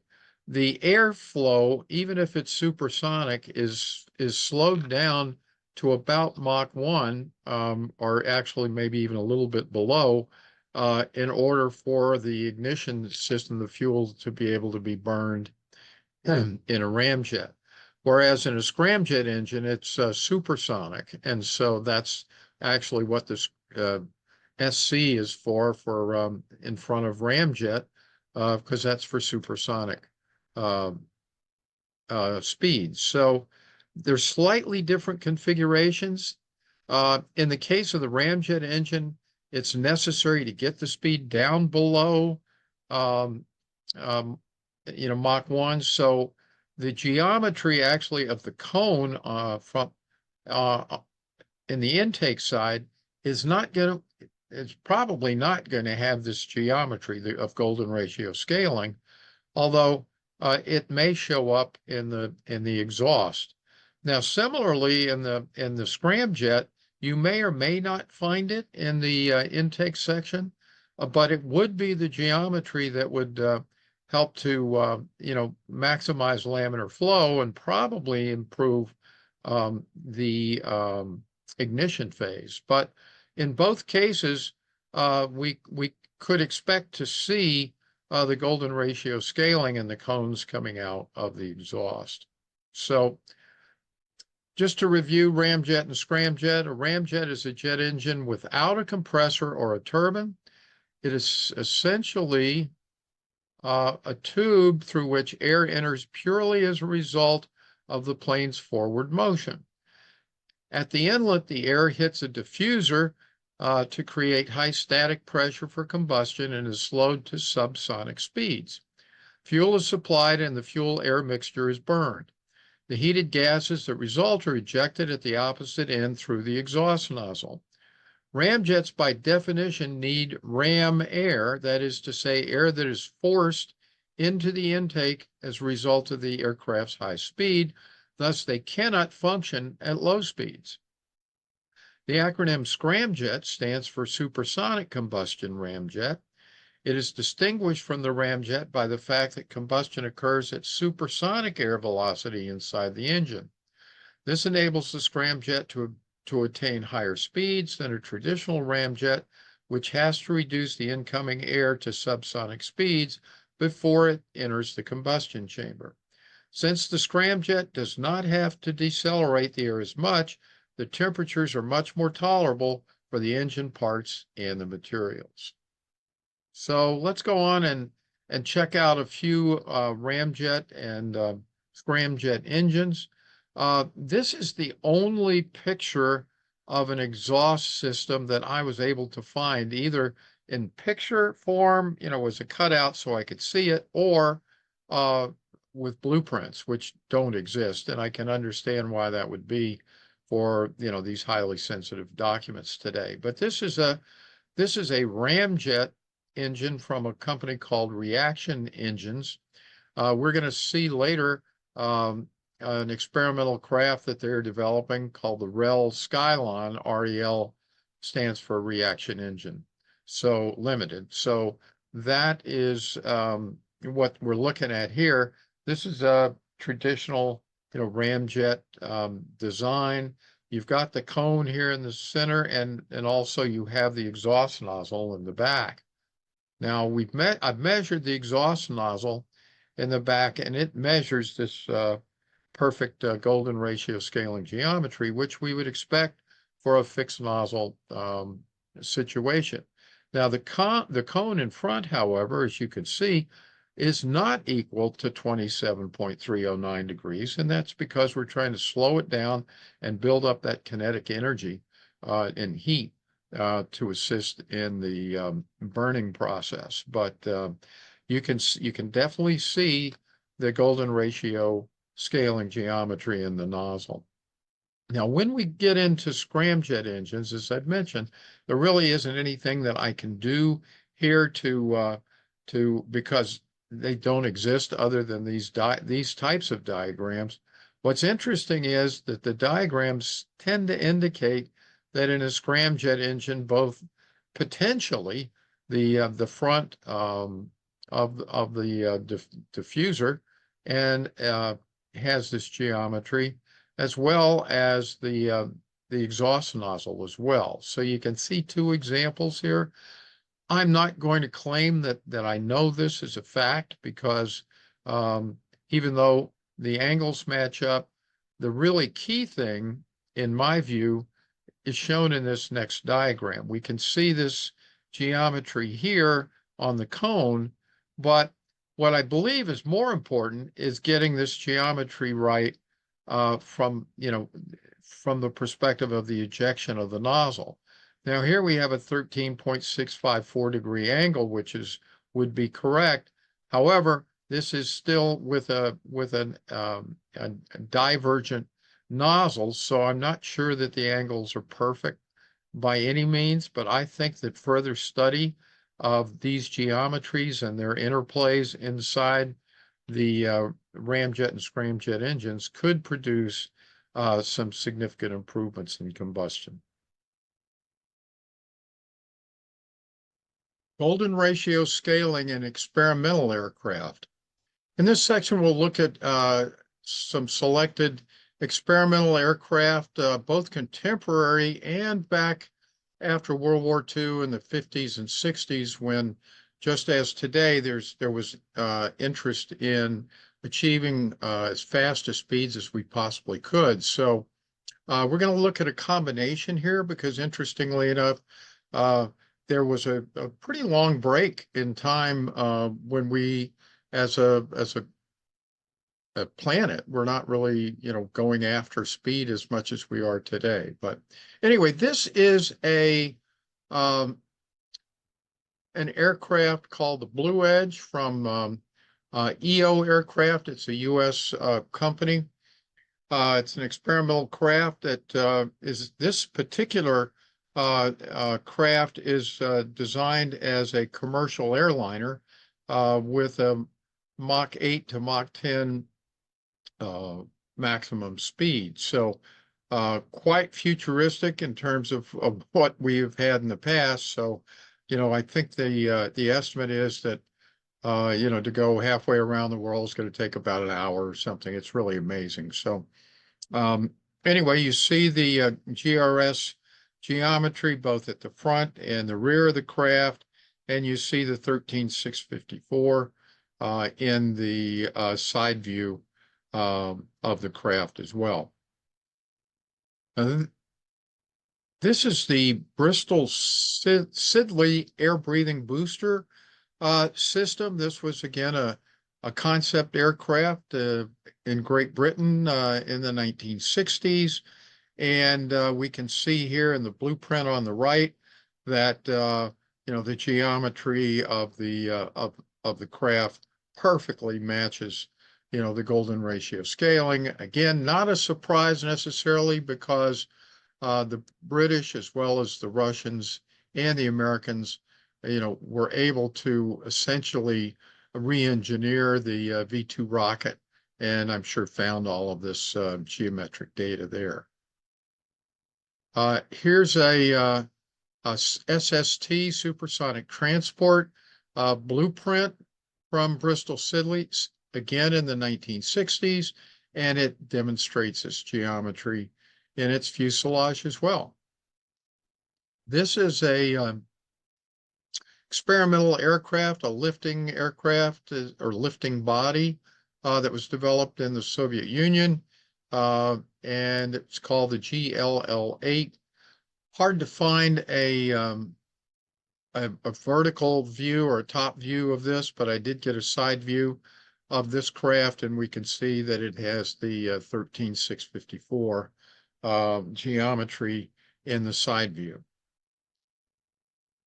This is the Hermes quarter horse experimental craft, estimated to go about Mach 5.5. Again, we see the 13654 geometry, both in the front and in the stabilizer fin at the rear of the craft. And here's a copy of the quarter horse's blueprint, and we can see that the 13654 is built right into the geometry of the fuselage. And in the 1960s, Lockheed developed a manned hypersonic vehicle. That shows you how far back the race for speed originated. And we can see here that the 13654 geometry already was known by the Lockheed engineers and was incorporated into the airplane's design. And here's the Lockheed YF-12 U.S. Air Force designed vehicle, and it achieved Mach 3 plus back in the 1960s. And again, we see the golden ratio scaling geometry in the nose cone of the vehicle. This is the M2F2 experimental lifting body. Again, this was done, I believe, in the 60s. You can see a picture of the craft on the bottom left. And once again, we see the golden ratio scaling geometry showing up perfectly in the fuselage and the front part of the craft. This is the Mako hypersonic missile developed by the U.S. Mach 5, and it has this geometry in the nose cone. This is another experimental craft from Martin. That was a predecessor company to Lockheed Martin. It's called the SV5D. This is called a lifting body experimental craft. You can see a picture of it there on the left. Both the picture of the craft as well as the blueprint demonstrate golden ratio scaling. And here's another experimental craft developed by Martin. This one is the X-24B. And we see the front of the craft here has the 13654 geometry. And from the top view, we see the 27309 geometry as well. So all of these old ancient aircraft had this golden ratio scaling, and these are among the fastest vehicles on the planet. Here's another example. This is a McDonnell Douglas reconnaissance concept vehicle from the 1960s. It achieved a maximum speed of Mach 6, and we can see that it uses golden ratio scaling in its wings and fuselage. This was a McDonnell Douglas manned hypersonic vehicle designed from 1958 with a Mach speed of 4.5. There we see the 13654 geometry as well. And a more recent craft, this is the Sci-Fire hypersonic vehicle, which is a joint venture actually between the United States and Australia. It's been tracked at Mach 5. And here again, perfect match in the geometry of the vehicle with the golden ratio scaling.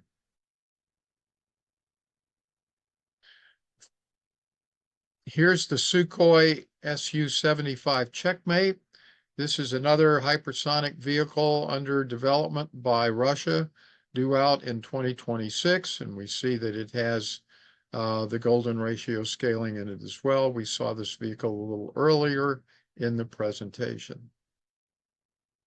And here's the rear of the Sukhoi Checkmate, which has the 13.654 ratio geometry as well. Golden ratio scaling and hypersonic vehicles. We finally gotten to the very fastest vehicles known to mankind. And so this is sort of one of the major culmination points of this documentary. We're going to, as you can see in this cover picture, you see this geometry now, if you're used to visualizing it, in all of these aircraft. So let's get started. Just by way of introduction, hypersonic vehicles and weaponry are among the most cutting-edge technologies currently under development by a number of countries, including Russia, China, India, Iran, and the United States. Russia has the technological lead in this area and has developed 3 different delivery systems for hypersonic weapons via airplane, ship, and ICBM systems. Hypersonic travel is defined as travel in excess of 5 times the speed of sound, or Mach 5. Russia claims to have hypersonic weapon systems that travel at Mach 20, or approximately 15,000 miles an hour. Golden ratio scaling is found in every one of the successful vehicles designed for hypersonic travel, as this geometry minimizes friction and drag, reduces heat buildup, and maximizes speed and fuel efficiency. So we're going to look at the 10 fastest hypersonic vehicles in the world right now. And then at the end, we're going to be doing a case study to demonstrate the importance of golden ratio scaling geometry, because we're going to be looking at the Avangard hypersonic vehicle, which actually has been tested at Mach 27, um, and the US version, the HTV2, which has not had successful outings in its test runs and does not use golden ratio scaling. So let's get going. This is the X-Core Lynx. This is a USA company. This project has now been abandoned, but this vehicle was originally designed to carry, it was a 2-passenger vehicle system that could take off from traditional runways and get up to approximately Mach 5 speed, going into low Earth orbit and returning back to Earth. Now, the project was abandoned in, I believe it was 2018, but this experimental vehicle was tracked at Mach 5. The next vehicle is the Boeing X-51 experimental craft, the Wave Rider. This particular technology uses the shock waves that are generated from supersonic flight to actually help with the lift on the vehicle. But this one achieved 5.1 Mach rating, and you can see the golden ratio scaling geometry showing up in the body of that aircraft. And this is called the REL Skylon. REL is the name of the company. It's Reliance Engines developed this craft, and it's a reusable craft again that uses ramjet engines and has achieved a speed of Mach 5.4. Now we see the golden ratio scaling in the front of this craft and in the rear here. And also I wanted to show you how much this craft resembles the Sears-Hawk theoretical diagram of the craft with the least possible resistance and drag. So very, very aerodynamically designed aircraft. Moving on, this is the hypersonic glide vehicle. It's called the HSTDV, that's been developed in India, again using this geometry, and it achieves Mach 6 speed. This is the SR-72 by Lockheed Martin. This craft is still, I think, in development.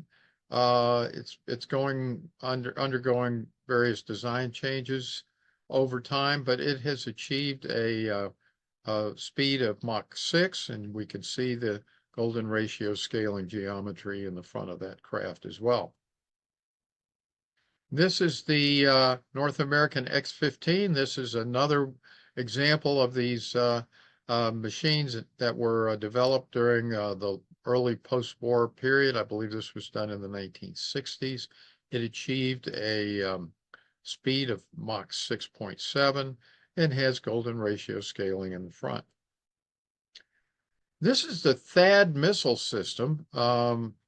This missile system developed by the United States, the missiles can achieve a speed of Mach 8.2, and we can see, we go first to the bottom of the diagram, we see here the tip of the missile inside the system itself, and it has the golden ratio geometry in it, as does the rocket engine nozzle that powers it. This is another one of the Russian hypersonic missiles. This is the Zircon, and this is the ship launch system, and it achieves a speed of Mach 9. And here is another version, the Kenzal from Russia. And this is the airplane launch system, and it achieves a speed of Mach 10.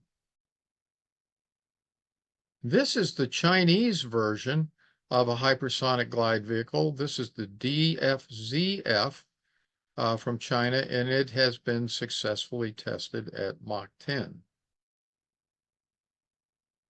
And here is another system from Germany. It's called SHEFX, and that's an acronym that stands for Sharp Edge Flight Experiment. What these people are doing at SHEFX is they have decided to redesign missiles and rockets and nose cones and so forth to simplify their construction and cut costs. As you can see, they don't use conical structures. They're using, in this case, I believe it's hexagonal structures to test. And anyway, but they still use this very same geometry. And this vehicle was able to achieve a flight speed of Mach 11.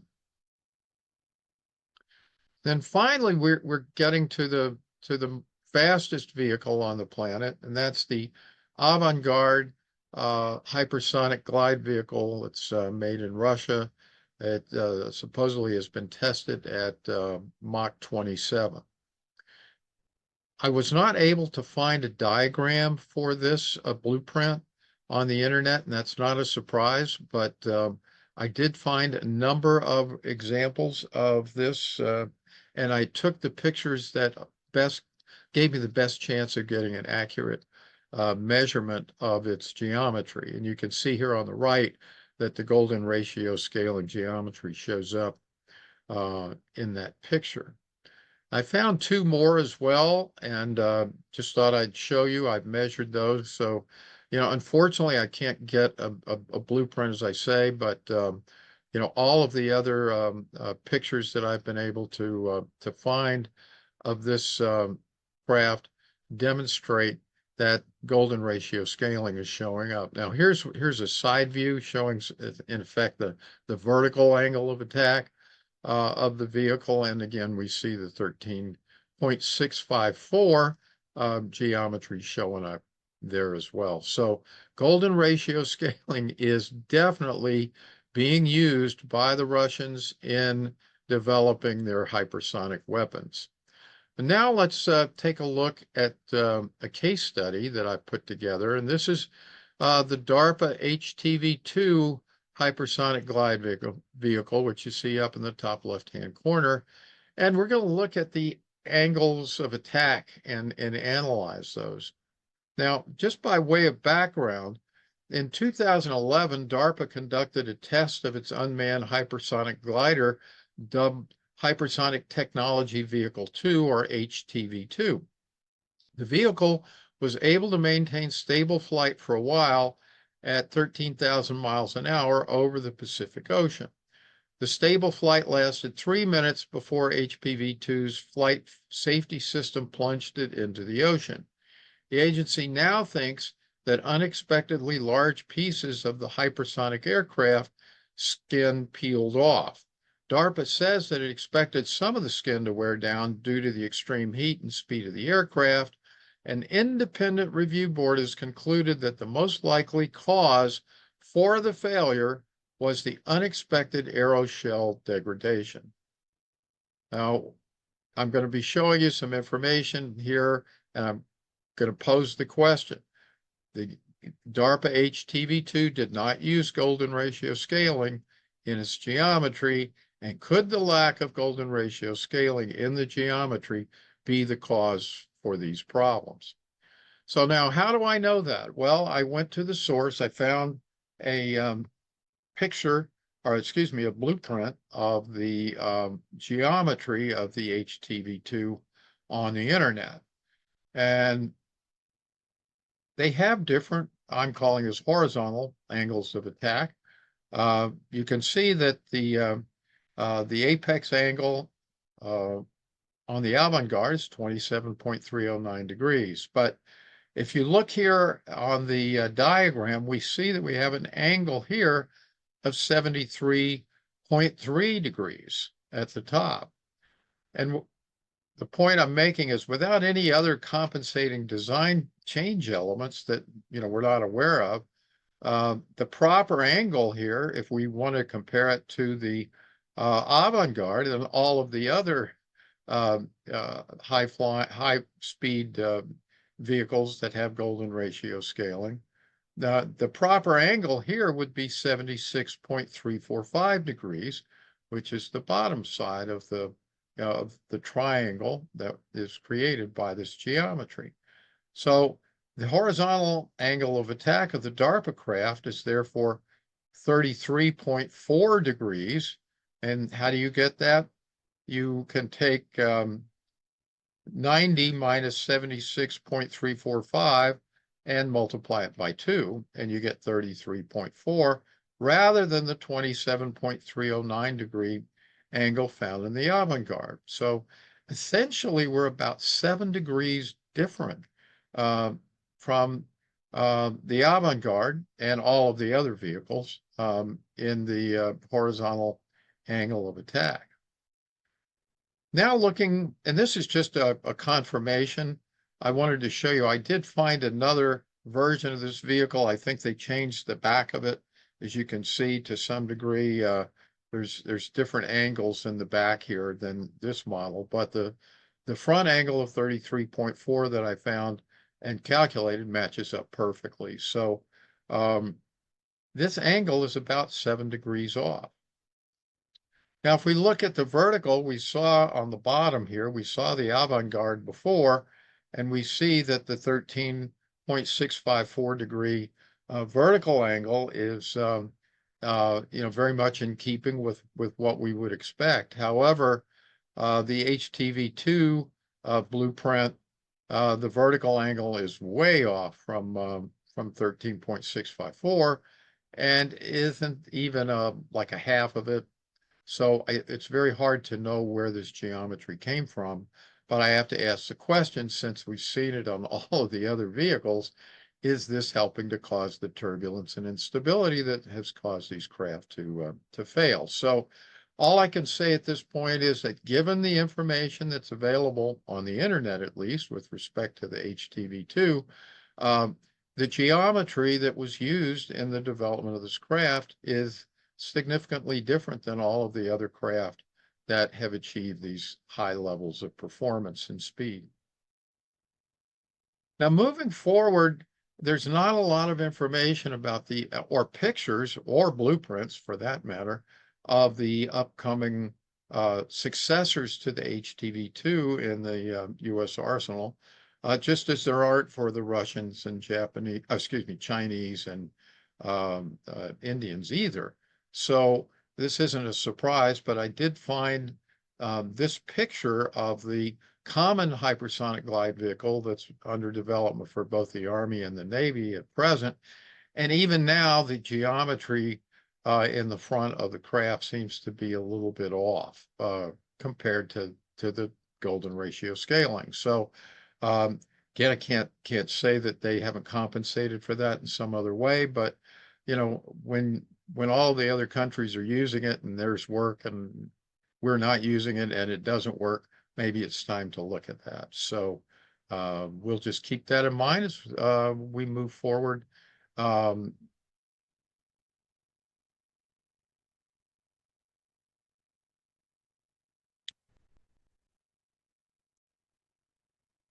we'll move on.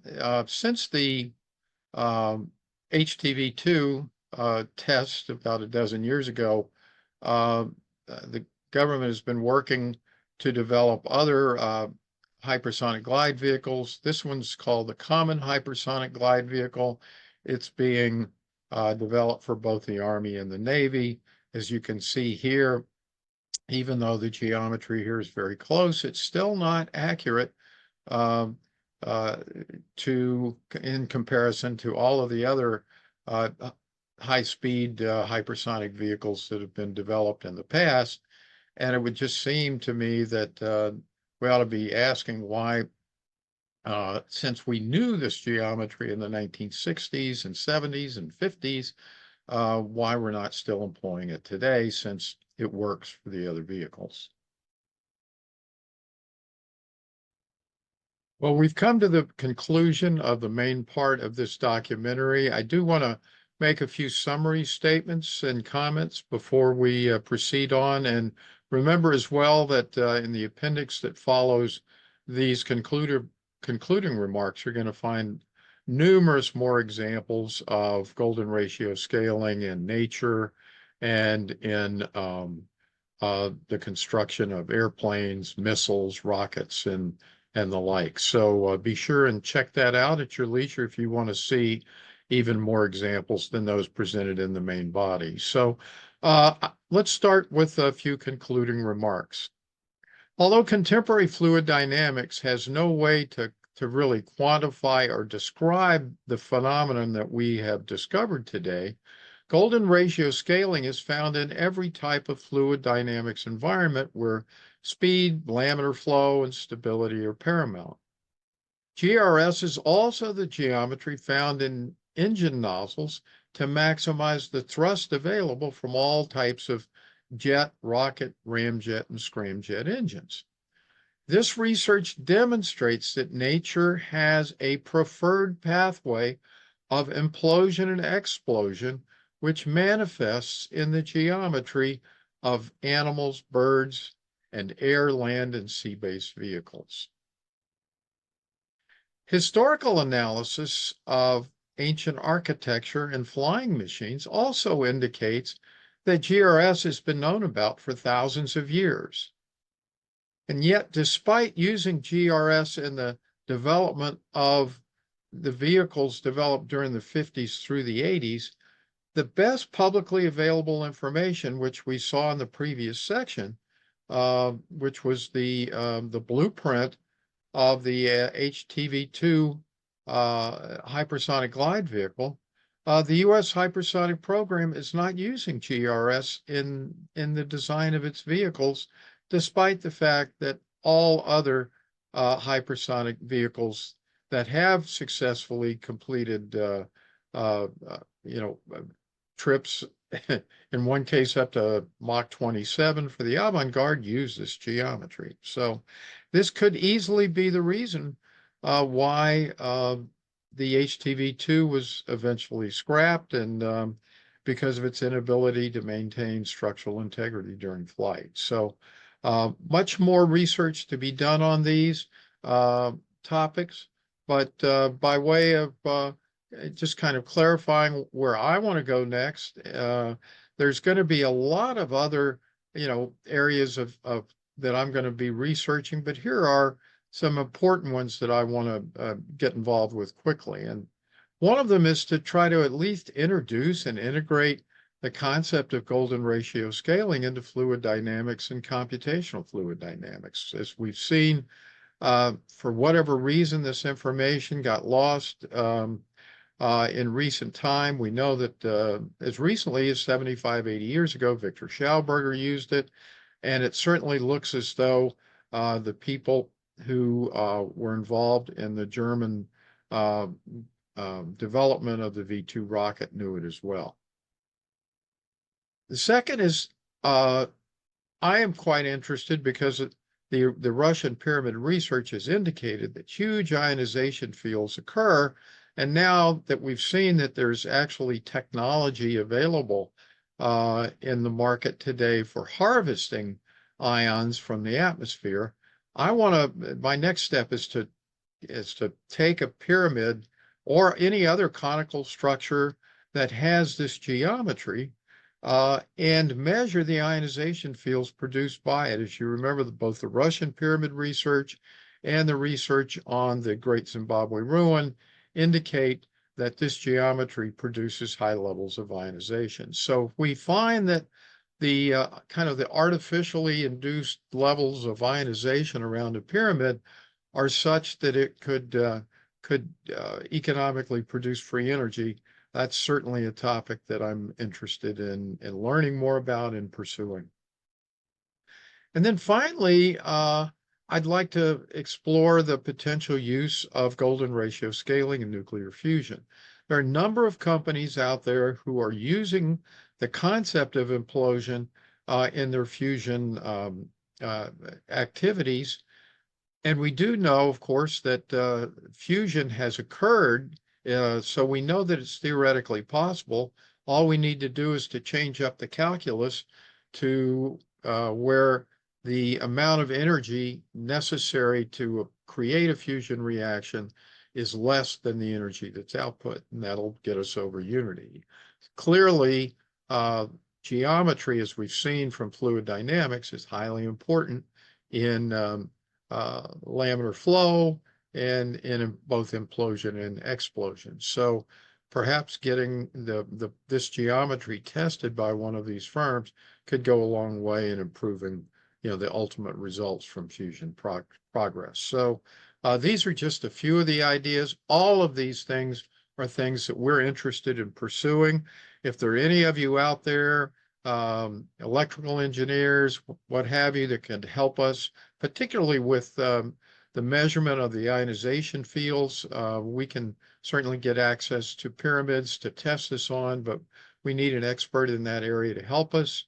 And so if there's anybody out there who is hearing this that would like to help with that, same thing with nuclear fusion and with computational fluid dynamics. Anyone in the industry who hears this and would love to hear more about it or to help us with these projects, we're very open and willing to doing that.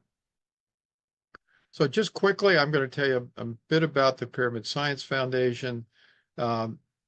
This is an entity I formed in 2019 as a Pennsylvania nonprofit corporation. And in 2020, it was designated as a 501c3 organization by the Internal Revenue Service.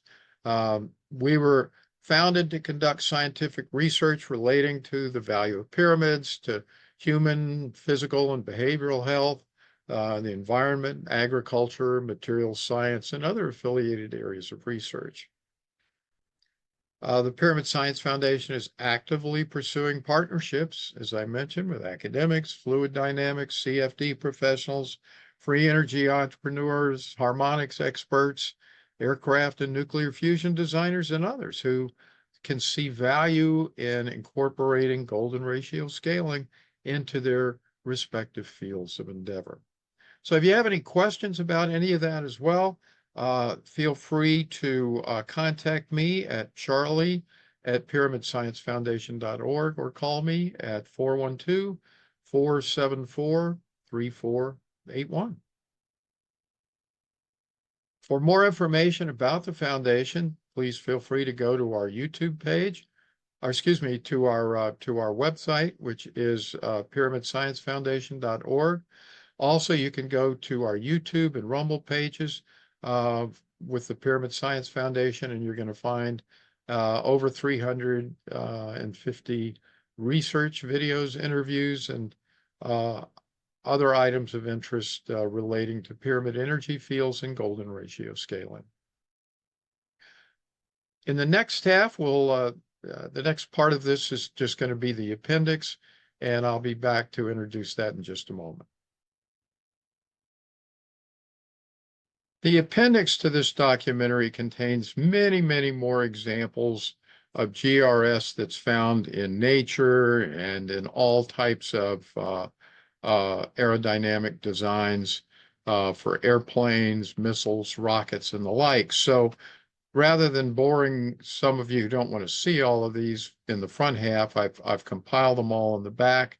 There is a listing in the comments section that timestamps each of these different sections, but I will go over those with you real quickly You can see here in part 7, the appendix, we're going to have additional examples of tornadoes, water vortexes, iron furnaces, maritime vessels, helicopters, private jets, commercial jets, supersonic aircraft, and missiles. So use the timestamp if you're interested in pursuing additional examples of any of these objects, and that should get you to the right place. So I'm going to put on some music while all of these play. I hope you enjoy it, and we'll be back at the end of the appendix.